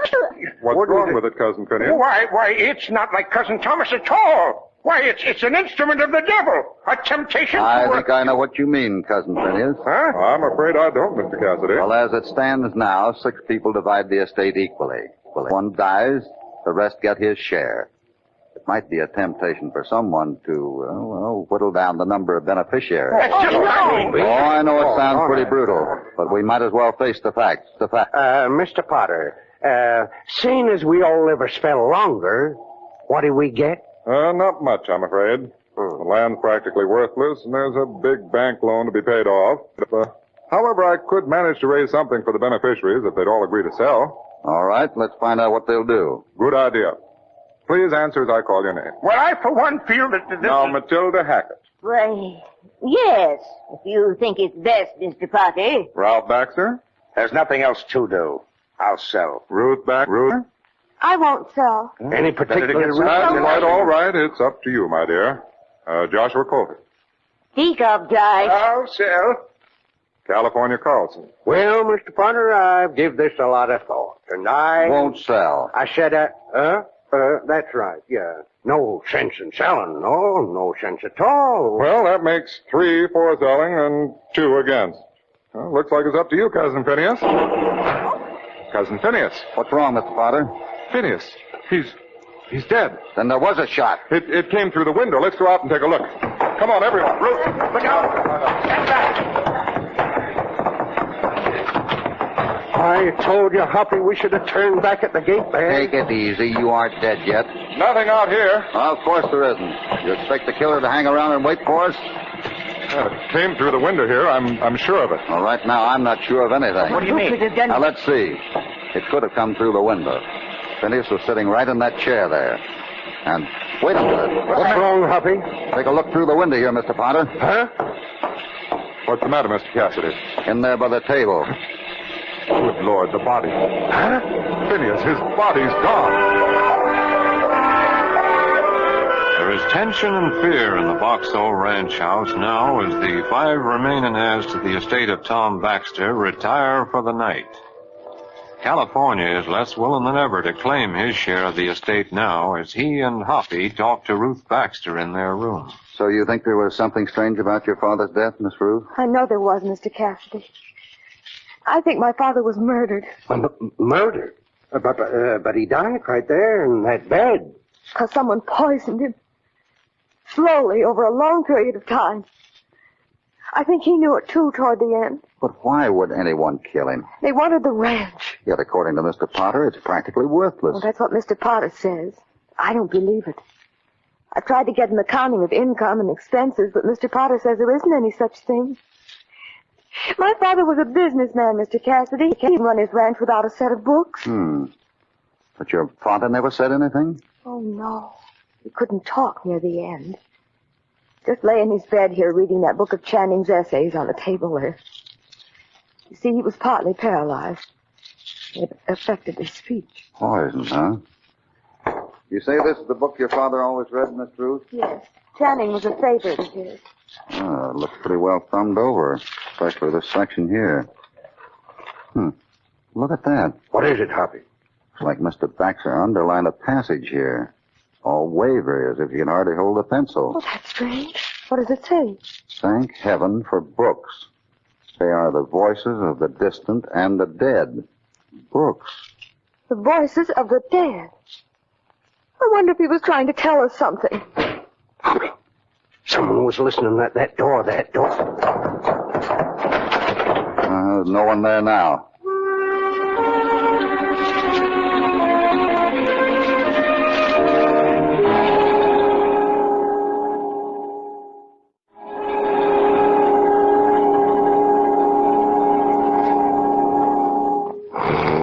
California, wake up.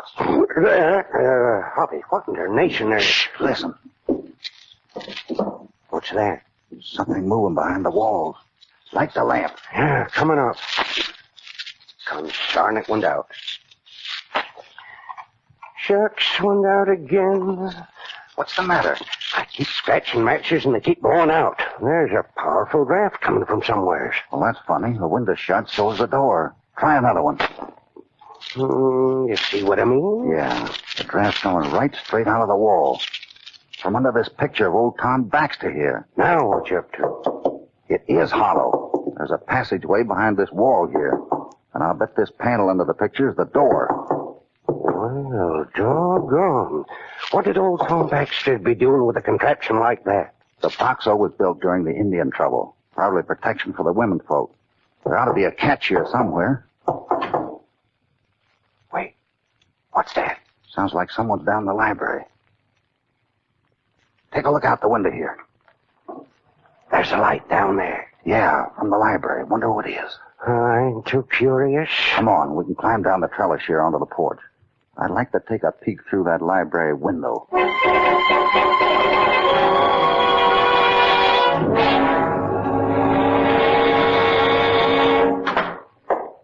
Well, Mr. Potter. Up rather late, aren't you, Ralph? I might say the same of you.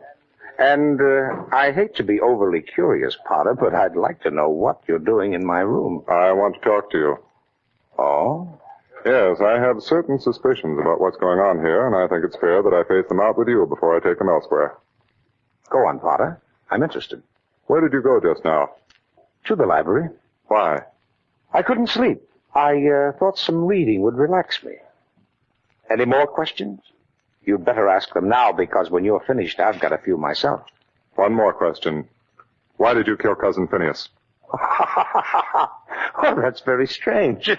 That's the first question I was going to ask you. Drop it, Ralph. I think I know why you went down to the library. Go on. Phineas was shot from inside the room. I found this on the floor. A revolver cartridge case. It was under your chair. Well, you're changing your tactics a little, aren't you? Now it's a frame. You're trying to hang that killing on me. Well, you won't get very far, I'm afraid. I told you I'm trying to be fair with you, Ralph. There's an old saying, Potter. Thank heaven for books. They are the voices of the distant and the dead. Mean anything to you? Where'd you hear that? Oh, yeah. Just happened to overhear it tonight, and it gave me an idea. I looked up my father's ranch accounts down in the library. Accounts? How did... Never mind how I found them. And they told me a lot. Number one, there are 1,500 head of cattle missing. Run off somewhere waiting for the beneficiaries to sell out. Number two, there's oil on the property. 5 Eastern outfits are angling to buy it right now. And number 3, you're the crook who killed my father and who's trying to hoodwink us into selling. That's a pretty serious charge, Ralph. I'm glad you're laying it on the line, because the one thing I want to do is get you up in court to repeat it. Don't worry, I will. You know, there's another old saying, Ralph. The best defense is a first-class attack. You've heard that one too, haven't you? Get out of my room. I advise you to be around in the morning when the sheriff gets here. Good night, Ralph. Going someplace, Mr. Potter? Oh, Cassidy. He put traffic around this house for 3 in the morning. I've been talking to Ralph. I'm very tired. Do you mind if I... I'll only be a minute. What about Ralph? I'd rather not say any more until the sheriff gets here in the morning, so if you don't mind... What was that? Came from Ralph's room. The door's locked. Stand back. Hoppy. Well, Potter, do you still think Ralph's a murderer? Good Lord, he's dead. Yeah. Shot while he was sitting in this chair here. But the room was locked. Doors and windows both. How could anyone get in here? I got a pretty good idea how, California. Come on out in the hall. Stay right there, Potter. I'll do no such thing. Did you hear what I said? Well, all right, Cassidy, if you think so. What is it, Hoppy? That secret passageway runs right through the wall opposite the chair. Stay flat against it and you'll be safe. Now listen. I want you to put Potter in the other chair. Keep him there, you understand? Then start asking him questions. You know what to say. Yeah, but what are you gonna... Wait a minute. Oh, Miss Ruth. Mr. Cassidy, I heard the shot. It's your brother. Ralph? What's happened? I've no time to explain now. I need your help. Do what I told you, California. And you better keep your gun handy. I don't think Potter will like sitting in that chair after you start asking those questions.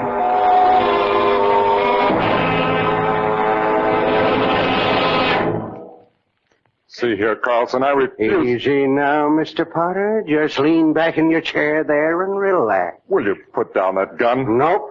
Now let's get back to the story, Mr. Potter. Hoppy and I seen in the books that someone struck oil up in Boulder Canyon and ranch property. Right? Right.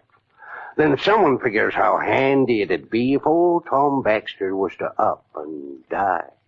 Right? Will you shut up? Nope. So someone sees to it that old Tom dies of a mysterious stomach ailment. Runs off his stock and tries to bluff the heirs into selling out. Please, Carlson, not here, I tell you. Nope. Not unless you want to tell me who your partner is, Mr. Potter. I can't talk here. Where's Cassidy? Pretty busy right now, checking on something else. Shall we start back at the beginning again, Mr. Potter?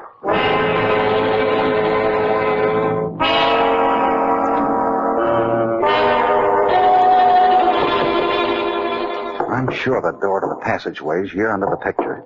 You say you can't remember? I don't know anything about it, Mr. Cassidy. Well, it beats me how you could grow up in this house and not know about it. We weren't allowed in here as children. Why? Father had a strange feeling about that picture. We were never allowed to touch it. Wait, that's it, the picture. What do you mean? Let's see now. Spring is obviously underneath. I can't move it. Look! There she goes. A sliding panel. Why, never would have believed. Shh! Think he's in there? Yeah. Trying to decide whether or not to kill Potter before California makes him talk. Maybe you better stay here. Not on your life. I'm going with you.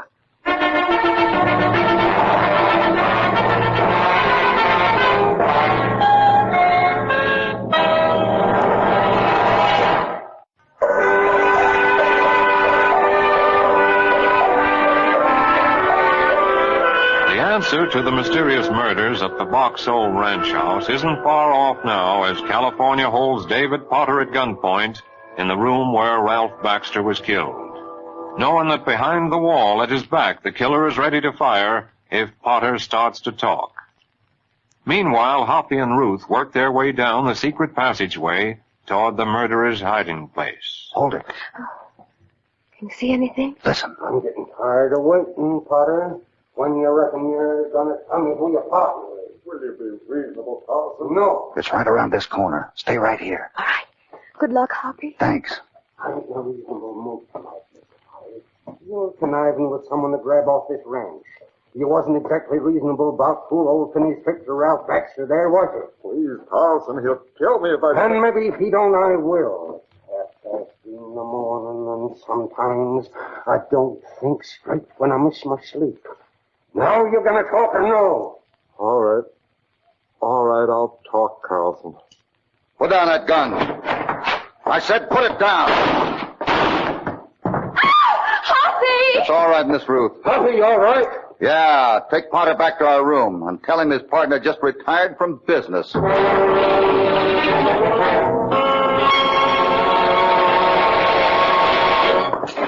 Hoppy. There you are, mister. Who is it? Turn him over, California. Right, Hoppy. There you go. Cousin Phineas. Suffering snakes. Why, I thought... Yeah, so did I. That was quite an act you pulled down in the library, Potter. It was his idea. He wanted to play it safe. So you fired into the floor and hustled us all out onto the porch while the body disappeared, huh? That's right. Oh, please, Cassidy, I can't talk now. I don't blame you. Better save your breath for the story you're going to tell the sheriff when he gets here.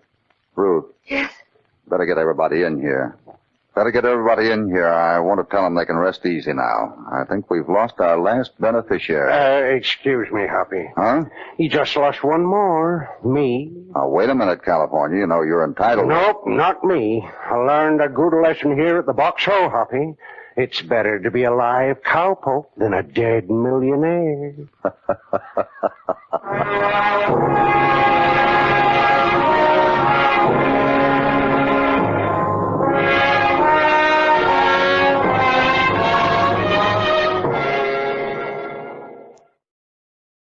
From Hollywood, Pabst Blue Ribbon, finest beer served anywhere, proudly presents...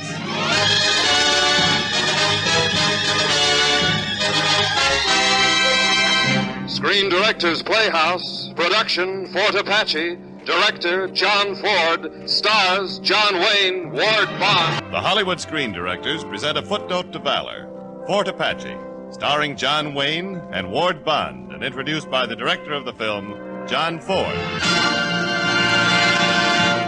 Ever since the infant days of motion pictures, a kind of violent chain reaction has been exploding in Hollywood. The source of this rather awesome force is our guest screen director tonight. His explosions have taken the form of such brilliantly directed films as The Informer, Stagecoach, How Green Was My Valley, and tonight's story, Fort Apache. Ladies and gentlemen, the director, Mr. John Ford.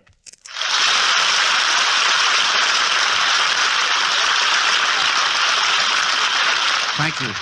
I don't know as I'd call Fort Apache an explosion. If I were translating it into sound, I'd say it was a bugle call, brave and distant and a little sad. An echo of the cavalry regiments that galloped to meet adventure on our western plains. Now here's our film story for the first time on the air, starring John Wayne in his original role of Captain York and Ward Bond as Colonel Thursday. Fort Apache.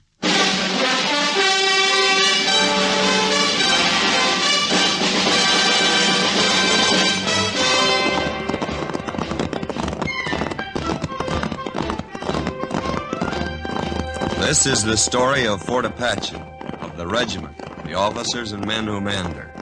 How they lived, how some of them died. Fort Apache was the last frontier, a tiny cavalry outpost in the heart of Indian-infested country.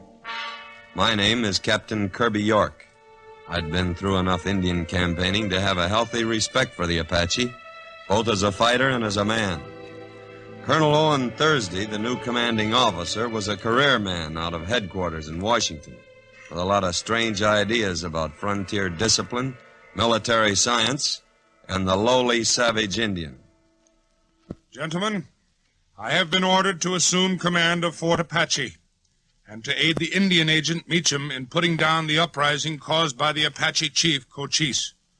While some of our regiments are leading well-publicized campaigns against the great Indian nations, we are asked merely to ward off a few cowardly Digger Indians. The Apaches, sir, are hardly Digger Indians. You would scarcely compare them with the Sioux, Captain York. No, Colonel, I wouldn't. The Sioux raided into Apache territory once. You could follow the Sioux retreat by the bones of their dead. We'll discuss that some other time, Captain. The immediate point is that Cochise and his Apaches have left the reservation. Our orders are to get them back. Sir, no troop or squadron or regiment can keep an Apache on a reservation unless he wants to stay there. 5 years ago, we made a treaty with Cochise, and his Apache stayed on the reservation in peace. For how long, Captain? Until the Indian agent, Meacham, was sent out by the Indian ring. He cheated them, degraded them, until they couldn't take it anymore. Cochise broke his treaty. Yes, rather than stay here and see his nation wiped out. The political aspects of the situation do not concern me, Captain York. We have a military job to do, which I am sure we will accomplish with glory. This is hardly a country for glory, Colonel, but I wish you luck, sir. Any questions? No questions, sir.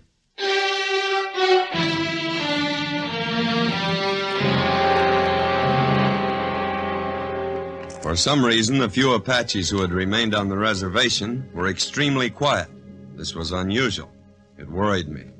But evidently it didn't worry Colonel Thursday, for about a week later I was detailed to escort his daughter out riding for an inspection of the mesa.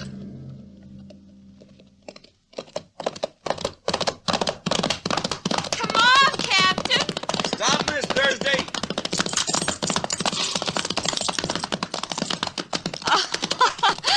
Well, I beat you. You shouldn't have raced ahead that way, Miss Thursday. Why not? This is Indian country, and I'm responsible for you. Oh, I'm not afraid. Oh, look, Captain. Down there. Smoke. Is it an Indian signal? No, not a signal. That's where our telegraph wires run through to Fort Grant. Oh. I've got to ride down this slope and find out. Can you get back alone? Alone? No, I'm going with you. Hit it. Easy now. Let him have his head.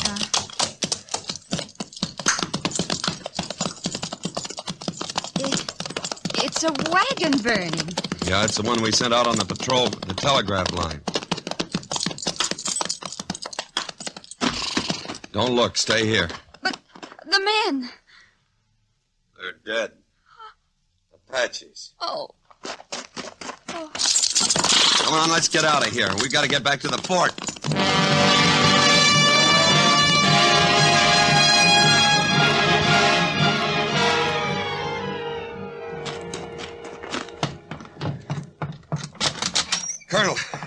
Colonel Thursday, sir. Now what, Captain York? Repair wagon. Burned. And the troopers? Spread eagled on the wheels. Roasted. Oh, no, Captain. Where'd it happen? Near Blue Mesa, sir. They cut the telegraph wires. Captain Collingwood, hand me that map. Yes, sir. Now, show me the place, York. Here, sir. On this low spot between the hills. Captain York, send out a wagon of detail to repair the wires and bring back the bodies. Yes, sir. Sergeant Mulcahy. Yes, sir. Assemble a platoon from Company A. A platoon? I said a detail, Captain. An officer and 4 men. But those Apaches may still be around, Colonel. I am running a command, not a debating society. Captain York, you will personally take the detail and leave at once. Very good, sir. If I know Apaches, Colonel, you're sending those men to a certain death. I know what I am doing, Collingwood. And now you assemble a platoon immediately. You mean the platoon is going to trail a wagon? Correct, at a striking distance. Surely, Collingwood, even you have heard of the trap as a military weapon. Yes, sir.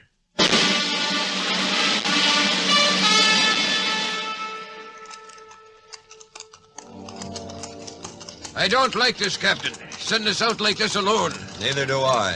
What do you think, sir? You think the devils will be waiting for us? Can't tell. Apaches are tricky.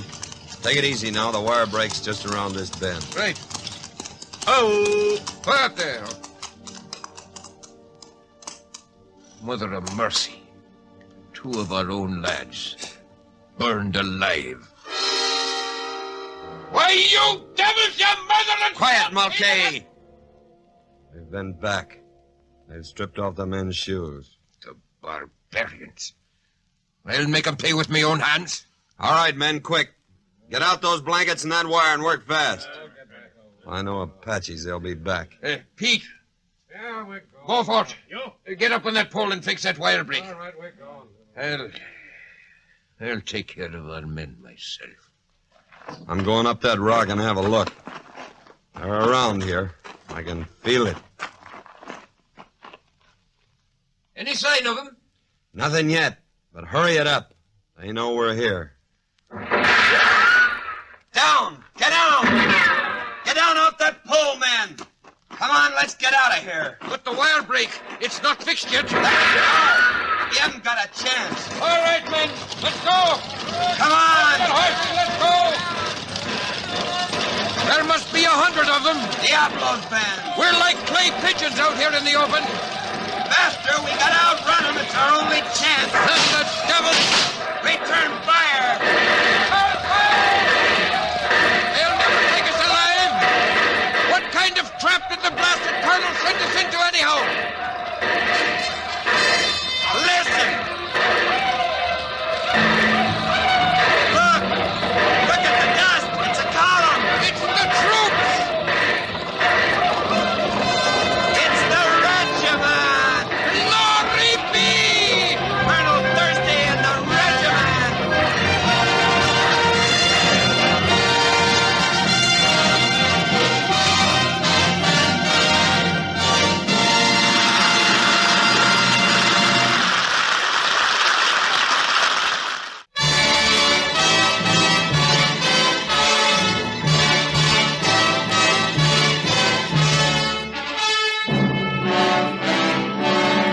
Now, back to our Screen Directors Playhouse production of Fort Apache, starring John Wayne and Ward Bunn.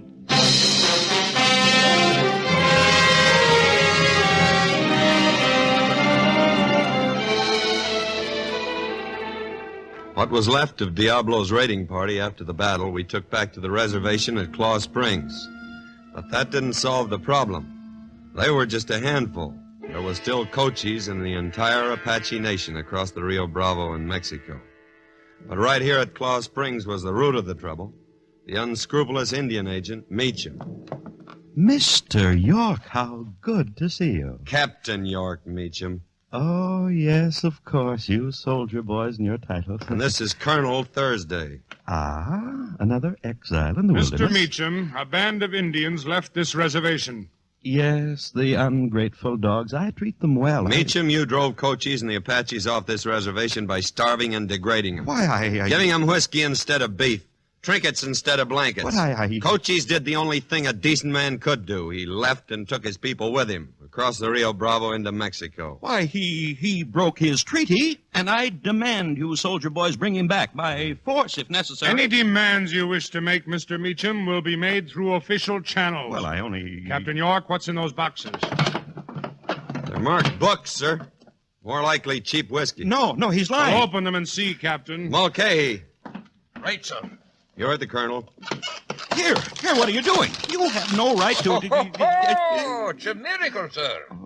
The books have turned into whiskey in a barrel. I have a government license to keep a medicinal supply of... What shall we do with the books, Colonel? Destroy them. Mulcahy. Yes, sir. And what about these Winchester rifles, sir? Destroy them, too. No, you can't. This is private property. You have no right Meacham, to... you're a blackguard, a liar, a hypocrite, and the stench in the nostrils of an honest man. If it were in my power, I'd hang you from the nearest tree and leave your carcass for the buzzards. But as a representative of the United States government, you are entitled to the protection of my command. But that is all. Good day, sir.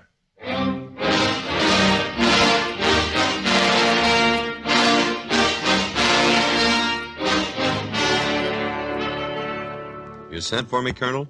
Sit down, Captain York. Yes, sir. Now, about this Cochise.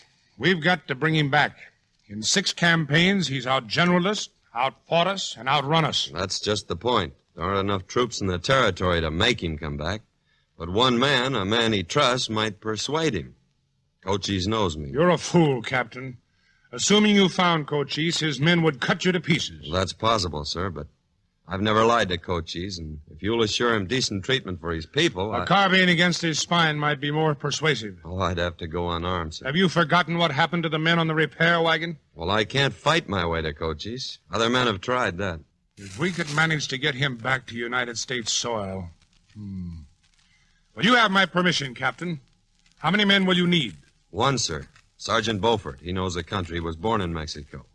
I'd like to leave at once, sir. Proceed, Captain, and take your sergeant. I hope you make it.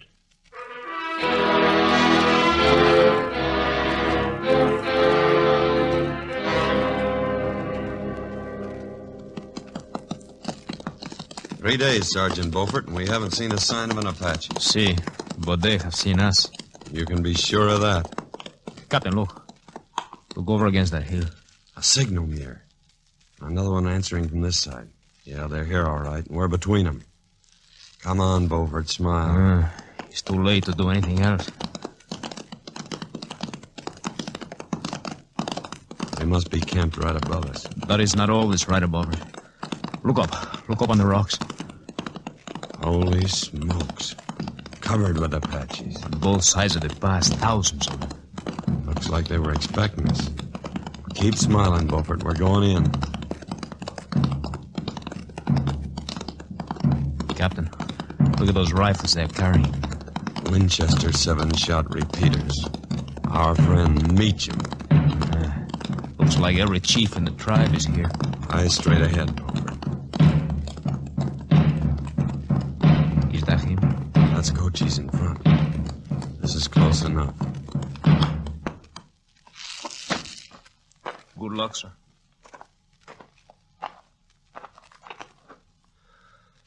Buenas tardes, Cochise.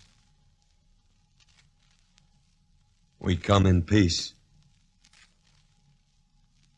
Buenas tardes, friend.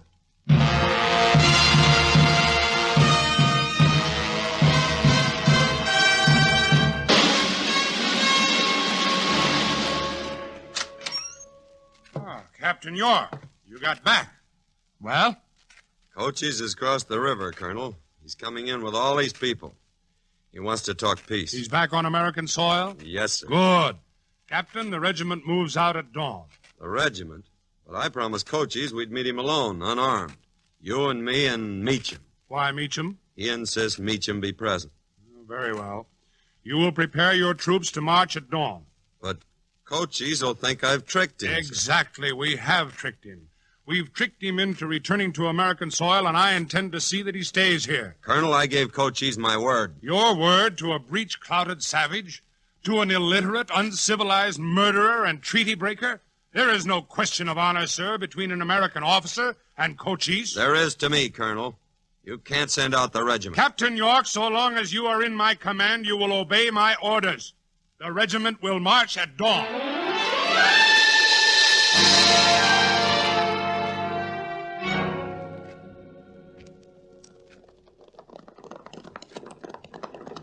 Is this approximately where you were to meet Cochise, Captain York? Just about. Halt the troops. Ho! Ho! Ho! Captain, I propose to deploy our men, sending 2 troops to the north and 1 to the east. The Apaches, sir, are neither north nor east, and they're not in their encampment. If you'd been watching the dust swirls to the south, as most of us were, you'd know they're over there, just coming over the ridge. That's Cochise now, sir. They're about 4 to our 1, most of them with Winchester rifles. Do we talk, Colonel, or fight? You seem easily impressed by numbers, Captain. However, I'll honor your word to Cochise. Where's Mr. Meacham? Meacham! Here, sir, at your Mr. side, Meacham, Colonel. we are riding out to talk with Cochise. Oh, he's not the kind you can talk to, Colonel. I warn You you. will accompany us, Mr. Meacham. Come on, Captain. Up! Up! Take over, York. I have the honor, illustrious chief, of presenting the commander of our regiment, Colonel Thursday. We have come to talk. The Apaches are a great nation. Proud, never conquered. But it's not good for nation always to fight. Young men die, old ones hungry. So I bring my people to a reservation. Then this man come make trouble. He means you, Meacham. He lies. Evil man who make my people bad. He's worse than war. He starved my children. No. He killed my people. No, it's not true. Send him away and we will talk peace. If not, there will be more war. Are you threatening us? Colonel, don't interrupt. It's an insult. And for each of us you kill, 10 white men will die. Silence! I did not come here to be threatened. Cochise, I find you without honor. That government which I represent orders you to return to the reservation by dawn, or we will attack.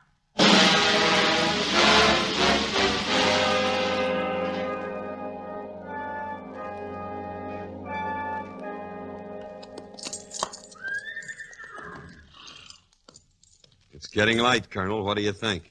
I think they've had their chance. Now it's time they had their lesson. Hand me your binoculars, Captain. Yes, sir. I don't see them. Not a one down in the pass. They're there, sir, but not down in the pass, up on the rim rock. How can you know that? Because if I were Cochise, that's where I'd take up my position. What about that dust cloud at the far end of the pass? It's an Apache trick, sir. Women and children dragging mesquite to make us ride through that narrow pass into an ambush. Very ingenious, Captain. You make me suspect that your Cochise studied under Alexander the Great, at least. Gentlemen, mount your troops. We charge through the pass in a column of 4s. Mounted in 4s? Colonel, that'd be suicide. I tell you, they're up in those rocks on either side of the pass. It's an ambush. Captain York, there is no room in this regiment for a coward. You will remain on the ridge in safety with the supply wagons. Yes, sir.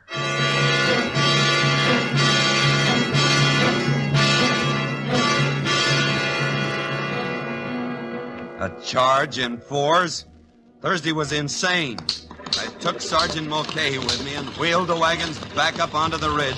Roll over! The regiment started forward at the half-gallop. The faces of the men set and grim. There they go, Captain. The finest lads I ever soldiered with. First the A Company, down into the pass. They didn't have a chance, but they kept charging through. B Company, C Company, horses, men, racing, shooting, tumbling crazily as they fell screaming. Captain, look! Colonel Thursday's been hit! Keep me covered, Mulcahy! Colonel Thursday! York, hug me on your horse. Here, follow me, Colonel. I'm dug in on the ridge top. No, Captain. Your saber. I must rejoin my command. There is no command. It's wiped out. We're all that's left of it, don't you understand? Us and the wagons on the ridge. Then back to your ridge, Captain. We'll charge in 4s. Come back, Colonel. Come back. Come back. Hurry, Captain, over here!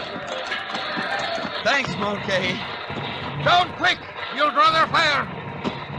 What difference does it make? Wiped out. Wiped out. Every man. The devils. The murdering devils. It's all over. No. Here they come. A whole Apache nation. We've got a rifle apiece and 40 rounds, Captain. No, wait. Make 'em count. Every one for the men that's gone. No, Sergeant. Hold your fire.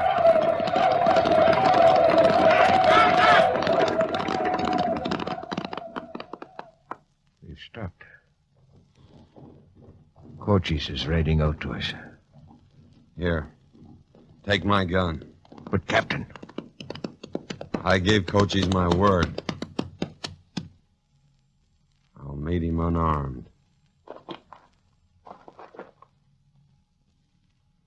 White Colonel say Cochise without honor. White Colonel dead. I give you your flag. For a moment, Cochise stared at me. Then he wheeled his horse, and like a great wind, the Apaches rode away.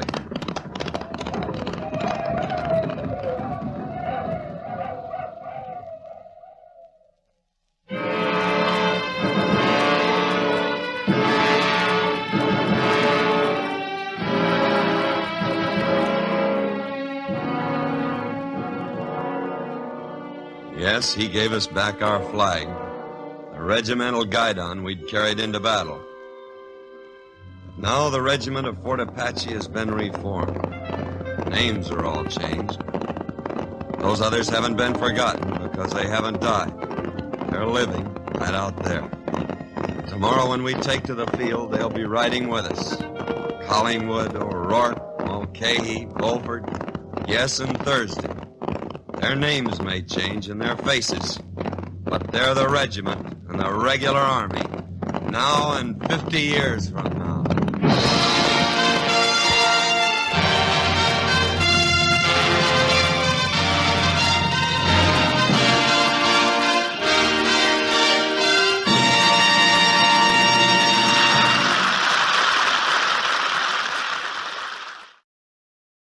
I hope you are enjoying the radio show so far. Now another episode of Dr. Sixgun, which aired on September 2nd, 1954. A measles outbreak among the Apaches brings Dr. Matson to help them, but he also gets involved in trying to prevent them from moving north at the orders of their medicine man, which would allow their land to be taken over by some greedy settlers. And the doctor knows that this is going to lead to violence. It's a really gripping tale that highlights, again, the stereotypes and antagonism between Native Americans and U.S. settlers at the time. This also has a really great ending. Next, another episode from the Cisco Kid, Convict Valley, which ran on August 5th, 1954. The town of Convict Valley was founded by outlaws, and it shelters murderers and thieves and so forth. And the editor of the newspaper in the neighboring town of Cottonwood Bluffs calls for an attack on Convict Valley to wipe out all the outlaws living there. The Cisco Kid and Pancho find themselves trying to stop the attack and find a lawful solution to the threat that the town poses to its neighbors.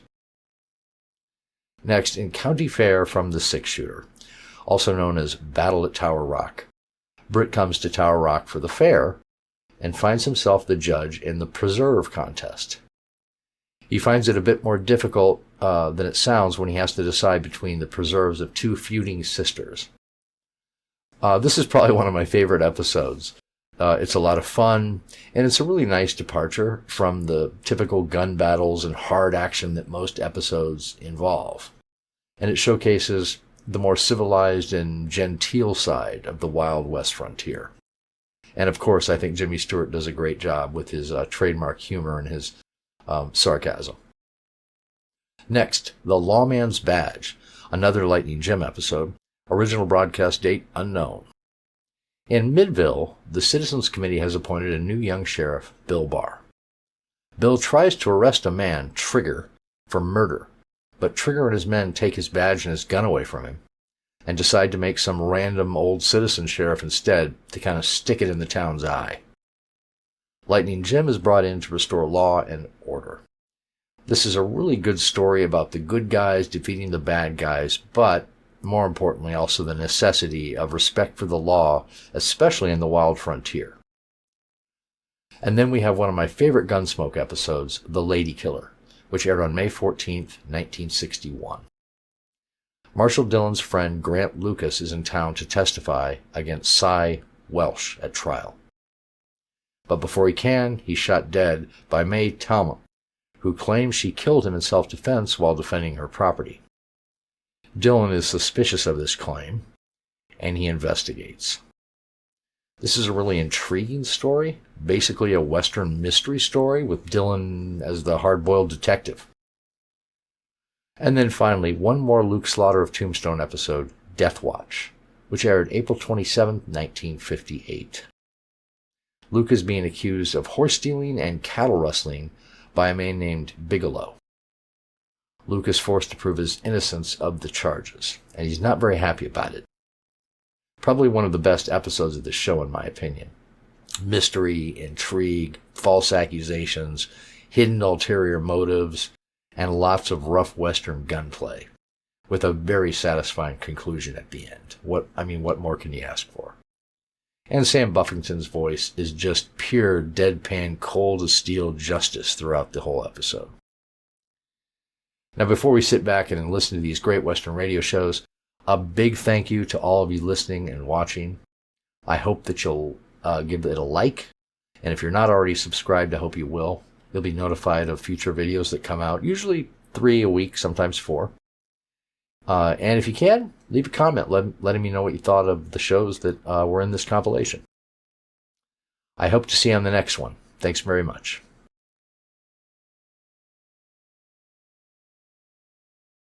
Across the rugged Indian territory rides a tall young man on a mission of mercy. His medical bag strapped on one hip, his six-shooter on the other. This is Dr. Sixgun.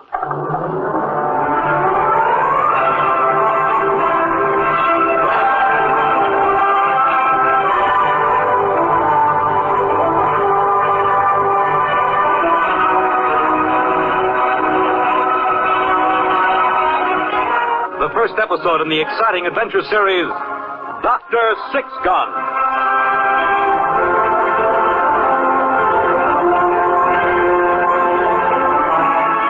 Ray Matson, M.D., was the gun-toting frontier doctor who roamed the length and breadth of the old Indian territory. Friend and physician to white man and Indian alike, a symbol of justice and mercy in the lawless West of the 1870s, this legendary figure was known to all as Dr. Sixgun.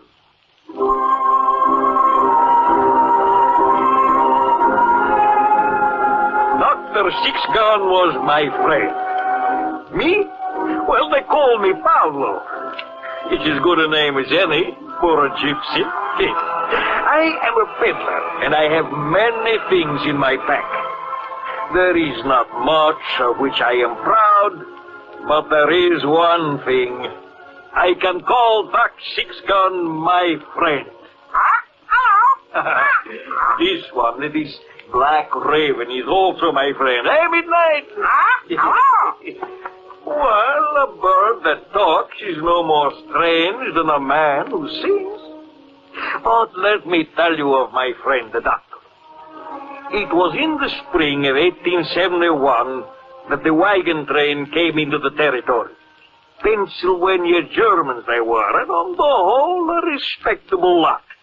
Except for one man. Well, we wandered into their camp one April morning, Midnight and I, to see what we could sell them. And there, our story begins.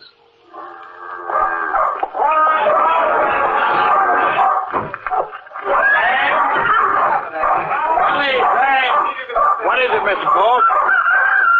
Randall tells me you got a sick Indian boy in your wagon. That's right. He come stumbling into camp about 20 minutes ago, half delirious. Said his village was sick. Going to move north. You don't say. Get him out. Now, wait a minute. I said get him out. Oh, I happen to own this wagon, Mr. Court. And I happen to be leader of this wagon thing. We've been starving in these rocks for 6 months now. We can't afford sickness. Where is he? Inside. Okay, Injun, on your feet.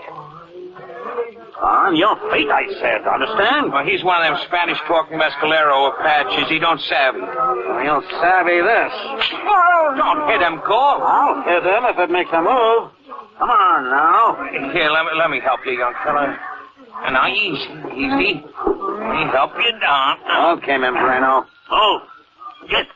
Can't you see he's too weak? A couple of bullets are on his feet, and he'll move. Oh, okay, maybe you're caught. Please. Out of the way. Pardon me, gentlemen. Who the devil are you? My name is Pablo, sir. I am a peddler. Get that raven away from me. Midnight, come here. He will not harm you, sir. He's a pet. Right, Midnight? Did I hear him talk? Oh, Midnight does many things. Watch. Midnight untie my sack.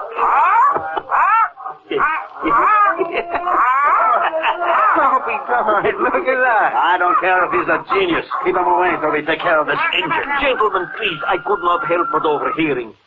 The boy is sick, is he not? He'll be a lot sicker if he don't get. Or perhaps I could help. I am on my way to see a friend of mine in Frenchman's Fort, a physician.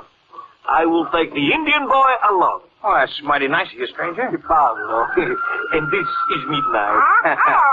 My name's Willie James. This here's our leader, Aaron Paul. I'm going to round up the men folks for a meeting. See that this engine is gone before we start. Mr. James, would you help me tie the Indian boy to my mule? He seems very weak. Sure thing, Pablo. All right.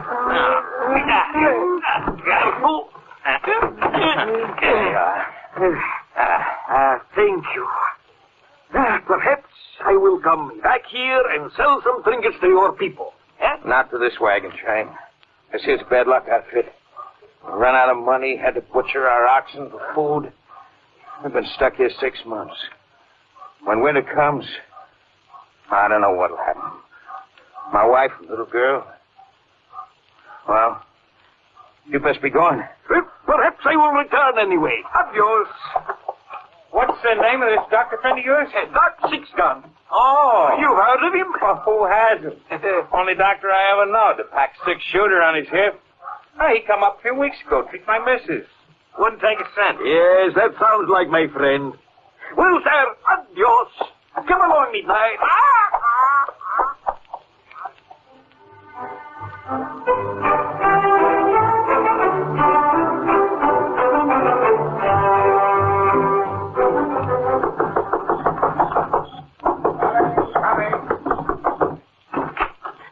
Excuse me, doctor. Do you have any cure for a restless soul? Pablo, you old son of a gun, where you been? Where have I not been? How are you, old friend? Just fine. You look well. Weep before God, laugh before people. However, Come in, stay a few weeks. Stay a year. Where's midnight? Well, here. There you are, you old seagull. You can see you in the dark. Well, Pablo, you coming? One moment, please. I have a sick Indian outside. A sick Indian? Well, why didn't you say so? Bring him in. You'll have to help me carry him. Sure. All right, here he is. Now, don't be afraid, boy. This man will help you. Easy now, let's lift him in. Careful. All right. Put him down here. Right. I'll hold the lantern. Why, I know this boy. So? His name is Modi Pony. He's the son of an Apache chief. Well, let's see what... Uh-oh. Shiris? Measles. Well, that doesn't sound so bad. Not to a white man. To an Indian, it can be as fatal as bubonic plague. Oh. He seems over the worst of it. Modi Pony. Hola. Can thou hear me? I hear thee, white eyes. My people.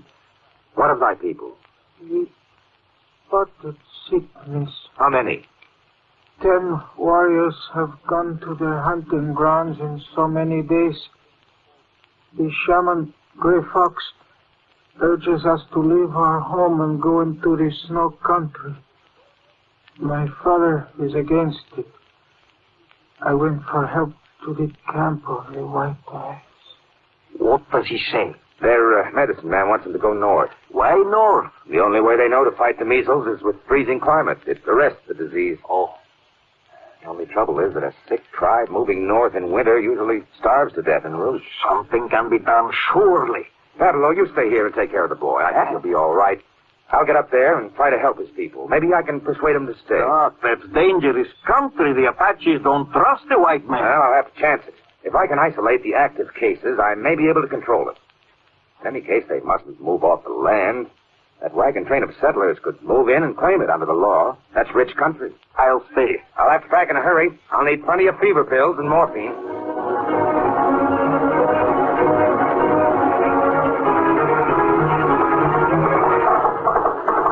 Come on, Sage.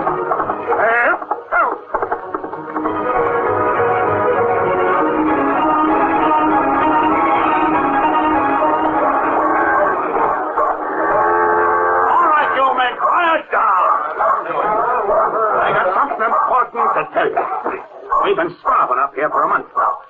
Winter's coming. The wives and kids are looking at you, wondering what you're going to do. Can you answer them? No. All right. We need land. Good farmland. If we don't get it, we starve. I'll tell you where we can get acres of the best land you ever saw. You can almost see it from here. I'm talking about the land the government gives them stinking Apaches in the peace treaty with Cochise. They don't farm that land. All they do is hunt on it. What is that, I'll tell you what, good. There's an epidemic of measles in the Apache village. One of them comes stumbling into camp this afternoon. Well, I found out that their medicine man is telling them to move north, off the land. That means we move in. Except for one thing. There's a fella named Doc Sixgun on his way to that village to stop the epidemic. Now, the way I look at it, either we stop Doc Sixgun from reaching that village, or we die. I say stop him.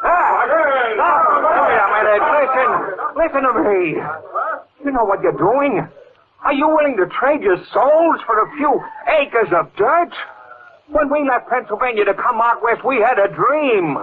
We wanted to be free men on our own land, beholden to nobody. What's happened to you? You can't eat dreams. This is inhuman. Listen to the dreamer, men. We've had all we can stand. It's time for action. Let's go. Stop. I'll shoot the first man that moves. Well, it ain't. Put down that gun. I mean it. I can't stand by and see this happen. How can we hold up our heads?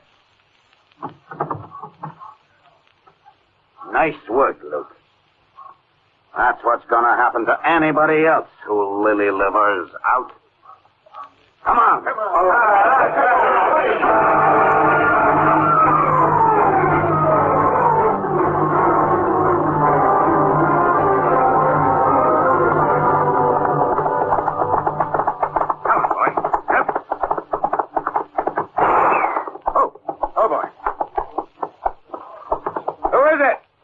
On those rocks.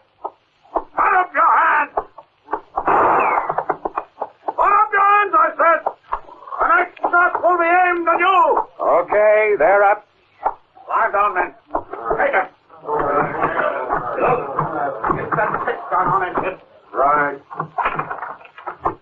All right.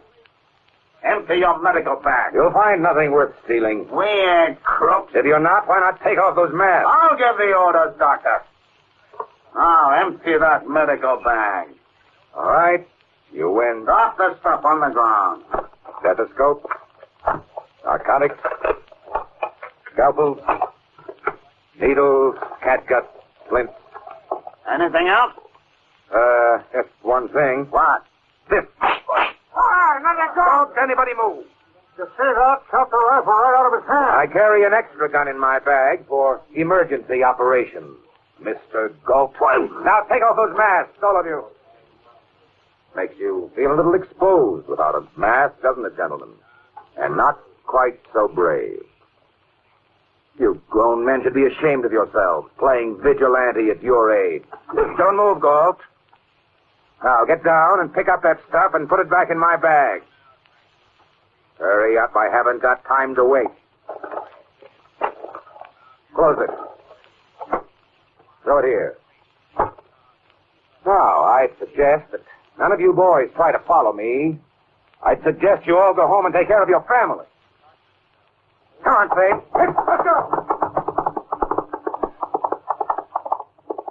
Mount up, men. We're going after him. Mount up, I say. Let's go home. Let's go. You'll regret this.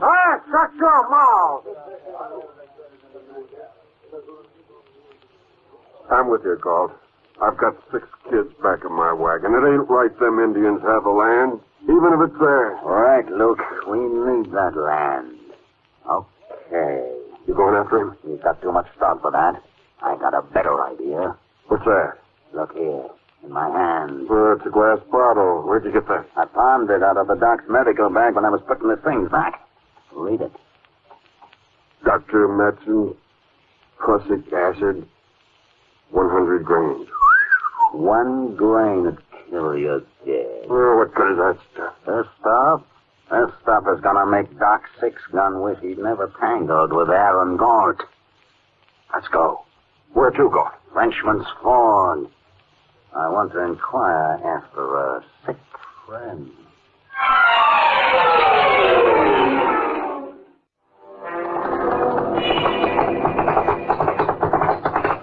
Osage. Oh, boy.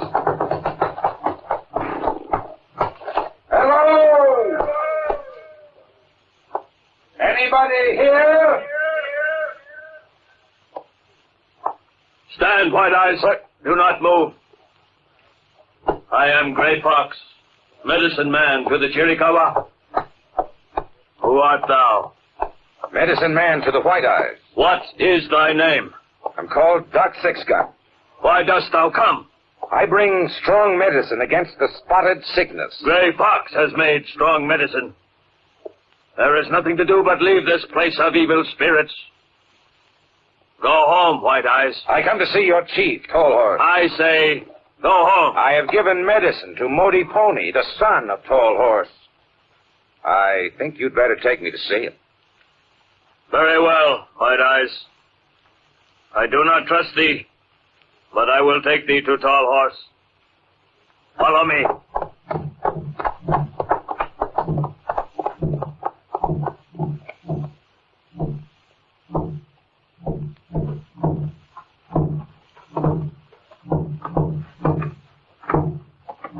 Stand, White Eyes. Here is the Hogan of the High Council. Enter.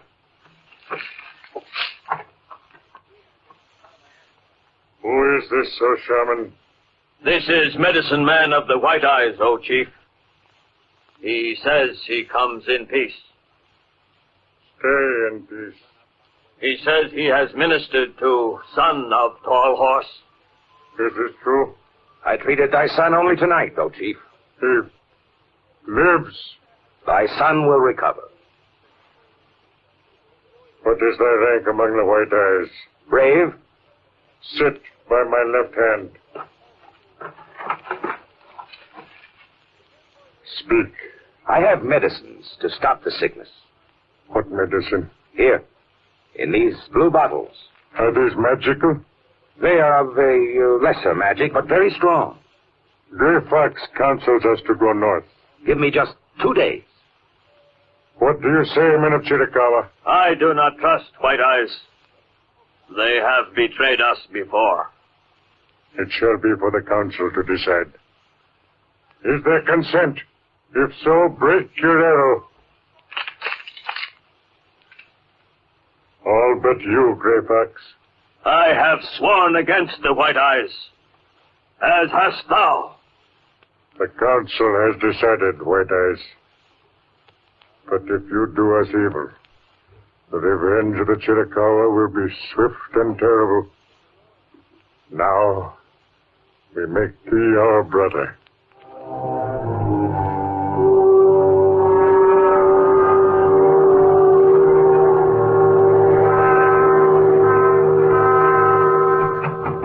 Open up, Pablo.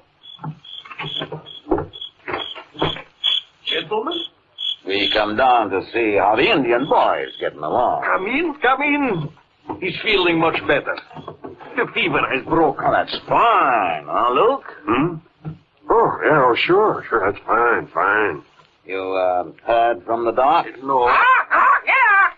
Quiet, Midnight, quiet. Mind if I go in to see him? Not at all. Just want to check. Since he came to us, I wouldn't want the Apaches to hold us responsible if anything happened to him. You understand? I will go with you. It is time for his medicine anyway. I'll give it to him. Luke has a splinter he'd like you to take out. Right, Luke? Oh, yeah. Oh, it's a bad one. Oh, well, I will do it. Here is the medicine for Modi Pony. I will mix it in the water. So, he knows how to take it. I'll just go in. Now, show me this splinter. It's right here in this hand. I see no splinter. Come in the light. Oh, it pains awful. Are you sure?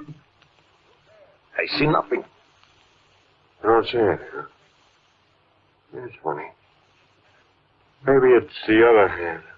Oh, well, I will look. Forward. What is it? Look. Modi Pony. He's dead. It is impossible. What happened? I don't know. I gave him the medicine, and he took a swallow and went limp. Let me listen for his heart. Well? He is dead. That's what I thought. Stand up and turn around. Why'd you point the gun? Do like I say. Search him, Luke. He's not carrying a gun. All right. You got a buckboard? Yes, sir. Put the body of Modi Pony in the back. We're gonna take a journey. You ain't coming back either.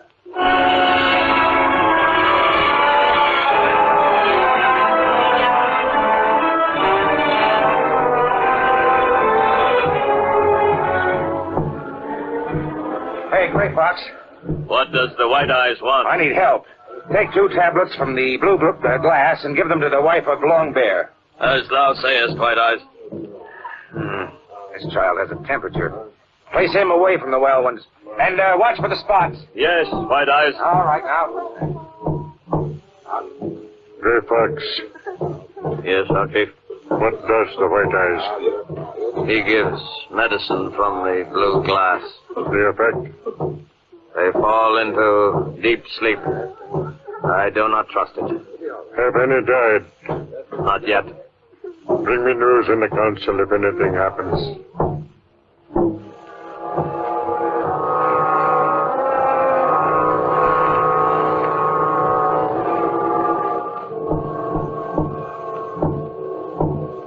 Why does the council send for me, Gray Fox? Enter the Hogan, White Eyes. Very well. Oh, Chief, I have much work. It is not fair to thy people to... Modi Pony. Gaze upon body of the son of Tall Horse. How did he get here? He was brought here by 2 White Eyes, along with peddler who did this evil thing. Pablo, you all right? He's a lot better than he's gonna be, Doc. What happened, Pablo? I gave Modi Pony the medicine. Gold found him dead. Thus didst minister to son of Tall Horse, O Chief. Hear me now, men of the Chiricahua. For his perfidy, the white medicine man and his friends shall be dishonored and die. Take them hence and tie them to the cactus plant with thongs of wet rawhide. When the sun shall rise full, the thongs will shrink. Then they shall feel the wrath of the Chiricahua Apache. After the burial of Modi Pony, our people will burn their hogans. We shall leave this land of evil spirits forever. No harm to the White Eyes who came in peace. Thus has the council ordered.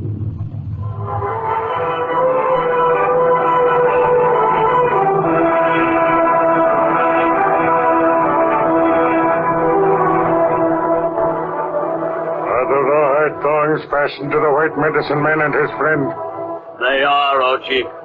We will leave them. Come. Hold on, Doc. You want to speed it up a little? Here's the bottle of prussic acid that killed Modi Pony.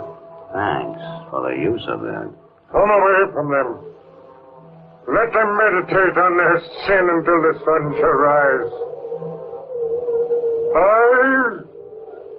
Start the funeral.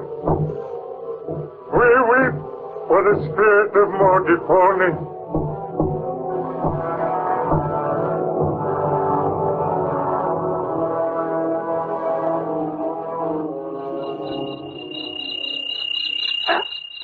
Easy, Pablo. The thongs begin to press. See, the sun is high. Try not to move. See, the vultures come already. Yes. Pablo. Yes. That's no vulture. It's midnight. Midnight. Oh, if only. Midnight. I have a thought. A wild thought, but still. What? My raven can untie knots. What? As a trick, I would often have him untie the string on my peddler's sack. Midnight. Midnight. The knot. Untie the knot. He's going to the knot. Untie. He's tugging at it. No use. Wait, he's getting it. Pablo, he's getting it.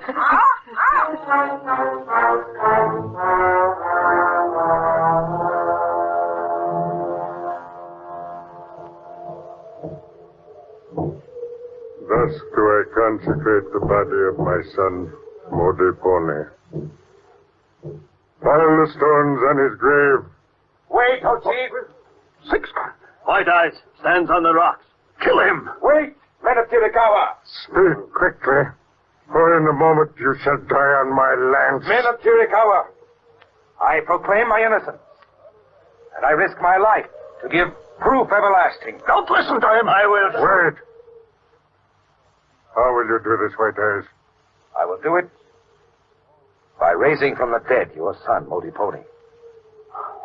He tricks you. This is the strongest medicine of all, White Eyes. Beware. Give me 1 moment. Doc, how can you do this? Get my medical kit. Galt has it. The doctor needs his medicine bag. It is a trick. We shall see. Give him the bag. Here, Doc. Pray, Pablo. If you do this magic, you are my brother. If not... I'm praying, Doc. Give me the spirits of ammonia from the bag. Here. There. Now. He desecrates the body of Modipone. Kill him. Stop. Look. His eyes move. He wakes. My son awakes from the dead. Modipone. Modipone, canst thou hear me? Tell us the name of the man who poisoned you. See, O Chief. He points at this one. Look, run! Seize him!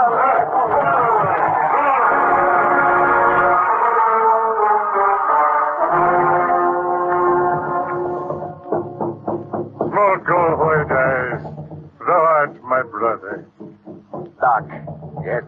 Please, before I explode like a bomb, what happened? When we first saw Modipone's body, I noticed that rigor hadn't set in, even though some hours had gone by. Then when Galt gave us that blue bottle, I remembered that it didn't contain prussic acid at all. I put morphine in it just before we left and didn't have time to change the label. Then Modipone was never dead? Just drugged into a deep stupor. The spirits brought him back. Spirits of ammonia. There is a saying among the gypsy people, you cannot get 2 skins off an ox. You have proved it wrong.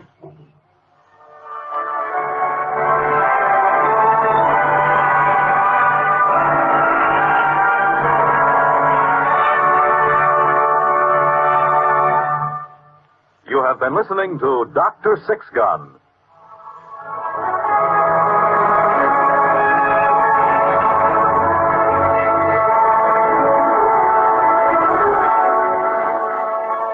Sixgun is played by Carl Weber and Pablo by William Griffiths.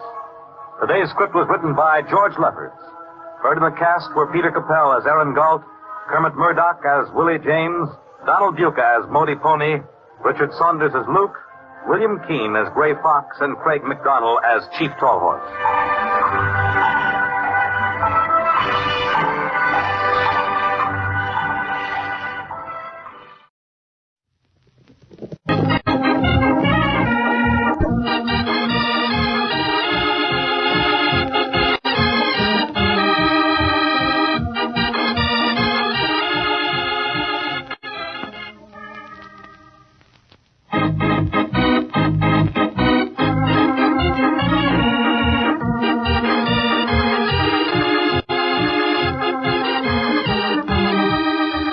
The Cisco Kid in our gripping story, Convict Valley. The story of Convict Valley has its parallel in the annals of the Old West. For Convict Valley was a town founded by an escaped murderer, and its purpose was to shelter criminals, desperados, and killers. As the town grew, its outcast residents went forth into the territory to rob and kill and put fear into the hearts of men. But one man who lived in the nearby thriving town of Cottonwood Bluffs spoke out publicly. As our story opens, a rider reins his horse in before the Convict Valley Cafe. Wait till Hack reads this. Hey, Hack! Look at this! What you got there, Rank? It's a newspaper printed over in Cottonwood Bluffs. Tom Morris been writing any more about it? Just read it. Right here on the front page. Hey, boys, come here. That buzzard Tom Morris. Listen to this. It is long past time Convict Valley was wiped out. For honest men to be terrorized by such spawn and dregs of humanity. Hey, what's that mean, Ryan? Well, it ain't nice. Yeah. Dregs of humanity is disgraceful. Well, that every man in Cottonwood Bluffs arm himself to the teeth. Ride to Convict Valley and clean out that community of criminals once and for all. Gonna clean out this community, huh? Now, we'll see about that. We ought to go after that editor for writing that heck. Yeah, that's just what we're gonna do, Ranks. We're gonna get him and we're gonna burn down this place. Settle up, you hombres. We're riding to Cottonwood Bluffs.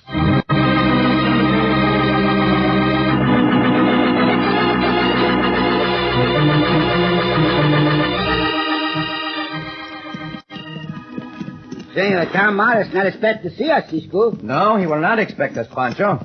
But since we are in this part of the country, it is fitting to call and pay our respects. What's Senor Tom doing Cottonwood Bluffs, Cisco? I believe he's running a newspaper, Chico. Oh, a newspaper. See? Oh. After Senor Tom resigned from the Border Patrol because of poor health, he came to Cottonwood Bluffs. Uh-huh. Being a man of some education, he decided to start a newspaper. You know, Senor Tom saved Pancho's life, Cisco. See, he also saved my life, amigo. Uh-huh. Those bandidos in the border cafe would have shot us both in the back if Senor Tom had not drawn his gun just when he did. That's too close. See, what? Wait, Pancho, hold up. Hold up. Why we stop, Cisco? Why we stop, huh? Why? Look, over there to the south. Oh, riders. Many of them. About 25, I would say. They ride this way. On a trail that comes in close to this one and branches out again away from it. Let us ride ahead where the brush will hide us from their view. Come on, Diablo. Come on, Lobo. Come on. Easy now. Huh? Ah, this is good. Whatever. Maybe the hombres already see us, Cisco. No, I do not think so. No? We were partly concealed by the trees back there. But why we wait for these hombres, Cisco? They're cowhands, no? No, I do not think so. No? They are heavily armed, Pancho, with 6 guns and rifles. Quieto, here they come. Quieto, here they come. Now we get to Cottonwood Bluffs, so what 5 of you hombres to guard one end of the street. 5 more to guard the other. The rest of us will take care of getting Tom Morris and burning down his place. Cisco, did you hear this? I did, Pancho. I need to hear no more than that. We will have to get to Cottonwood Bluffs before those hombres do. This trail go there, Cisco? I'm not sure, but I think it must. Mm-hmm. We will have to take that chance. Up, Diablo. Yeah. Go now, go.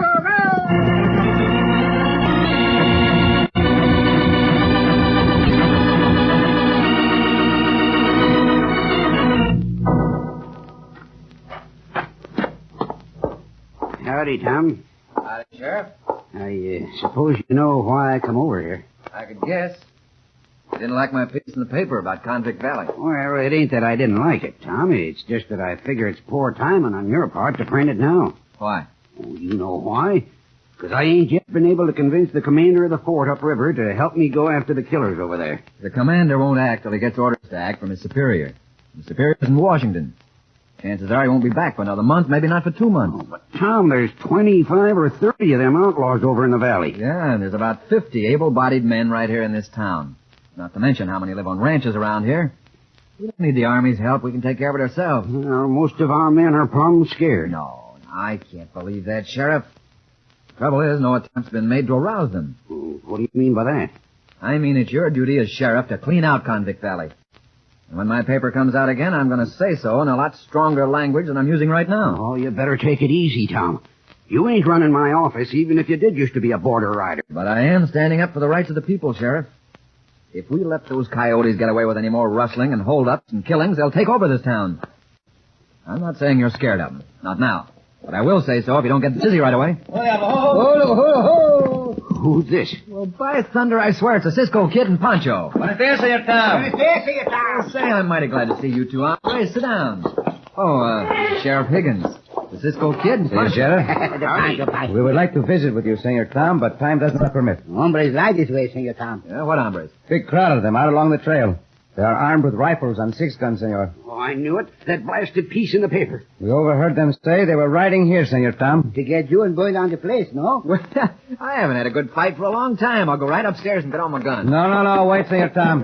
Sheriff! Sheriff! Well, what do you want, Deputy? Sheriff, there's a big mob of men riding to town. I could see them through the glasses. Yeah, we know that, Deputy. Yes, but it's Hack Blair. I say it's Hack Blair and all them convicts. What'll we do? What'll we do, Sheriff? Well, what do you think, Deputy? Well, goodness, I can't make decisions. I ain't good at it. Turn out the men of the town, Sheriff, and be quick about it. Well, this is kind of short notice. Yes, my goodness, they're most here now. I'll go get my gun. Senor Tom, the odds are too great. Those hombres will kill you. Get out of here and stay under cover until they have left. Get out nothing and let them burn down my place? Pancho and I will hold them off as long as we can, until the sheriff brings us some help. Yeah. No, nothing doing. I tell you, you will be killed. They not kill Cisco and Pancho, senor. They not Cisco and Pancho. It's no use talking. I'll stay right here and fight it out. Senor Tom. Yeah? I hate to have to do this, senor, but if I do not, you will lose your life. Hey, what's the idea of knocking him out, Cisco? I just told you why. Now, you and the deputy, get him out of here at once. Take him where those banditos will not find him. Who you giving orders to? I am giving them to you, Senor Sheriff. Apparently someone has to. Now get Senor Tom out of here. Well, all right. Take his feet, deputy. Take his feet, yes, all right. Take his... Oh, these decisions. Well, take him to the store, deputy. Yes, it's the best place. Then get a posse, quickly. He not answered you, Cisco. I do not think we can expect any help from him. Pancho, go to the window. Over behind the press. Behind the press. You'd better take up your station there. Yes, Cisco. I will stay here. Riders come now, Cisco. Come right here. Say, they are a tough-looking bunch. Here, the ranks will go in. Let's you hombres spread out and keep this street covered. All right, What can I do for you, hombres? Who are you? Makes no difference who I am. Hey, wait a minute, Heck. That's a Cisco kid. And Pancho, no? Cisco kid, huh? What are you doing up in this part of the country? It is none of your business, hombre. And you are not welcome in this place. Not welcome in this place. Vamos pronto. Where's Tom Morris? He's not in this building. Probably upstairs, hiding under the bed, Heck. Let's go drag him out. It's just what we'll do. One momento, hombres. I told you Senor Morris is not in this building. I meant just that. Get out of my way. You are not going up those stairs. And who's going to stop us? Just try going up and you will find out. Cisco stopped you, hombre. I said get out of my way or I'll gun you down. That's what I can grab that gun, hombre. Take it away from you. It's a good punch, Cisco. One more. Hey, punch. Hombre, lay down on the floor, no? You. Stand where you are, hombre. Do not reach for your gun. You're going to be mighty sorry of this, Cisco. Yeah. Sure is. Come on, Ranch. Get back to the boys. I think you'd better stay right here, hombres. Both of you. Pancho, take the other hombre's guns. Yes, Cisco. We'll hold them here as hostages. Madre mia, Pancho, do not walk in front of me like that. Let me go. Of course they went just the moment you step in front of these guns. Pancho, sorry, Cisco. Pancho, that thing. What is done. Never mind that now. Get over to your window, Pancho, quickly. Yes, Cisco. They open fire, Cisco? There is no question but what they will, Pancho. Even now, that hombre Hack is calling his men around him to give them orders. Cisco, look. The sheriff walked out the store. He walks to the bandidos. Hey, I will give him credit for having courage, but not having wisdom. Hey, you, Hack Blair. Huh? What you want, Sheriff? You can't come riding into Cottonwood Bluffs and take over the town this way, Hack. I won't have it. Hear that, boys? The sheriff won't have it. I mean that. Either you hombres start riding out of town now, or you're going to have trouble with me. Now go on cracking your hole, Sheriff. We're here to get Tom Morris and we're going to get him. Sheriff looks as if he might go for his gun. Santos, if he does, he is crazy. I'll give you one more chance, Hack. You gonna leave? No, we ain't gonna leave. Stand by. Hey, Sheriff, draw Cisco. Madre mia. No more Sheriff, Cisco. He should have known they would get him. Now there will be no posse for him, Pancho. We will have to stand off that whole gang for ourselves. Well, that'll show him a thing or two, Heck. Now let's go after the newspaper office. All right, open fire, boys. Fill the blasted place with bullets. Bullets right to the wall, Cisco. Down on the floor, Pancho. Answer their fire. Answer their fire. If we get out of this alive, it will be a miracle.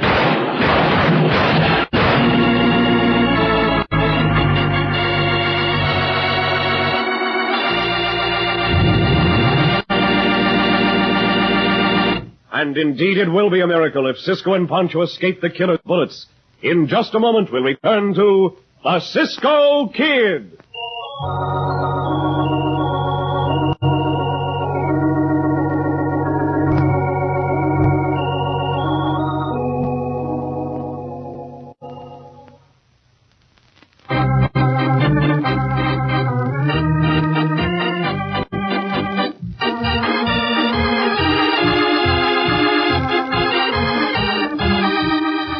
Back to the Cisco Kid in our gripping story, Convict Valley. Riding to Cottonwood Bluffs to visit their friend, newspaper editor Tom Morris, Cisco and Pancho overheard the killers of Convict Valley swear to kill Morris and burn his place for a story he printed against them in his paper. At full gallop, our friends rode to warn Morris, who stated he would stay and fight it out. To save his life, Cisco knocked Morris out and ordered the sheriff and deputy to carry him to safety. Now, defending the newspaper office as best they can against the hail of bullets. Santo, Cisco, bullets give Pancho the haircut, no? Keep down. Flat on the floor, Pancho. When you get a chance to return their fire, do so. Yeah, Pancho got a chance now, Cisco. Pancho, make that hombre dance, Cisco. I will try to make that hack hombre dance. He dance too, Cisco. He dance faster. See, but we cannot hold out much longer, amigo. We're running out of ammunition. What we do, Cisco? And the sheriff dead, no sheriff now. Wait. Here comes someone. Running out of the store. Madre mia, does he want to get killed? It's the deputy, Cisco. He run to here. See, Pancho, keep shooting. You must try to spoil their aim. The deputy not hit yet? I think he's going to make it, Pancho. I ain't never going to try that again. I would not if I were you, deputy. Why did you leave the store to come here? Well, I can't get them men in the store to fight, Cisco. There's 10 of them in there, not counting Tom. He ain't quite come to yet. 10 of them, and none of them will fight? Well, they figure this here fight's between Tom and them outlaws on account of what Tom printed in the paper. What is this piece he printed? Well, here's the paper right here, Cisco, on the counter there. Gracias. Your eyes on those banditos outside, deputy. Yes, it will. Oh, so this is the trouble. Convict Valley. I've heard about that place. Did not realize it was so near this town. The men here will not back up Senor Tom in such a worthwhile campaign as this? Well, it looks to me like Hack Blair's got him plumb scared, Cisco. He's got me scared, too. But I'm going to keep on shooting. Deputy, you are all right. You're not scared, Deputy. No, but it's them decisions that licks me. Very well. I will make a decision for you. You and Pancho stay here and hold those hombres off, and I will get over to the store and talk to those men. But, Cisco, you not run over here. You get shot down, no? We will all get shot down anyway, Pancho, unless someone can get those men to help us. I will start with the first lull in the firing.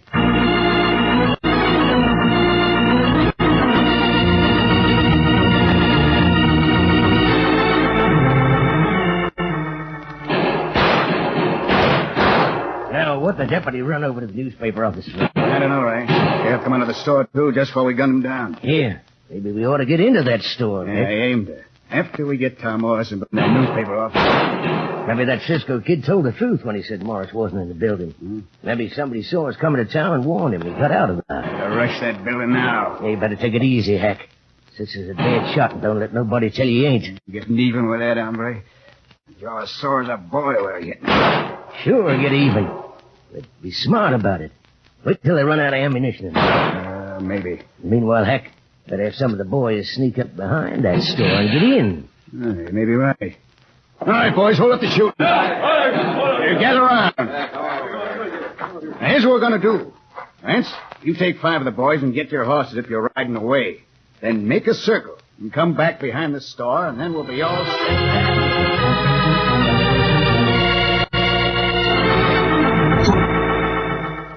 Now, the firing has died down. I will make a dash for the store, Pancho. Pancho dash for the store, too, Cisco? No. No? You stay here with the deputy, amigo. Oh, well, I guess I can hold him off.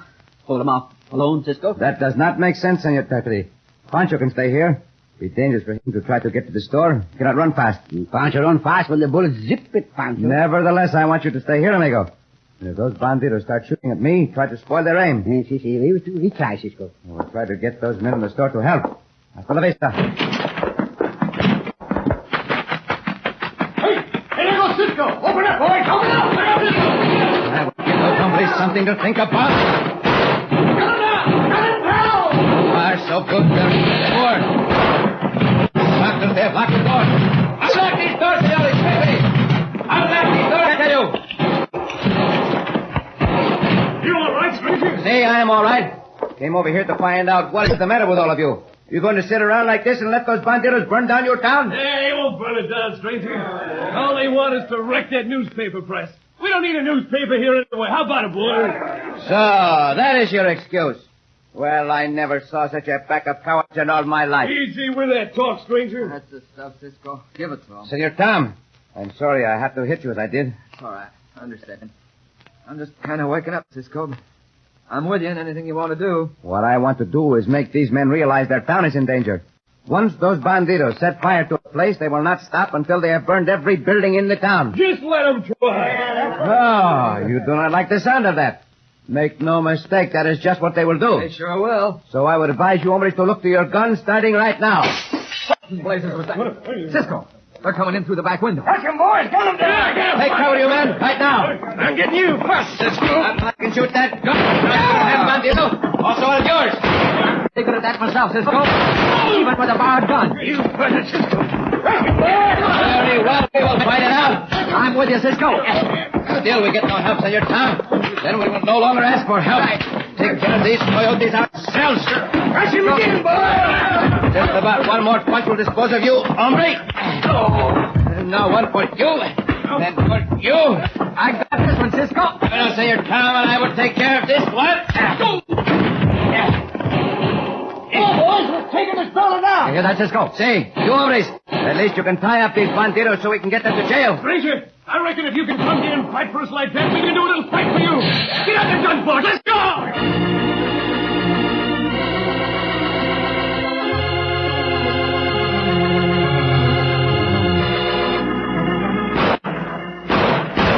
Francis in the store by now. Come on, let's watch that newspaper. Come on. What we do? Oh, another of them blasted decisions. Hold the door, Apache. No ammunition, huh? Now we got you. Kick down the door, boy. Don't kick down the door, hombre. Don't kick down the door. I got it, boy. Once more. That's the stuff. Now gun whip her. Don't that gun whip, Pancho. Cisco! Cisco! Hey, Pancho, hold on for just a moment more. Hey, look. Great sweet Cisco's got a bunch of men behind him. Open up, boys. Now nobody get that Cisco. Here, I want to get him myself. Pancho, hit your hand, hombre. And make a shot go wild. You will do nothing, bandito. I will take that gun of yours. It's good work, Pancho. The only decision I got to make now is to fight. Well, what are we waiting for? You scoundrel! Break your neck, Cisco. That is big talk, bandito. Too big for you. First place, you're not going to get your hands on me. In the second place, even if you did, would not help you. Hit me again, Cisco. Hey, Pancho, since you tell me to, I will. Bueno, Cisco, bueno. He going to sleep too, no? Cisco! Hey, Cisco, they're running. They're running away. My goodness, what do we do? You'll not make that decision for yourself, Deputy? It should be simple. Come on, Deputy, we'll go after them. Yes, that's what we'll do, Tom. That's just what we'll do. Get your horses, boys. We're going to round up every last one of them scoundrels.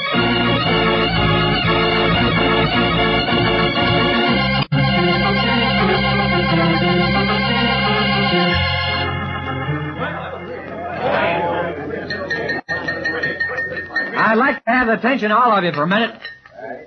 As you all know, we've cleaned out that town of Convict Valley. Sent all those outlaws back to jail where they belong. And I guess all you hombres know who's responsible. Not only for running those bandit stores, but for making every man jack in this town ashamed of himself for not doing something about it sooner. I'm going to call on him in just a minute. But before that, his partner might have a word to say. Pancho? Pancho not can make the speech, say you, Tom. If Pancho just say, it's a good meal, and Pancho say, gracias. And now Pancho eat some more, no? Yeah, eat away, Pancho. I guess you've earned it. Well, the man I'm referring to, neighbors, is the Cisco Kid. Cisco!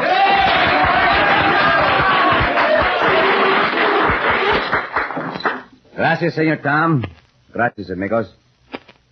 Let me say, first of all, that Pancho and I only defended our own lives, which anyone would do. But apart from that, senores, I'm very glad we came to this town when we did. It is always a great pleasure for me to see people suddenly realize that the law is behind them. And that when the law is behind them, they themselves are 10 times as strong. Always remember that, amigos. And the bandidos will never again bother you. For they are always afraid of the power of the law. Gracias and adios.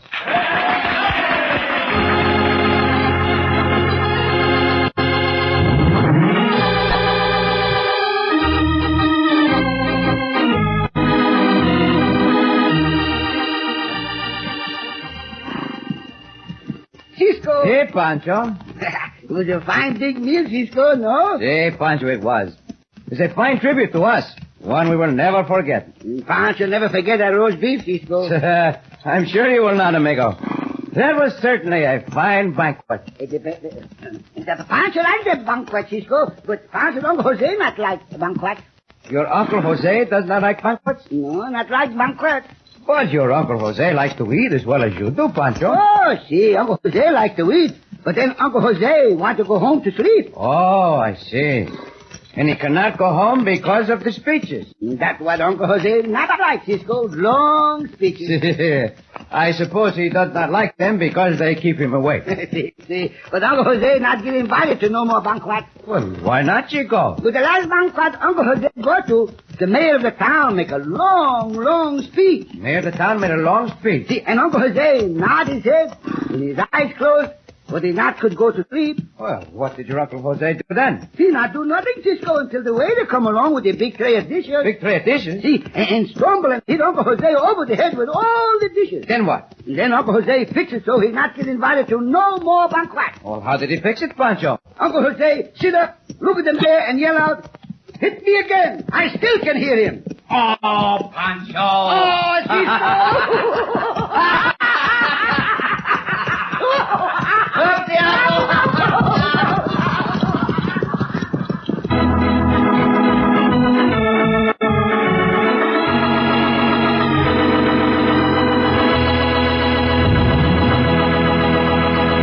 And so ends another exciting adventure with O. Henry's famous Robin Hood of the West, the Cisco Kid.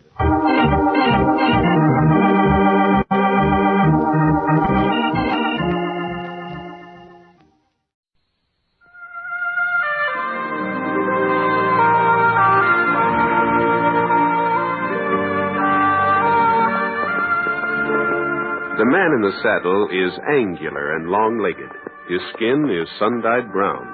The gun in his holster is gray steel and rainbow mother of pearl. Its handle, unmarked. People call them both the six-shooter.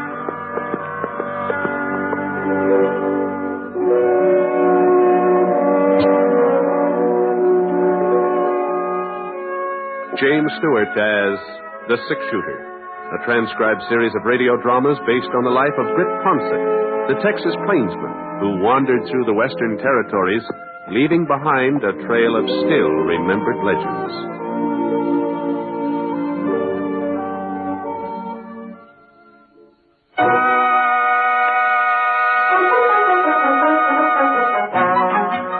Tower Rock sure was spruced up. Flags on almost every building, a big banner stretched all the way across Main Street, all the way from the roof of the hotel to the top of the Whitford Bank. Franklin County Fair, that's what it said. Prizes, rodeo, free barbecue, Saturday, August 20th, come one, come all. Well, tomorrow would be the 20th. I'd come to town a day earlier and be sure of getting a room. Good thing I did, too. Only one left is on the second floor. The livery stable side of the hotel at that. I put my clean shirt in the dresser drawer and headed downstairs. The clock in the lobby said 3:15. Well, that meant I had time to sort of give Tower Rock the once over before supper. Thought maybe I'd wander over and see how Kermit and Rome were getting along. But just as I was crossing the street, I saw Rome come out of the front door. Rome! Hey, Rome! Hmm? Oh, Britt. Well. Finally decided to put in an appearance, huh? How are you? I'm fine, Rome. Fine. I was just on my way over to see you. You're not running short of cash, are you, Britt? No. No, this is going to be a social call. Not that I'm flush or anything like that. Come into town for the fair, huh? Yeah. I haven't been to one since I don't know when. I figured Dad Morgan's cattle would do without me for a few days, so... Well, how are things to you, Ron? Oh, so. Bessie, is she all right? Oh, pretty well. Kermit and Thelma? I guess they're all right. You guess? Well, I ain't inquired lately. Well, I better get moving. I told Bessie I'd pick her up at the schoolhouse. She's on the decorating committee. I'll see you later, Brett. Yeah, I'll see you.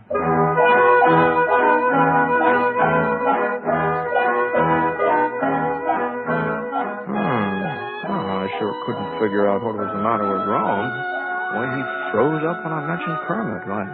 They'd always been more like kin than in-laws. Folks said it sure was lucky for the Wickford girls to marry two fellows who got along so well, especially after Jess Wickford died and left the bank to both his daughters 50-50. Kermit and Rome had turned into first-class bankers, too. The Wickford Bank probably is worth about twice as much now than it was when Jess had run it. Well, hello, Brett. Where'd you come from? Oh, Kermit. Oh, I was just thinking about you. About me? Yeah, well, I ran into Rome a minute ago. I suppose he was shooting off his mouth again. What? Well, no. Well, just don't believe everything you hear, Brett. There's two sides to every story. Remember that. Sure, Kermit. Well, I got to be running along. Thelma's at the schoolhouse waiting for me to fetch her home. Well, you could have saved yourself a trip. Huh? Well, that's where Rome was heading to get Bessie. He could have picked her up, Thelma, at the same time. Well, you don't think they'd ride in the same buggy, do you? Huh? Well, I'll probably see you at the fair tomorrow. So long. Yeah, sure. So long.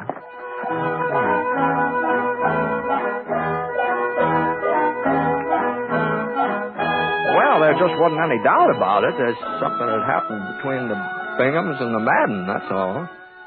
It must have been something pretty serious, too, the way Kermit and Rome had been acting.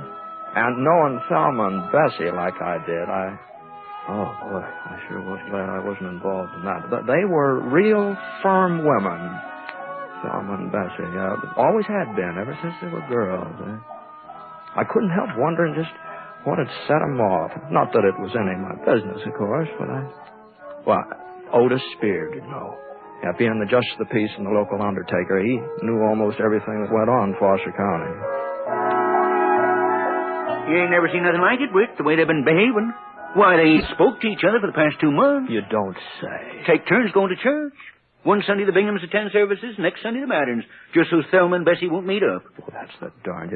I can't believe it. Well, that ain't the half, Britt, not the half. You remember the Social 16? You know them couples who always got together and played whist on Friday nights? Yeah. Well, they ain't the Social 16 no more. The Binghams pulled out, and the McDaniels and Johnsons and the Potters, they left at the same time. We got 2 social eats now. You mean this foolishness has gone beyond Thelma and Bessie? Other folks are taking sides, too? Well, see, they are. The whole town is split right down the middle. Well, I never heard of such a thing. Well, how did it start, anyway? Well, last May, that was the beginning.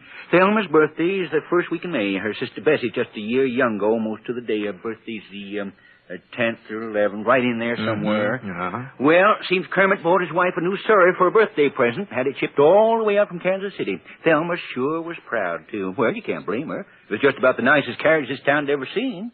The nicest until it came time for Rome to give Bessie her present the following week. You don't mean he bought Bessie a Surrey, too? Yeah, that's what he did. Well, yeah, even fancier than the one Kermit gave to Thelma. Yep, a whole lot fancier. Red leather seats with real springs in them, a white top, and painted white wheels.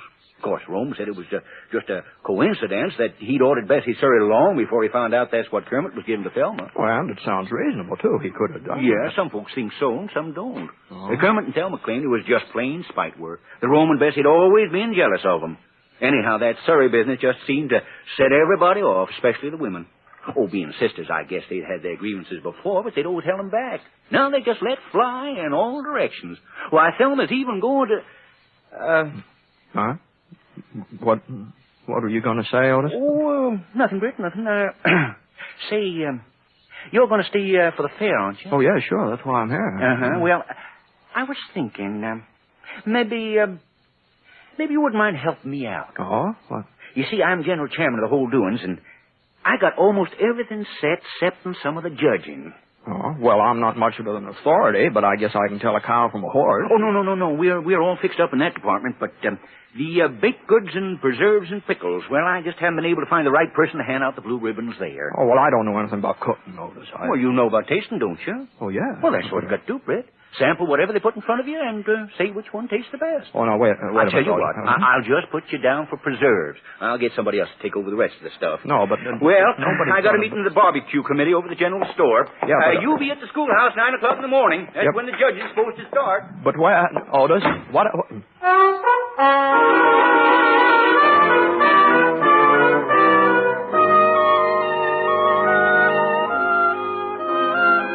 Where's the idea of me giving out blue ribbons for preserves? I couldn't tell peach from grape if it wasn't for the color. Well, there wasn't any sense in me standing here in the funeral parlor worrying about it. So I went back to the hotel to fix up for supper. Yeah? Who is it? Bessie Madden, Britt. Well, just a second. Well, won't you come in, Bessie? Well, thanks. Hey.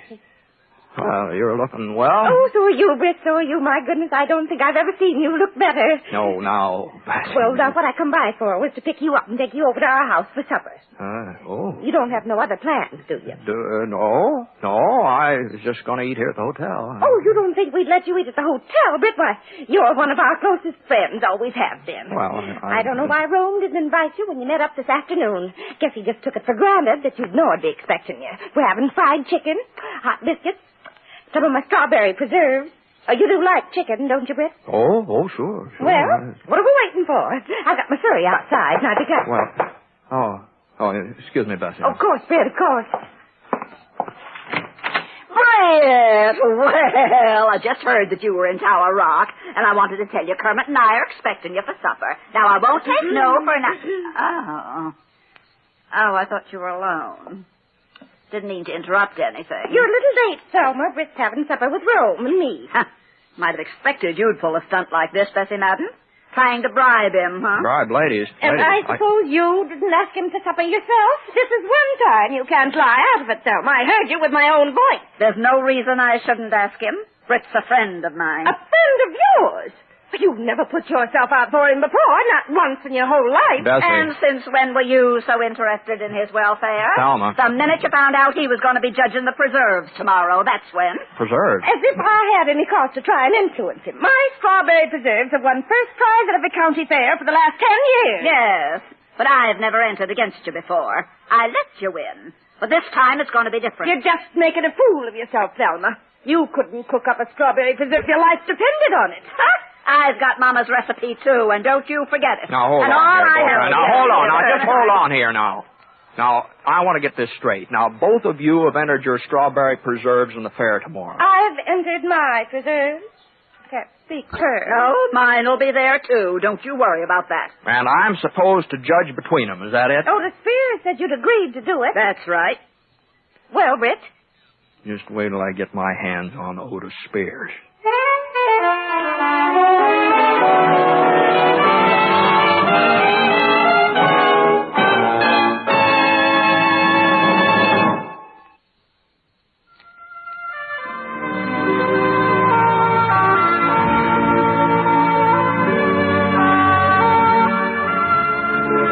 Now, Act 2 of The Six Shooter, starring Jane Stewart as Britt Ponset.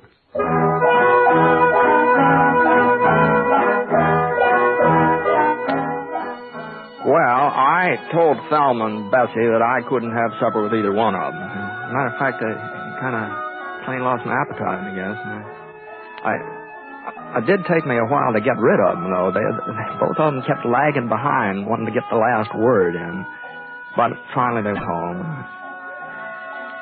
Well, Otis Spears wasn't at the funeral parlor, so I went over to Widow Berkeley's boarding house where he lived and waited for him. It was after 9 o'clock before he showed up. Miss Berkeley had already gone to bed, and I heard the front door open. I saw him head for the hall steps. Just hold on, Otis. Huh? Oh, Britt. Well, what are you doing here? I just wanted you to know that I won't be judging any preserves tomorrow. What? You heard me, Otis. But Britt, You promised you'd do it. I didn't promise any such kind of a thing.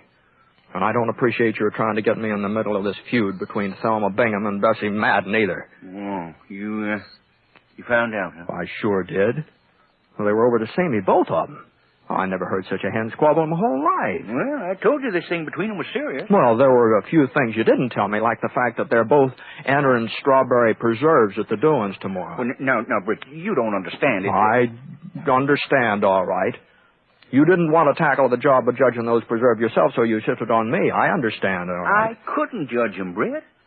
Don't you see? Whichever way I was to choose, I'd make enemies of half the folks in town. My burying business would drop off 50%. Now, Otis. Yeah, but you're an impartial judge, Britt. You ain't taking no sides in this fracas yet. And what's more, I don't intend to either. Well, of course, that's the way you feel. If you want Thelma and Bessie to go on feuding, and you won't do nothing to stop it. Well, I sure don't see how my judging their preserves would have anything to do with ending their fight. It's this way, Britt. You're the six-shooter. Everybody in Tower Rock likes you and respects you, and they all know you ain't got no axe to grind in this affair, so whatever decision you handed down, they'd have to accept it. Both Thelma and Bessie. Oh, maybe they would, maybe they wouldn't. Oh, they would, all right. Now, what I'm getting at is this, Britt. Folks have forgotten about the two Surreys by now. The argument's going way past that. And these here preserves have just about become the crux of the matter. You see, Bessie's always been known for making the best strawberry preserves in the whole county. They're her chief claim to fame, you might say.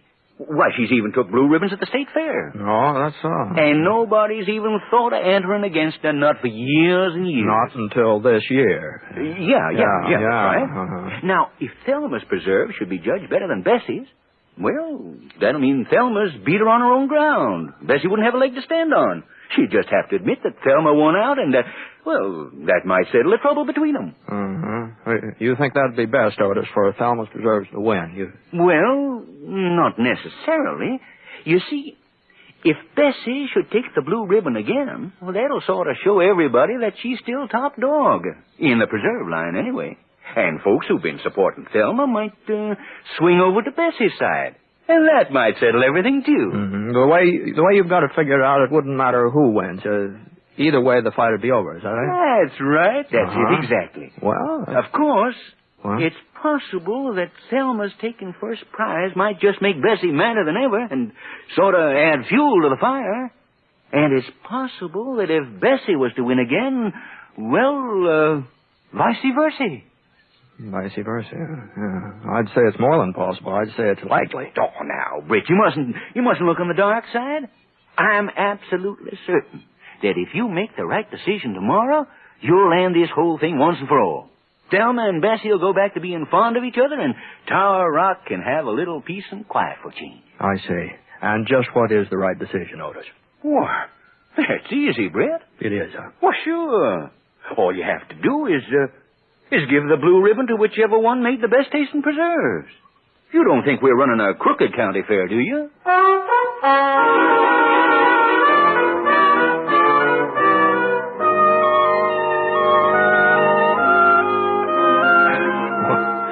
Well, sir, I never saw a fellow like Otis Spears.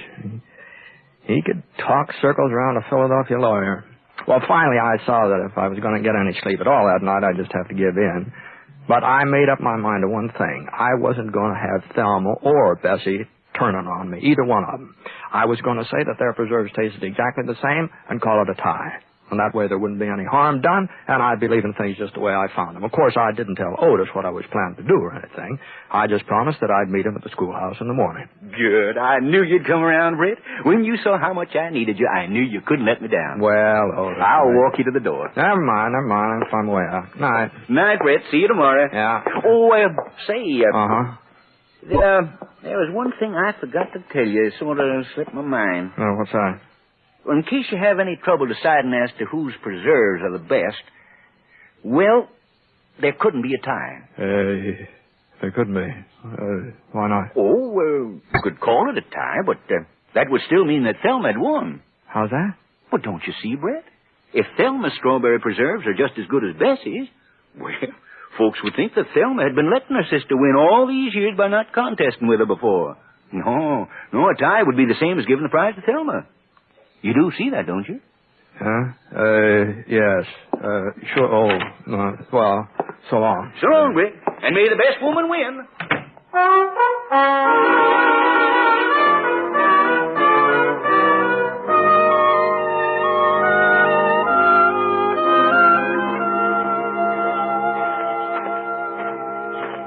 Britt.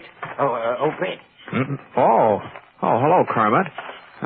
You're up pretty late, aren't you? Yeah, I've been looking for you. For me? Oh. Yeah, well, Britt, I think this quarrel between Thelma and Bessie and between Groom and me and all the rest of it, well, I think it's gone entirely too far. You do? Well, I'm glad to hear you say so. But if Bessie and Rome won't come to their senses, well, they've just got to be taught a lesson. And maybe Thelma's right. Maybe the fair tomorrow is the place to do it. What? Well, at least everybody will be there to see Bessie when she gets her comeuppance. That is, if Thelma's strawberry preserves... Well, what I'm getting at is this. Now, Thelma's just got to win, Britt. If she don't, my life will just be miserable. And Thelma's got a real knack for making me miserable.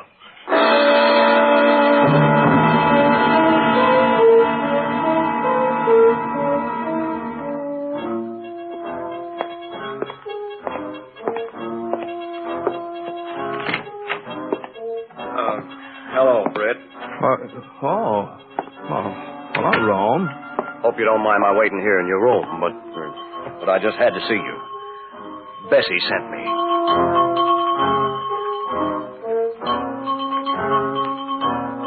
Well, it was the same thing over again from Rome, except that he was a little more forceful than Kermit. After he'd gone, I tried to get some sleep, but all night long, I just kept dreaming about strawberry preserves. Jars and jars of strawberry preserves. Anyway, I finally woke up. It was after 7 o'clock, nearly 3 hours after my usual getting up time. Somehow I didn't feel very rested either. I got dressed and I stopped off at Gravy Gibson's Cafe for some breakfast. Not that I could eat very much. Then I started off in the direction of the schoolhouse. And the judging was already underway when I got there. And second prize goes to Mrs. Hal Spidle for her devil's food cake. Honorable mention to Mrs. Johnny Seals for her chocolate lair. Honorable mention to Miss Addie Simpson for her sponge. Now, let's see, the next item is, yes, preserve. I don't see, there he is. All right up here, Britt. Right up here. There he is. Excuse me. Beg your pardon. Yeah. Well, folks, I guess you all know Britt Ponsick. Well, Britt has been kind enough to volunteer his services in judging the preserve. Now, let's see, I believe there are, only 2 entries. Well, yeah, that's right, 2. They're both strawberry. Yeah, quite a coincidence. Yes. Well, the first entry is submitted by Mrs. Bessie Madden. Bessie Madden. And the second entry comes from Mrs. Thelma Bingham. Yes, sir. Now, I'll just unscrew the caps on these jars. What? Hey, goodness gracious. Miss Madden doesn't know her own... there we are. You can just use a spoon there on the table, Britt. It's clean. All right, if you're ready. Here's the first jar. Mrs. Bessie Madden. Thanks, Otis. Britt, be careful.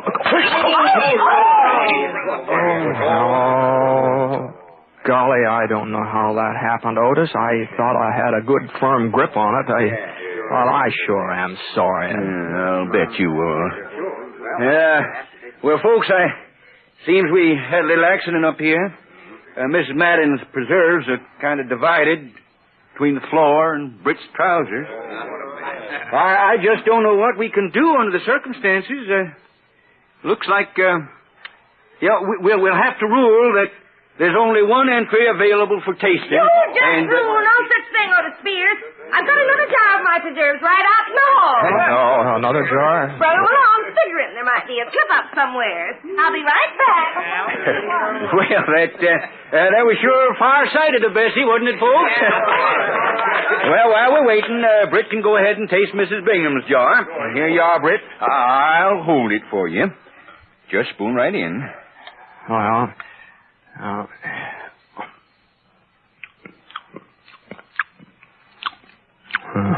Here now. And I'd appreciate it if you'd see that nothing happens to this one, Otis. Don't worry, Bessie. Don't you worry. There. That one come off a little easier. All right, Britt. These are Mrs. Madden's. Go right ahead. Well,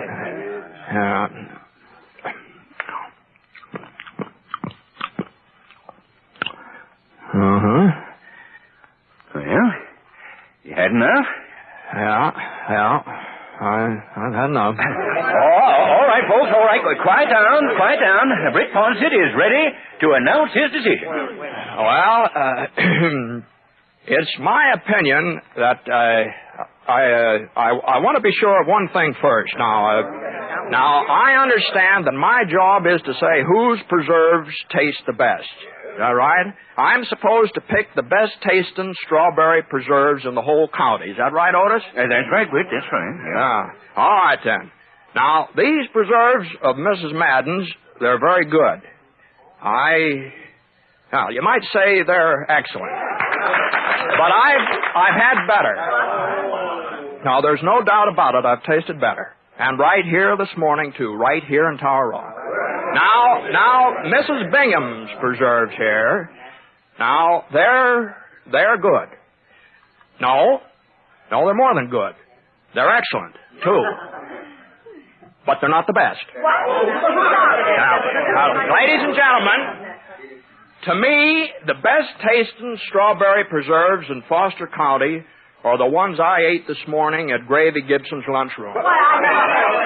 No, I'm awarding the blue ribbon to Gravy Gibson. You see that he gets it, will you, Otis? Wait, you can't do this, Britt. Gravy Gibson wasn't even entered. No, you told me you wanted me to pick the best tasting preserves in the county, and that's what I've done. Why, the very idea, comparing our preserves to the kind of thing Gravy Gibson serves us. It's an outrage. I've never been so insulted in all my whole life. Now, you see here, Britt. If you think you can get away with this... Why, for 10 years, Bessie's preserves have been winning blue ribbons. And Thelma used the same recipe I did, our mother's recipe, and nobody's ever had a finer recipe for strawberry preserves than Minnie Whitford. That's right.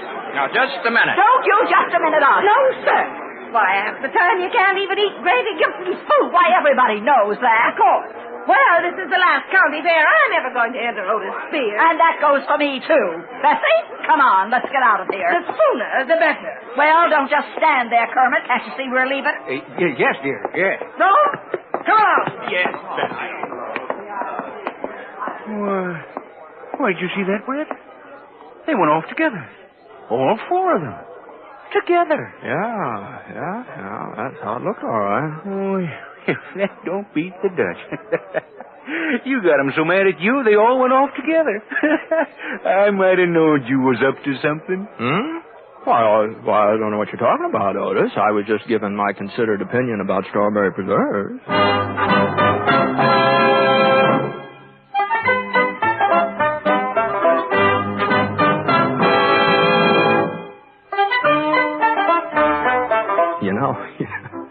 The funny thing about it was it's true what I said.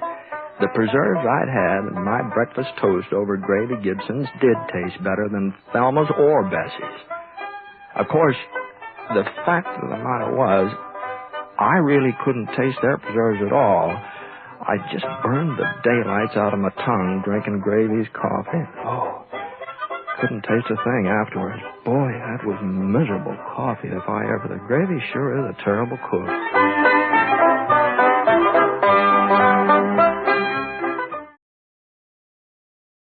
And now for the Lightning Jim adventure, A Lawman's Bed. In the plains town of Midville, a group of men were gathered in a Bighorn Cafe. Oh, go on, Dad. Don't give us that. Yes, sirree, boys. There's plenty of gold up in them Black Hills. Why don't you hightail it up there, Dad? Dad? I said, why don't you go up to the Black Hills? And that's what I said. There's plenty of gold. You ought to go up there, Trigger. Well, kind of got the drop on you that time, Trigger. Yeah, the old buzzard can't hear nothing. Yeah, never mind the old man, Trigger. I got something to tell you and the boys. Call them over here. Sure.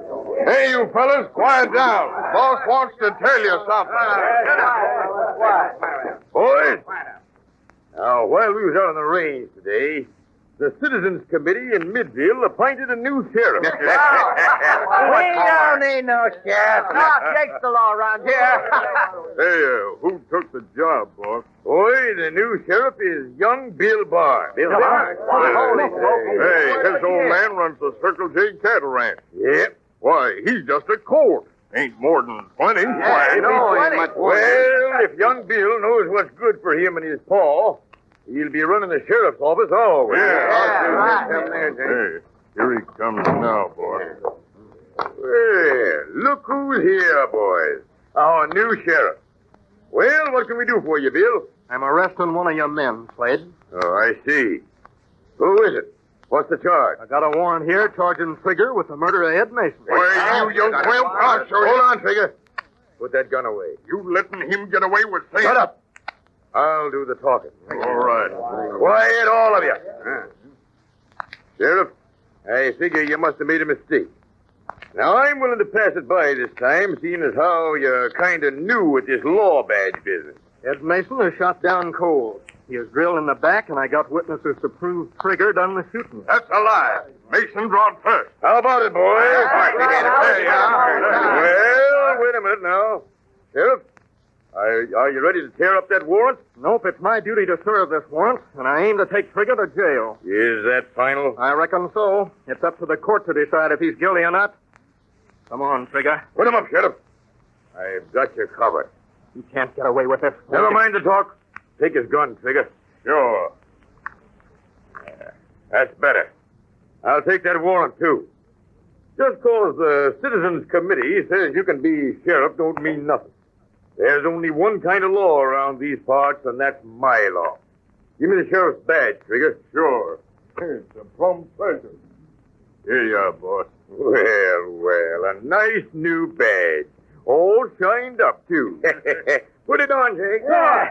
Jake might as well be the sheriff. Wait a minute. Hold on, boys. I got a better idea. Seeing as how some of the folks around here think that we ought to have a real sheriff, I reckon we can point one ourselves. Who wants to be sheriff? Not me. It's too dangerous. How about you, Trigger? Huh? Imagine me sitting around a jail all day. Hey, how about old Dad Morgan? Hey, wait now. That's not a bad idea. Sure. Hey, come here, Dad. Hey? Come here. I ain't done nothing, Mr. Slade. Well, nobody said you did, Dad. I just want you to pin this badge on your shirt, that's all. What? Never mind. You're the new sheriff. The sheriff? Well, Bill Barnes is the sheriff. No, you're the sheriff now. Yes.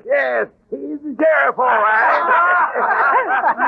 Now, Bill, you can go back to your old man and the Citizens Committee and tell them Dad Morgan has taken over your job. All right, Slade. You've got the draw. But I'm warning you, Midville's going to have some law and order, and it won't be your kind. Get moving, son, or I'll have the new sheriff throw you in jail for disturbing the peace. Hey, wait a minute. What's the matter, Dad? Hey? What's the trouble? Why, doggone it, the sheriff went off and clean forgot his badge.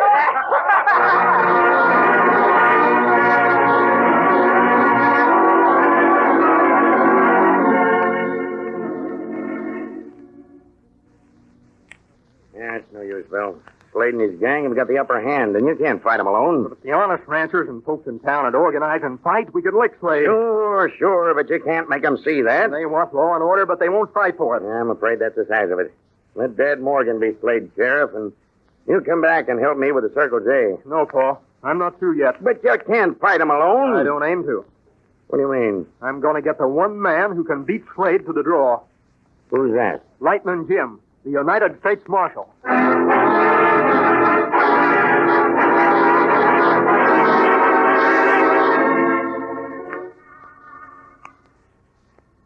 Yes, it was the fearless and courageous United States Marshals who helped the troopers and local peace officers to bring law and order to the wild frontier country of the Old West. Those exciting and thrilling days when bandits, desperados, and hostile Indians roamed the plains come back to us now in the colorful adventures of United States Marshal Lightning Jim Whipple and his faithful companion and deputy, Whitey Larson. We joined the marshal and his deputy around a campfire on the trail. By golly, Lightning, that chicken smells plenty good, I tell you. Yeah, sure does. Oh, see, yeah, Blackie thinks that's good, too. Hey, she's got almost as big appetite as you have, Whitey. Oh, it's that. Yeah, and the next time you bring her along on a trip, I'm going to charge you for Blackie's food. Why, she eats more than a horse. More than a horse? Yeah, more than 2 horses. Hey, get that bacon off the fire before it burns up. Oh, you beneath me, that's all burned up. Serves you right for talking so much. And you don't get no more, neither. Oh, fine thing. Where's the biscuit? Right here. While you uplift that coffee can off the fire, too. This bacon of mine is sure delicious. All right. Oh, this coffee can is hot. Look out, be careful, you drop it. I'm falling. Hey, down, Whitey. You beneath me. Of all the clumsy donkeys. Now, there goes a coffee all over the ground. But that ain't the worst part. What's the matter? You get burned with the hot coffee? No, but them sifting and the biscuits. That's right, Thunder. Give him a horse laugh. All right. Go ahead and laugh like a hyena. Even Blackie's laughing at you. Yes, for that you don't get no breakfast, Blackie. Never mind, Blackie. Your master's going to go hungry, too. Hey, Lightning, somebody's coming. Yeah, he's riding fast like he's in trouble. Oh, boy. Hold it. Howdy, mister. Howdy. Well, hello there, Pup. Yes, she's making friends with you already. Say, she's a fine-looking dog, mister. Oh, I tell you, she's plenty smart, I tell you. Yeah, she knows a heap more than the master. Oh, if that's all, well, see, I think she's smarter than your horse, Thunder, anyway. Oh, how about that, Thunder? Say, that's the biggest black horse I've ever seen. Must be about 16 hands at least. Yeah, you're a little short, mister. He's 18 hands high. Oh, smoke, what a horse. Well, if his name's Thunder, you must be Lightning Jim. That's right. My name is Bill Barnes. I'm from the Circle J Ranch near Midville. Glad to know you, Bill. This is my cook, Whitey Larson. Yes, see where you get that cook business. Well, look at your pants. Ain't they all messed up with flour and biscuit dough? Yes, someday I'm going to lose my temper like Gallus, and then you watch out. The government will be looking for new morsels. You see, Bill, when Whitey ain't falling down and spilling coffee and sitting in biscuits, he kind of acts as my deputy. I see. Yes, now listen, Bill. He does all the talking, but I do all the work. Oh. I catch the bandits and he gets the credit. Well, I wouldn't let him get away with it. Neither would I. It's confidential. I hope he don't quit. Oh, don't worry. You can get rid of me that easy. Well, Bill, the way you come galloping up here, I thought you might be in some kind of trouble. I am in trouble. Is that so? Yeah. We need your help, Lightning. Who's we? The honest folks that live around Midville. There's a gang of outlaws and rustlers that are running the town. Can't get the boys to fight, so I thought maybe that you'd help me. I see.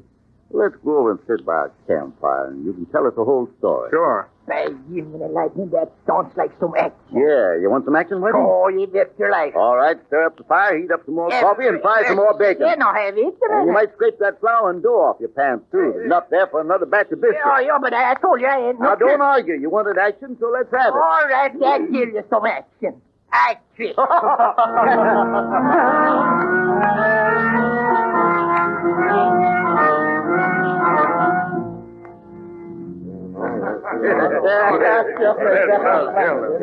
All right, boys. Now, we got some work to do tonight. Yeah. What's up, boss? We're going after the Circle J cattle. Jeff Barnes is out there. Yeah, that's right. About time we showed Jeff Barnes and young Bill who's bossing the You're right. Circle J has some good stock on the range, and we can get it. There we ought to get Hey, boss, here comes your sheriff. Look out, boys. It's the sheriff. Well, you catch any bandits yet, Dad? No. I ain't aiming to catch bandits. If we did, I'd slap the whole lot of you in jail. What do you want, Dad? Listen, Mr. Slade, I don't want to be sheriff no more. Why not? Hey, Why don't you want to be sheriff? That's what I said. I don't want to be sheriff. Go on back to the jail. Well, what for? I ain't done nothing. You can't put me in jail. Well, go on, laugh.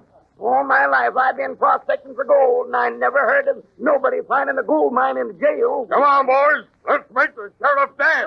Come on. Don't shoot, I'm going. I'm going. Here. That's enough, boys. Now, the Circle J cattle is ranging near Cedar Gulch. And here's what we're going to do.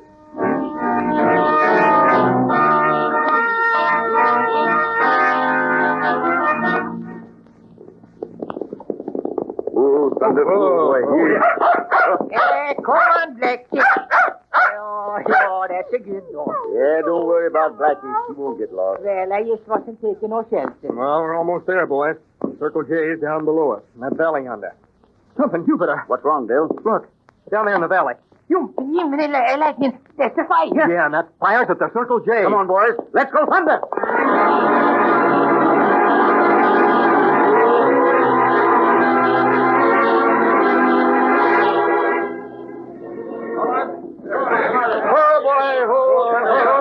Bill! Oh, thank the Lord you get back safe. What happened, Paul? Now, they set fire to the house and rustled their herd out of Cedar Gulch. A dirty thieving pack of coyotes. Yeah, they wasn't satisfied with burning the house and stealing the cattle. They drilled 3 of the boys right in night herd. The dull down killers. There you are, Lycan. That's Jake Slade's way of getting back at me for trying to be sheriff. We got to get him. Let's go.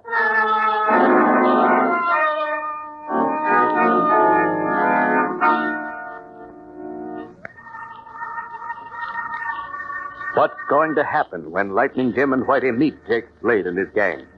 You'll hear the exciting climax of this thrilling Lightning Jim adventure in Part 2, which follows immediately. And now for Part 2 of the Lightning Jim adventure, A Lawman's Badge. A gang of outlaws and rustlers headed by Jake Slade had terrorized the folks around the plains town of Midville. They stole cattle and were in control of the town. Young Bill Barnes, son of a local rancher, sought help in his fight against Slade. He went to Fort Anderson and brought Lightning Jim and his deputy Whitey Lawson back to Midville. When they arrived at the Barnes ranch, they found the house burning and the cattle gone. A few hours later... Yeah, boys, the fire's all out now. There isn't much left of the house. No, she's burned down to the ground. Sorry we didn't get you sooner, Mr. Barnes. Yeah, so am I. But, Paul, how did they set fire to the house without you knowing it? I heard some shooting down in the South Range. So me and the boys who was here went down to see what was going on. Did you see anybody? No. When we come back, the house was burning. Then Pete come riding in from Cedar Gulch, said a gang of rustlers shot down 3 of our boys and made off with a herd. That's all till you come up. Did Pete recognize any of the riders? No, it was too dark. He wasn't close enough. Well, it was Slade's gang, all right. Marshal, I reckon Bill's told you about the trouble we've been having. Yeah. Slade didn't like the idea of Bill taking over the job of sheriff. Yeah, I went into the cafe to arrest one of these men, and they got the drop on me. Pulled off my badge and give it to old Dad Morgan. Is he one of Slade's men? No, he's an old prospector. He's kind of deaf and wouldn't hurt nobody. And he's the sheriff now. Yep. Looks like this Slade Jasper don't have much respect for the law. Well, right now, he is the law in Midville. Bill tells me that you can't get the ranchers and folks in town to fight Slade. That's right, Marshal. You can see why. Burning down her house, stealing her cattle, killing her boys. That's Slade's way of getting even with Bill. By golly, I'd like to get my hands on that nigger. Yeah, I'd like to meet up with him right now. I'd blast his head off. Come on, Lycan, let's get at him. Hold on, Bill, not so fast. You still hanker on being sheriff of Midville? Sure. All right. You want to show folks you can do the job according to law. So far, we ain't got no proof it was Slade's gang who burned the house and stole the cattle. But it must have been Slade's gang. Sure, we got good reason to think that, but we got to prove it. We can't go in town and shoot down Slade because we think he's guilty. That's right, Bill. Well, what do you suggest, Lycan? I got a hunch maybe we can smoke Slade and his gang into the open. Yeah? Bill, who was the man you was aiming to arrest? A fellow they call Trigger. He killed Ed Mason and helped rustle the Mason cattle. All right, that's where we're going to start. Mr. Barnes, you can help us, too. Sure, I'll do anything you say, Lightning. You go round to the ranches and gather up all the men you can get hold of and bring them back here. Sure. I want them to see what's happened here and talk to them. Bill, you and Whitey and me are going in town and see the sheriff.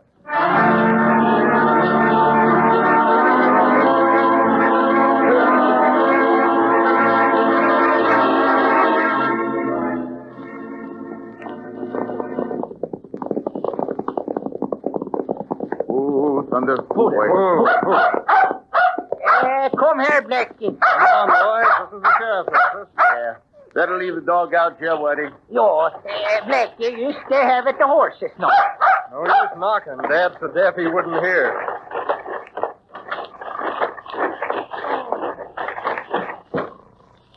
Well, Lightning, what you know about that? The sheriff is sleeping on the log. Yeah, and he's stolen plenty of wood, too. Golly, I think somebody could steal a yell and he wouldn't even know the difference. Well, I guess I better wake him up. I'm going to shoot in this sawdust box. Don't you. Take it easy, Dad. Hey, why, it's Bill Barnes. Yeah, fine sheriff you are. Hey, what's that? I said you're a fine sheriff. No, ain't. I don't want to be sheriff. Why don't you quit? Oh, Slade won't let me. Then Bernie's hired. I got to stay here in jail. I ain't done nothing. Here, Bill, you take this badge and you be the sheriff and let me go on out of here. What do you do? Say, who are these fellas? This is Lightning Jim. Who'd you say? Lightning Jim, the United States Marshal. That's all. Howdy, Sheriff. This is my deputy, Whitey Larson. Kit Carson? No, Whitey Larson. Hey? I said my name is Whitey Larson. Hey? Larson. Huh? Larson. Yeah? I give up. Well, I give up. I used to know a Carson down in Dodge City. No, I give up. Well, what's the matter? Is the law after you? What do you boys want? We're going to help you to be sheriff. You go. Hey, you give me a minute. What's going on out there? Come on, let's find out. Get out of here, you fool dog. Good work, Lightning. You got the gun right out of his hand. Reach for the sky, mister. Quick. Hey, what's the big idea? That dog was aiming to bite me. Yo, and her aim was good, too. I think she got some of your pants, by golly. Get his guns, Bill. Sure. Hey, Lightning, somebody untied Thunder from the hitching post. Yeah, looks like this Jasper was aiming to get away with him. That's a lie. You can't prove that. Well, we don't need no more proof, mister. Hey, what's going on here? About time you were showing up. Hey! What took you so long? Couldn't find my gun, but I got it now. Hey, Stop shooting. Do you want to shoot somebody? Who do you want me to shoot? Nobody. Oh, well, why didn't you say so? Sheriff, this man tried to steal my horse. He did? Yeah, arrest him. Oh, but I can't do that. He's one of Jake Slade's men, and Jake could blast my head off. You arrest him or I'll put you in jail with him. No, now you can't do that. Well, then put him in jail now. Yeah, you wait till Jake Slade hears about this. When he gets back in town, he'll show you who's the law around here. Go on, Sheriff. Take him inside and lock him up. Remember, the government will back you up. You mean the government will protect me? Sure. I'm appointing you my deputy marshal. Well, I'll be dead burned. Why didn't you say so before? Get moving there, Trigger. Come on. Get moving there before I start shooting. You'll pay for this, boy. I can't hear you, but I can shoot. By golly, Lightning, the old man thinks it's real important. He sure does. Well, Slade made the old man sheriff, and we're seeing that he carries out the law. Well, so that Trigger feller thought he was going to steal Thunder. Yeah, looks like it. Yeah, I told you Blackie was smart dog. Yeah, she won't let him get away. Come, Blackie, you're a good dog, all right. And what's our next move, Lightning? Well, I reckon your father's got the boys together. You ought to be waiting for us at the ranch. Yeah, Paul have them there, all right. Yo, but what about the Slade feller? How are we going to get him? Boys, I got a plan in mind, and if it works, we might be able to clean up this Slade gang tonight. I got him locked up, boys. Good work, Sheriff. Hey? I say that's good, Sheriff. But what's going to happen when Jake comes back? Do you know where Slade is? Sure. Trigger says he's up in Box Canyon. He's sure going to be plenty mad. Sheriff, I got one more job for you. Are you talking to me? Yeah, come along. I want to talk to you. Oh, I thought you said something about another job.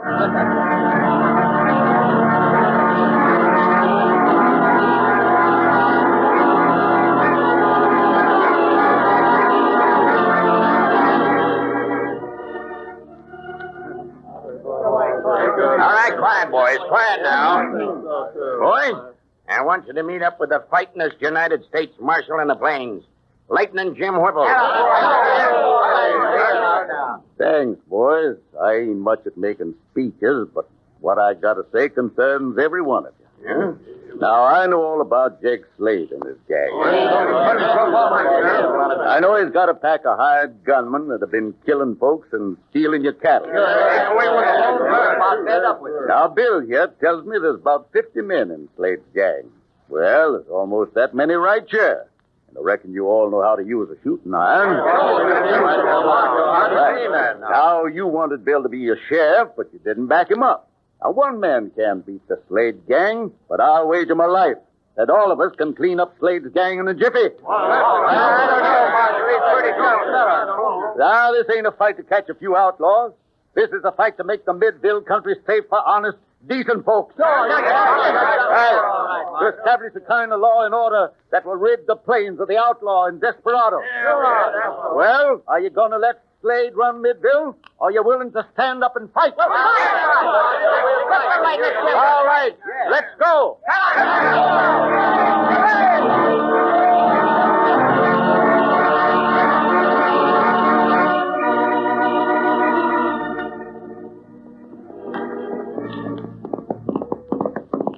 Oh, there. Ho now. Ho, boy, ho.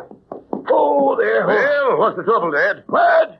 I say, what are you doing up here? Oh, Triggers in jail. What? I said, Triggers in jail. What for? Tried to steal a horse, and Bill Barnes slapped him in jail. You mean Bill Barnes come back? Yep, he's back at the jail. Throwed me out. Said he dared you to come back and get Trigger. Oh, he did, eh? Hey? Never mind.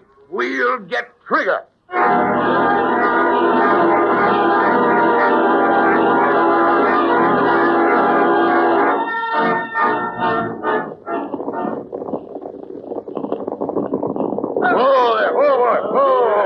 Oh, there.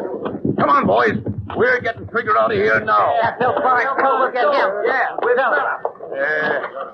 Howdy, boys. I thought I told you to clear out, Bill. Yeah, that's right, Jake. But you see, I'm the legal sheriff here.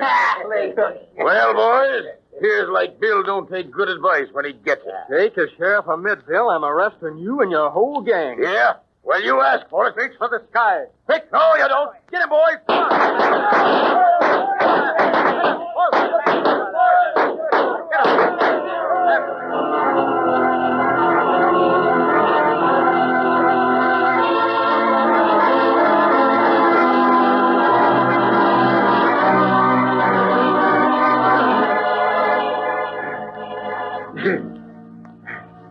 Hey, what? Yeah, we got him. You've been Jimmy Lightning. There was plenty hot fight for that last, did I tell you that? Yeah, it sure was, buddy. Good work, Lightning. Thank the Lord you boys didn't get hit. We're all right, Paul. How about the rest of the boys? Just a few bullet creases. We got all the Slade's men, I Yeah, reckon. we got them all right. Yeah, well, boys. I said you could beat him, and you did. And it was Lightning Jim got the boss of this dirty outfit, Jake Slade. And here he is. String him up. String him up. Hold on, boys. Hold on. Jack's wounded. If he lives, we're going to see that he gets a fair trial. What is it, Dad? Well, I went up to Box Canyon to fetch Slade and his gang back here to jail. When I was up there in the canyon, I seen the cattle that was stole from the Circle J. I'd like to get my hands on that double-crossing old Duluth. No, Slade. Dad wasn't double-crossing you. He acted under my order. Yeah? Who are you? Take a look at that badge he's wearing, Slade. It says United States Marshal. This is Lightning Jim. And when it comes to fast thinking and shooting, he's greased Lightning. We owe Lightning Jim a lot for helping bring law to Midville. Lightning Jim's the best marshal on the plain. Say, Bill, this sheriff's badge Slade give me, it belongs to you. That's right, Dad. The badge is Bill's if the boys still want him for sheriff. How about it, boys? Thanks, boys, thanks. I'll do my best to carry out the law and try to be as good a lawman as Lightning Jim. Yes, sir. I'm sure glad that I ain't the sheriff no more. Now, hold on there, Dad. Hold on. I reckon Bill's going to need a deputy. How'd you like to be a deputy sheriff? Hey? I said, how'd you like to be a deputy sheriff? I'm sorry, Lightning, but I can't hear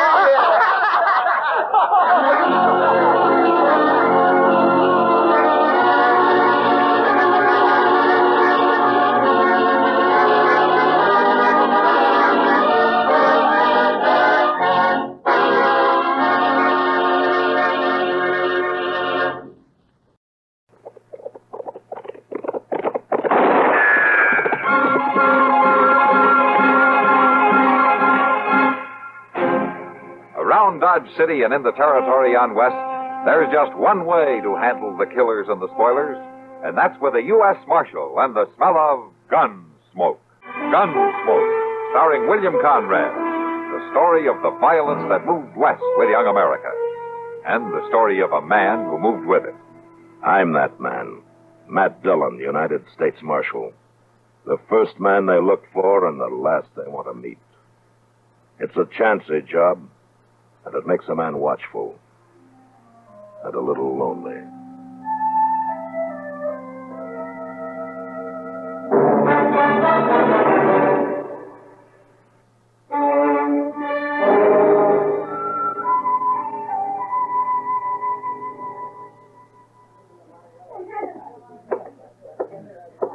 Well, if it ain't Grant Lucas come to town, how are you, Grant? I'm fine, Sam, just fine. First drink's on the house. What have you had? Well, I was going to have a beer. One whiskey coming up. Is Miss Kitty around today, Sam? Yeah, she's upstairs. She's got to be coming down soon. How's Matt been? Oh, he's fine. You going to be in town long, Grant? Just till after the trial. Huh? Oh, yeah, I plumb forgot. You and the marshal are testifying against Cy Welsh, ain't you? That we are. Well, go ahead. Make yourself at home. Thanks. Hey, Sam. Who's the new girl at the end of the bar? Oh, her? That's May Talmy. Some looker, huh? Getting better looking every time I come in here. Oh, she didn't waste any time spotting you either. I'll see you, Grant. Thanks, Sam. Hello. Hello. That's a big bottle you've got. Yeah? Want to help me with it? I hate to see a man drink alone. Sam, glass? Thank you. May tell me you're Grant Lucas, aren't you? Now, how'd you know that? Heard Sam say it. I've seen you come in. Cheers. Cheers.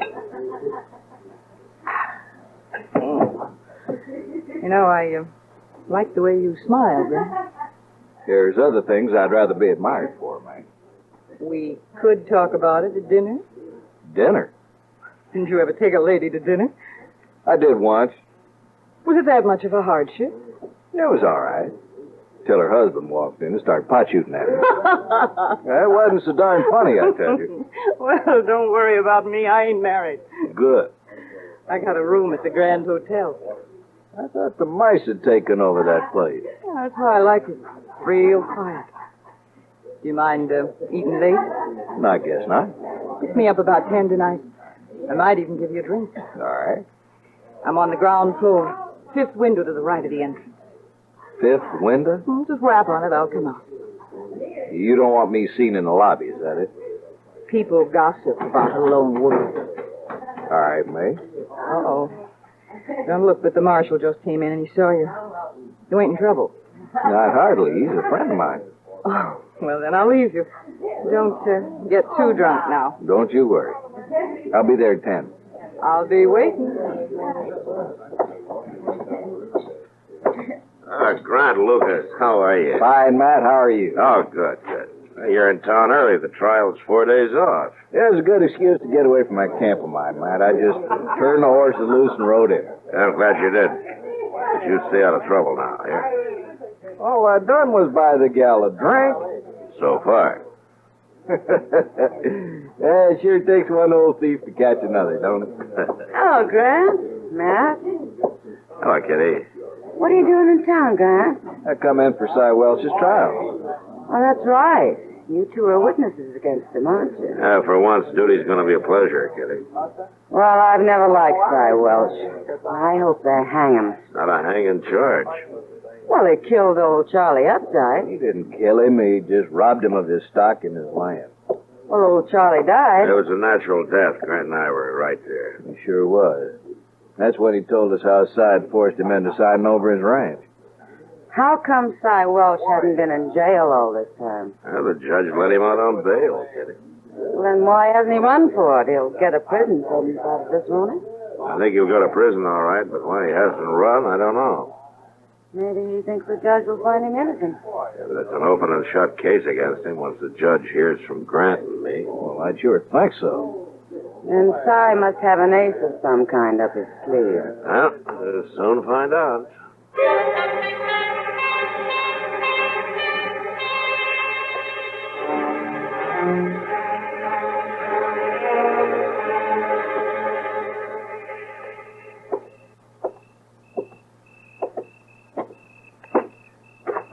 Man, it's dark here.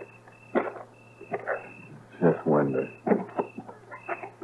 3, 4, 5. Here. Dad? It's me. Well, you're right on time. Well, I ain't one to keep a lady wait. Anybody see you? No, nobody. Good. Hey, you're not dressed to go to dinner. You ain't ready yet. You're wrong about that. I'm ready. I'm always ready.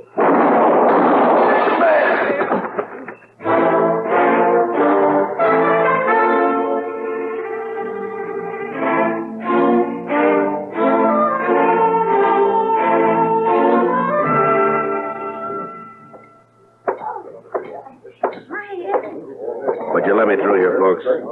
Would you stand back, please? Thank you.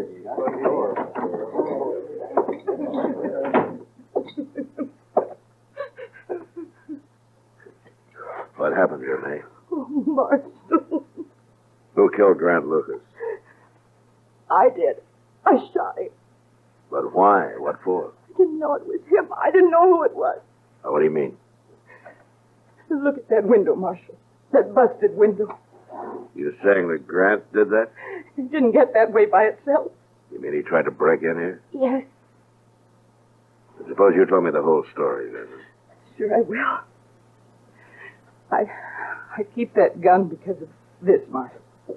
The brooch? Yes. Those are diamonds. It's an heirloom from my mother. Worth a lot of money, but I've never parted with it. Well, what's this got to do with Grant Lucas? I met him at the Long Branch today. We got to talking, and fool that I am, I told him about this. Are you trying to tell me that Grant Lucas came over here to rob you? I was in bed, the light was out, and he smashed the window. He didn't think anybody was here. I see. What are you going to do to me, Marshal? Nothing, I guess. I can't very well arrest a woman for defending her property. Then you do believe me. Well, is there any reason why I shouldn't? No, Marshal. No, there isn't.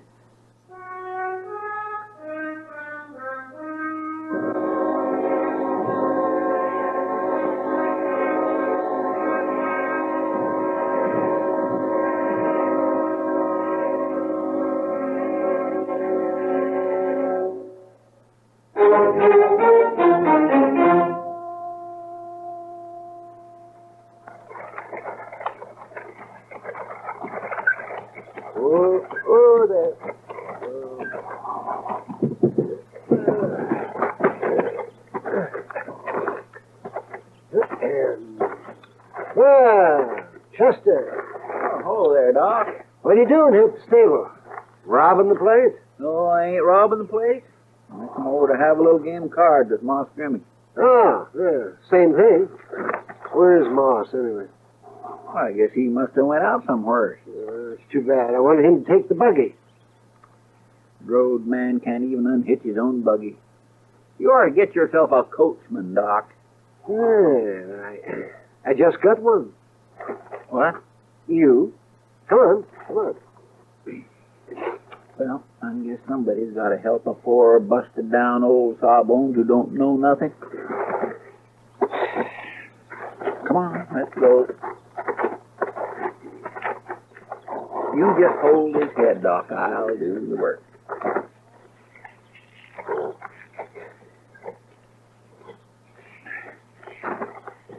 You know, these lines could sure stand a little saddle soap, Doc. Just a... Isn't that Si Welch? Where? Yeah. Wonder what he's doing in town. Up to no good, more than likely. Oh, hello there, Doc. Chester, how are you? Yeah, I was fine up till now. I was coming to town today and haven't seen the marshal around. He rode out to Grant Lucas's place. Won't be back till real late. Oh, yeah, I heard about Grant. It's too bad. Some girl did it, huh? Saloon gal, or at the Long Branch. Downright shame for a man to go like that, leaving a bad name behind him. That's a fine thing for you to be saying, Si Welch. What do you mean, Doc? You couldn't care less about his death or his reputation or anything else. All right. I didn't like the man. He was going to go into court in a couple of days and lie about me, wasn't he? Then he brought all this trouble on me in the first place. Now, that doesn't mean I can't feel bad about the way he died. I'd feel that about any man, even if he wasn't. You're glad he's dead, and you know it. Well, how would it make any difference to me? Marshal Dillon's still testifying against me, isn't he? One less witness doesn't matter. Yeah, that's true, thank heaven. But don't think I'm not going to win that case anyway. I'll make the marshal look like a fool. Oh, well, you seem awful sure of yourself. Doc, I'd be in California by now if I wasn't sure. Yeah, but you're the kind who'd run out all right. Yeah. I've been called a lot of things, maybe, but never a fool. See you at the trial. Well, that's one fella I sure would hate to claim as a friend. Or as an enemy, Chester.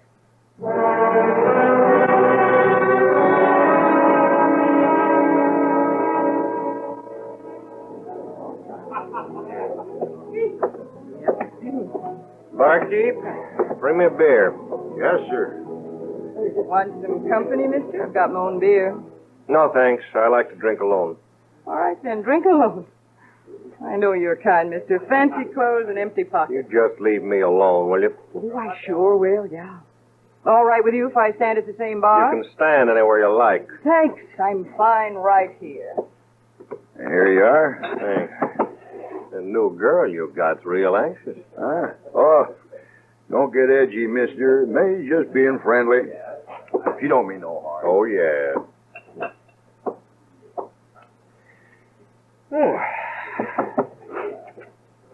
May, Yeah, there's only 2 days left. I know that. Don't turn around to me. Now, what about the marshal? He's like a cat. I don't think anybody could shoot him even in the back.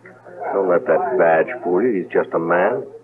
You could have shot him by now and got away easy. Nobody suspect a woman. He already suspects me. What? Grant Lucas. I know he does. I should have hired a man for this job. Go ahead and hire one, but you pay me first. I pay you nothing if you don't finish it. You try that and I'll talk. What, and hang yourself? It might be worth it to have you hang with me. Hey, you listen to me, May. You get that marshal, you get him tonight, one way or another. Or so help me, I'll carve you up so no man will ever look at you again. I'll bet you will. I mean it, May. All right, I'll get it.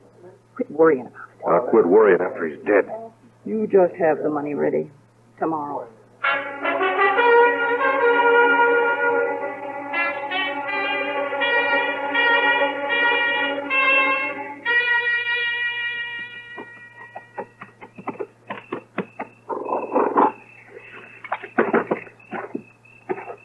Is that you, Marshal? Oh, hello, Moss. I've been waiting for you. Oh, you needn't have. I can put the horse up. No, I'll take him. You had a long enough day. You're right about that. You get things took care of, did you? I did what I could. Grant Lucas is a good man. He must have been drunk or something. Yeah. Well, I've got to go to bed, Moss. Good night. Good night for sleeping. Huh? How's that? There's no moon. I can't remember a night as black as this one. Oh, yeah. Good night. Good night, Marshal.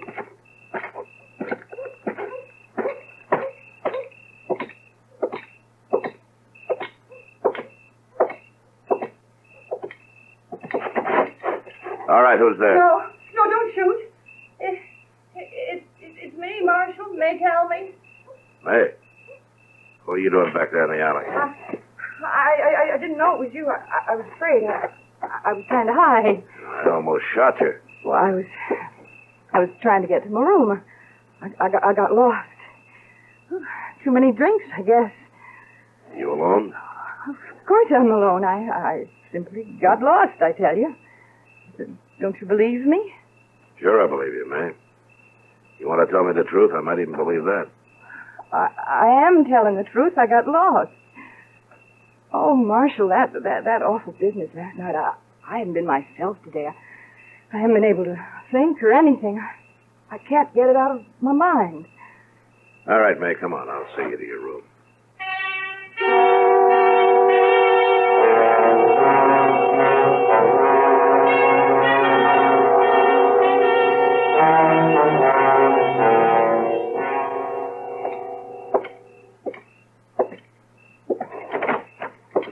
Well, Miss Dillon, Chester. Hello, Doc. Yeah, Matt.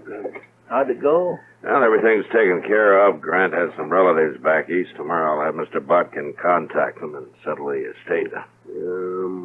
Sure is a waste when a man like Grant Lucas has to go. Yeah, what are you doing up so late?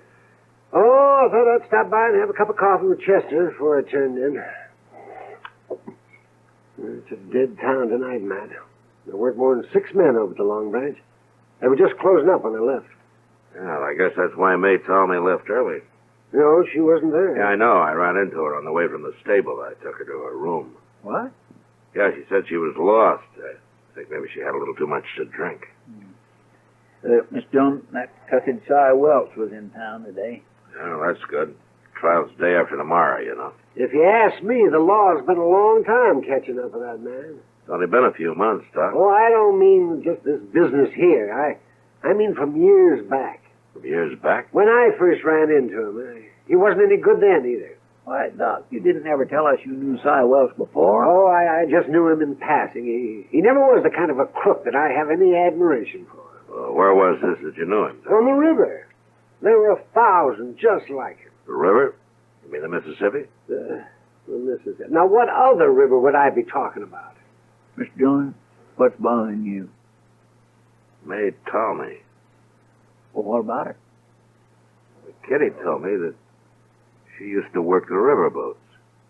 That's right, she did, but I think I remember now. She used to. Well, now, that's mighty interesting, isn't it? Yeah, Doc, it sure is. Chester? Yes, sir? Put on your hat. We're going to call on a lady.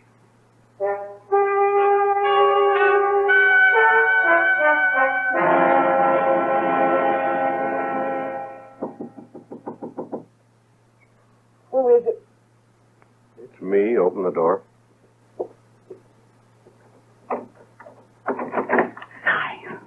You shouldn't be here. Suppose you're going to tell me you got the marshal coming here, huh? Going to try to pull the same trick on him you did on that Grant Lucas? Of course not. Well, then what are you going to do? When are you going to get rid of the marshal, May? Why don't you leave me alone? Oh, I'll leave you alone, all right. Give you $1,000 just like I promised, and then I'll leave you alone for good and all. But first, you've got to finish your job. All right. No, it's not all right. I think you're scared. Now, you hear? I think you're so scared that marshal, you're not going to do a thing. No. That's right, isn't it? No, it isn't. You stop lying to me. Whoosh, rotten beast. But... I will tell him. I'll tell him everything. Oh, no, I don't care. Let them get me, but they'll get you, too. Oh, they're not going to get me. Why, you... What are you doing? Oh, to show you what I'm doing. Gun? Oh, no. Go on. You were going to shoot me. You were going to kill me. A woman like you. Kill me. Who's that? Hey, are you in there? That a marshal? Come in, Marshal. Come in. I'm going to have to kill you now, May. All right, hold it, Starr. Oh, no, Marshal.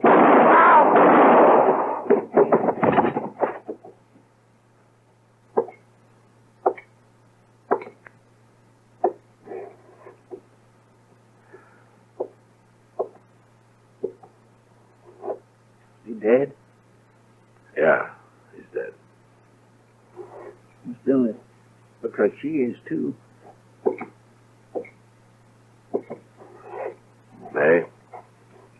May, can you hear me? Hurt much. Hurt bad. Oh, we sent for Doc. No, it's too late. Marshal. What, May? I was gonna kill you. Yeah. Then I got scared. I couldn't do it. I won't get paid now, will I? Will I? Marshal.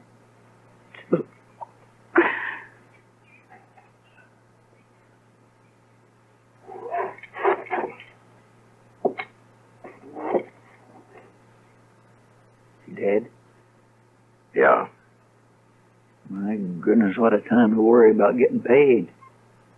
She got paid all right, Chester. She got paid good. I just wonder if the job was worth it.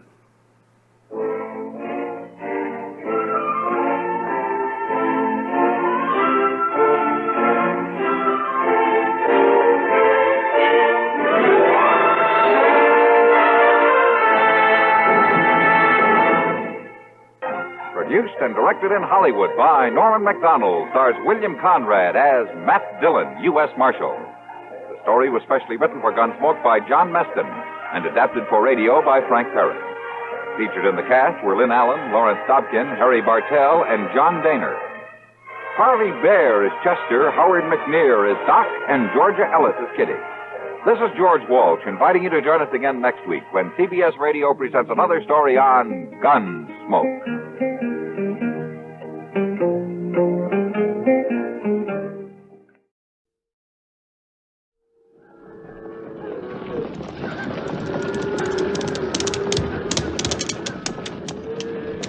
Slaughter's my name. Luke Slaughter. Cattle's my business. It's a tough business. It's big business. I've got a big stake in it. And there's no man west of the Rio Grande big enough to take it from me.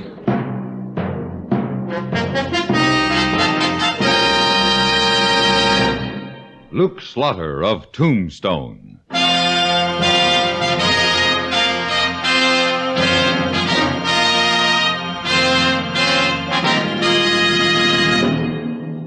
Luke Slaughter of Tombstone, Civil War cavalryman turned Arizona cattleman. Across the territory from Yuma to Fort Defiance, from Flagstaff to the Huachucas, and below the border through Chihuahua and Sonora, his name was respected or feared, depending on which side of the law you were on. Man of vision, man of legend, Luke Slaughter of Tombstone.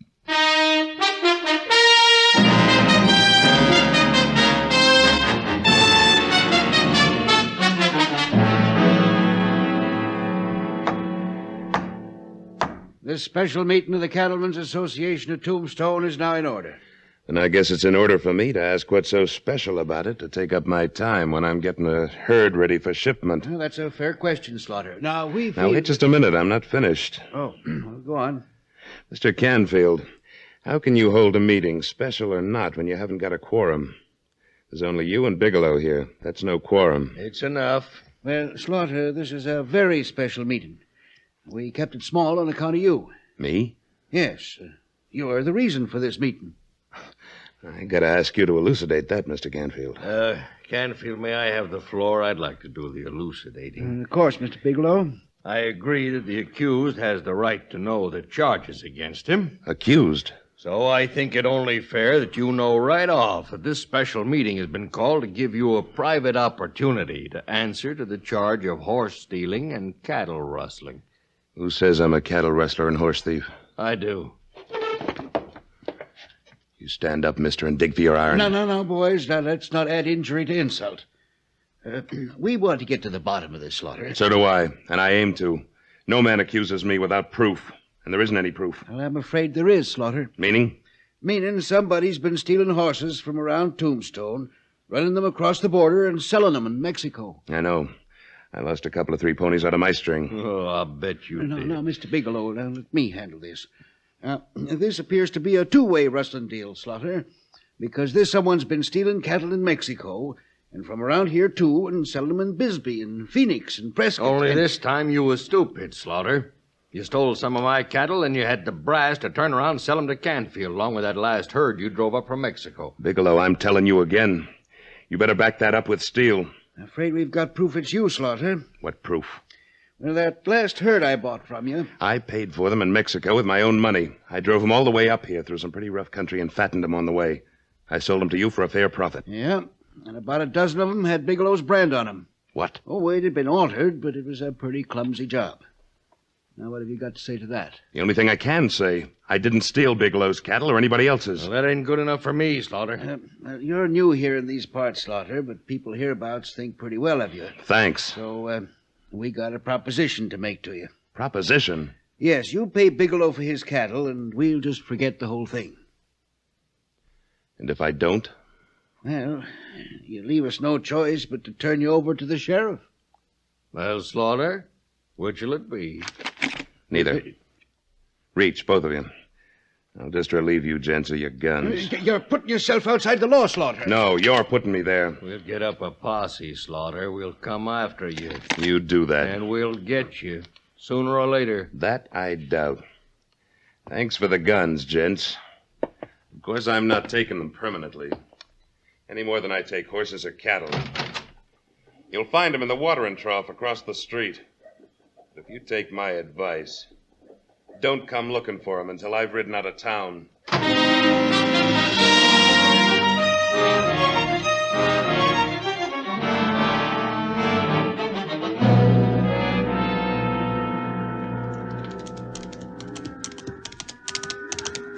Howdy, Luke. What took you so long in town? Plenty. Well, I'm ready to move these critters over to Tucson anytime you are, Luke. That'll have to wait. Wichita, how long will it take you to get together your gear and chow for 3 days and saddle up? Oh, half hour if I was rushed. You're rushed. Make it 20 minutes. There's a posse less than a half hour behind us.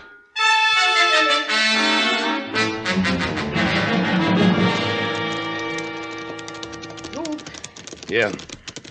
if we're figuring on getting any further use out of these horses, we'd better give them a rest. Yeah, I know, Wichita. That's why we're headed for the river. Oh, figuring on throwing the posse off the trail by riding down the middle of the stream? That's right. We'll come out on that lava outcropping down at Jackrabbit Falls. Then we'll see whether they can pick up our trail. If you had to ask me... I didn't, Wichita. Well, I know, but if you had to, that's just what I would have done. That's just what I figured. Whoa, boy. Slow down there. Whoa. Whoa. Come on there, you ornery critter. No time to stop for a drink now. We got that much time, Wichita. Let him wet his whistle. Oh, all right, good. I don't know, Luke. I just can't get over it. What? You ain't like you to take this lying down. Well, I'm not exactly lying down, Wichita. No, you're hightailing it, which is worse. And I always thought you had more guts than you could hang on a fence. There's a time to fight and a time to run, Wichita. And this isn't the time to fight. Come on there, fella. That's enough, Gunsman. Come on. If I was you, I'd have blown the heads off them two slandering sons. That'd only prove I could outdraw them. It wouldn't disprove their charges. Well, you ain't going to disprove them by running away. I hope I am, Wichita. How? I don't know yet. But it's a nice day for a horseback ride, isn't it?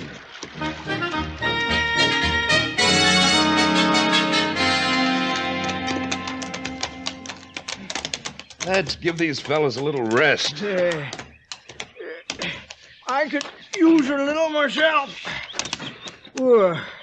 That lava field ain't the easiest thing to pick your way through for man or beast. We'll let them graze a while behind these rocks. Yeah, now let's go up and peek over the rim. Maybe we can see our pursuers. All right. Get down now. Take off your hat. Sure. I want to make a silhouette against the sky. A mighty pretty view of the valley from here. Yeah. What's so funny? Look out there. Upriver about a mile. There they are. Yeah. Fanning all over the desert. Riding back and forth and up and down the river. Well, they'll never pick up our trail. No, we shook 'em for fair. What are we going to do now? Sit. Sit? Here? That's right. Why? See what happens next. We've made our play. The next play's up to somebody else. Well, who? That's what we're sitting here to find out.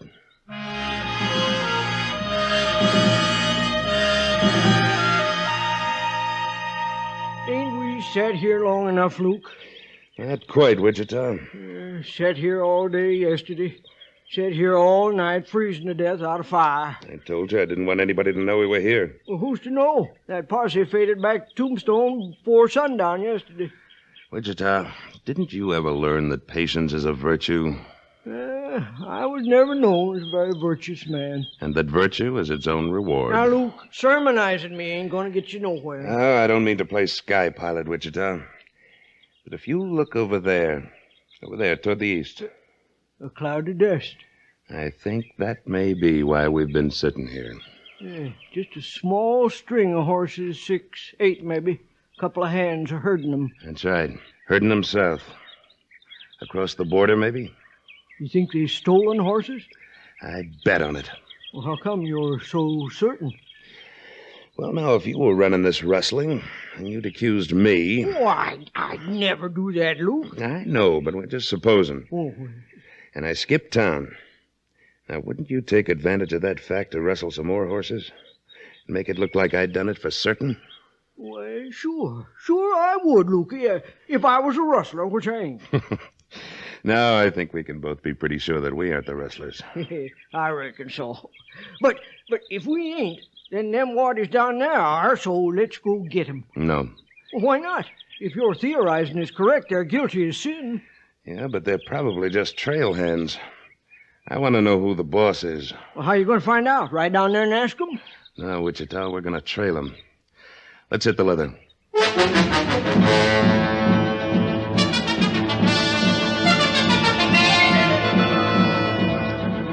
We trailed them south across the border and into Mexico, keeping well out of sight. By dark on the second day, they'd reached the little town of De La Rosa.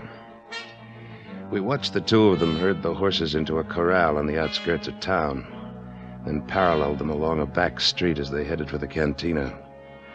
We edged up to the door, keeping in the shadows. 15 minutes later, they came out and started across the street. Looks like that's a rooming house over there they're heading for, Luke. Yeah. You recognize them? Nope, never seen either of them before. We gonna follow them? Not right now. We know where they are. I'm more interested in seeing who they've been talking to in the cantina. Come on. Keep your eyes open and your hand near your holster. Right. Senores? Dos tequilas. Si, senor. Wichita. Yeah? Over there. That table. Who is he? Dominguez. A bandito. Smart and tough. You think he's the one? I think we better have a talk with him.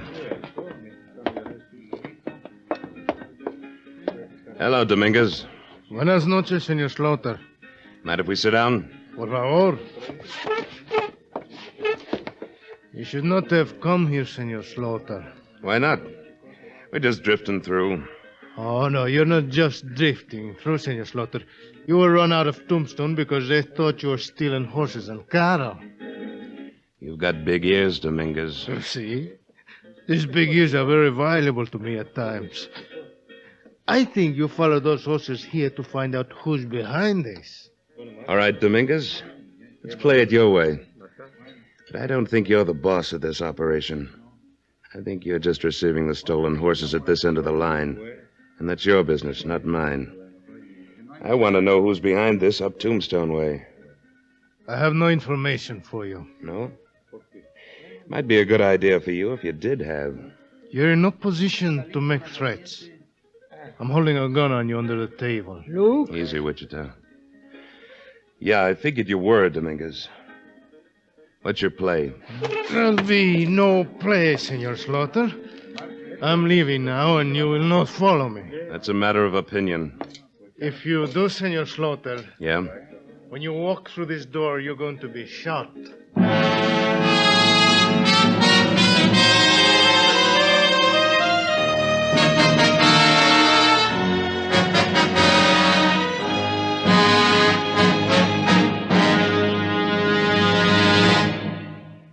In a moment, Luke Slaughter of Tombstone returns.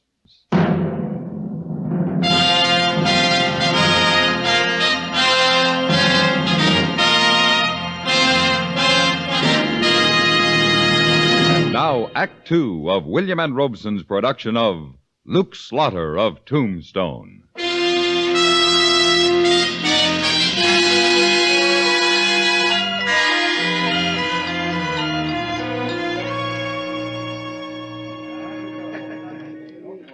What are we going to do, Luke?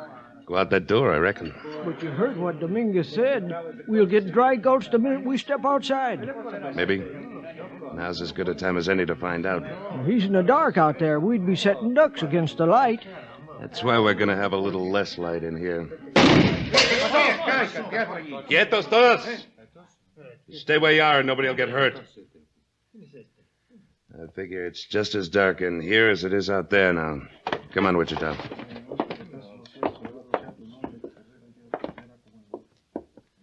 All right. When I give the word, we'll go through this door fast. Flatten yourself against the wall on the left. I'll be on the right. Ready? Yeah. Now. You all right, Wichita? Yeah, he missed. Came from over near that horse trough. Don't shoot till you see what you're shooting at. Watch out, Luke. I see him. Yeah, appears you got him. Stay low. Let's go take a look. You think it's Dominguez? I doubt it. He's too smart to leave cover like that. Here he is. Hey, it's one of the rustlers. You plugged him dead center. Dominguez probably cleared out. I know him. He won't ever call unless he's sure he's got a winning hand. Maybe he's... Wait. Listen. Sounds like somebody's real anxious to get out of here in a hurry. Dominguez, more'n likely. Or it's the other rustler heading north toward Tombstone. And if it is, we've got to catch him before he gets there and make him talk. Come on.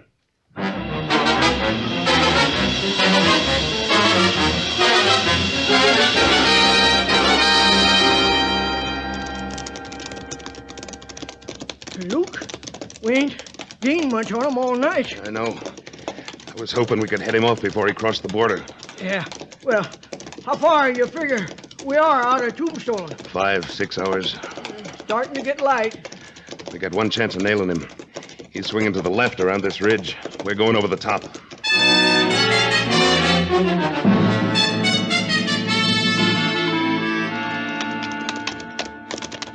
Luke, if he's got by ahead of us, we're licked. Got to climb over the ridge like to kill these horses.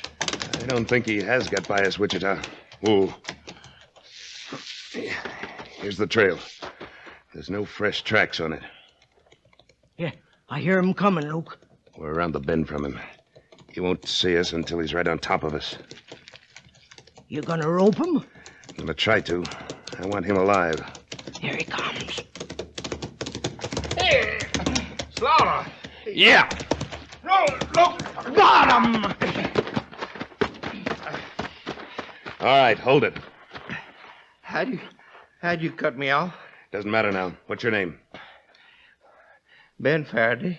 All right, Faraday. Who are you working for? Nobody. Don't give me that. Who's your boss? Come on, start talking. I don't know what you... Get down, Wichita. Hey, come on. Came from up on the ridge. You see anything? Yeah. A piece of a Mexican sombrero up there for a minute. Dominguez. And I gotta hand it to him for being a good shot. Faraday's dead as a doornail. Yeah, he can't do any talking now. That's a cinch. Come on. Keep low behind these rocks. Yeah, cool. Now keep that head of yours down or you'll get it blown off. Appears to be a lot of cover for him up there. Yeah. Once we get over this shoulder, you can see the top of the ridge. Easy now. I'll go first. You see anything? No. Looks like... There he is. Hey, atop his horse and heading for the border. Sure. He isn't interested in us anymore. Now that Faraday's dead and can't tell us who the boss is. Maybe it is Dominguez. Not likely. This operation's too big for a tin-horn bandito. It's got to be somebody at the north end of the line. Probably somebody right in Tombstone. Well, with Faraday and that other rustler both dead, looks like we don't have much chance to find out who it is. Come on now, Wichita. Don't throw in your hand till you've used up all the aces in your sleeve. Meaning? See that hollow down there in the rocks near Faraday's body? Yeah, what about it? I'm going to rig up a little camp there for Faraday and me. You going to set up camp with a dead man? That's right. And you, Wichita, you're going riding. What you think I've been doing for the last 12 hours? And you got some more riding ahead of you. I want you to ride into Tombstone and tell him we caught Faraday. Tell him he's wounded and unconscious. Tell him to send the doctor. Because as soon as he comes to, we're going to find out who the rustler boss really is. You figure Faraday's boss will come a-running to keep him from talking? That's my gamble. It's a pretty loco scheme, if you ask me. I didn't. But I'll ask you this. You got a better one? No. Then hit the leather for Tombstone. Get that story around town and then get back here as soon as you can.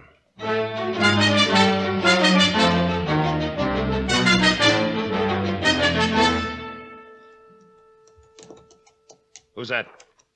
Who's out there? Only me, Luke. Put that gun away. Ooh, yeesh. I bet I got more saddle sores than this horse has. Did you get the word around? I sure did. Who'd you talk to? Well, Ezra Canfield, for one. Who else? Homer Bigelow happened to be in town. I saw to it that he heard. And a lot more. What'd they say? Well, they said they hoped Faraday could clear you. And they'd try to sober up Doc Eaton and get him out here. Somebody went to find him. Bigelow, I think it was. You told him exactly where our camp was located? Yeah. Luke, you figure it might be either of them two? Canfield or Bigelow? Could be. On the other hand, it could be anybody. Or maybe our message didn't even get to the right man. Any way you look at it, Wichita, there's only one thing we can do now. That's wait.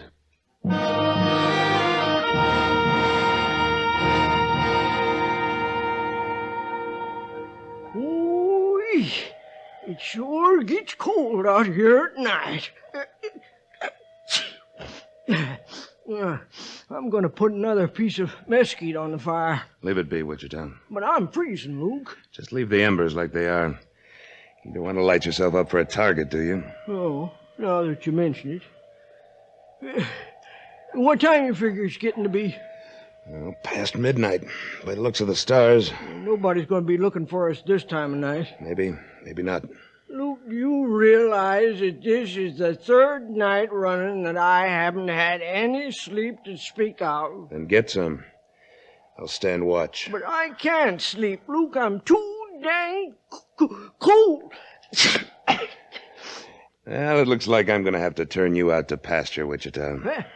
You're getting too old and crotchety for this kind of play. Now, you see here, Luke. You're just as sleepy and just as cold as I am, only you won't admit it. Quiet. Looks like the party's about to start. Quiet. I can't help.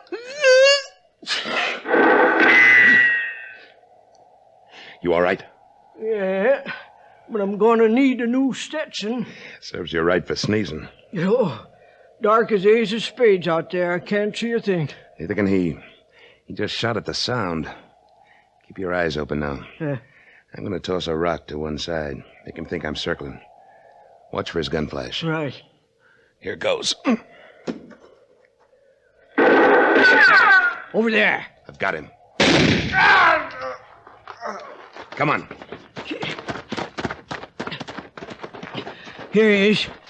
It's Homer Bigelow. Yeah, Bigelow. Is he dead? No. Shoulder. He'll keep. Long enough to stand trial, anyway. If he hadn't fallen for your trap, if he'd have known that Faraday was dead and couldn't talk, he'd still be in the clear. Yeah. You know, they say what a man doesn't know won't hurt him. That isn't true in Bigelow's case. What he didn't know is going to kill him.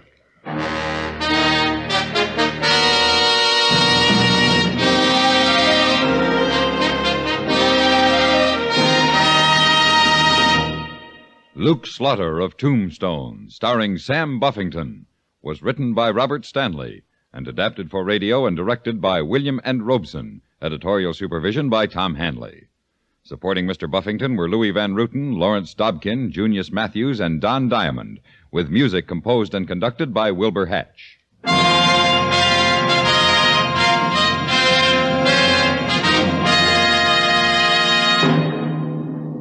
Next week at this time, we return with... Slaughter's the name. Luke Slaughter. When we meet up again, you can call me that. Luke Slaughter.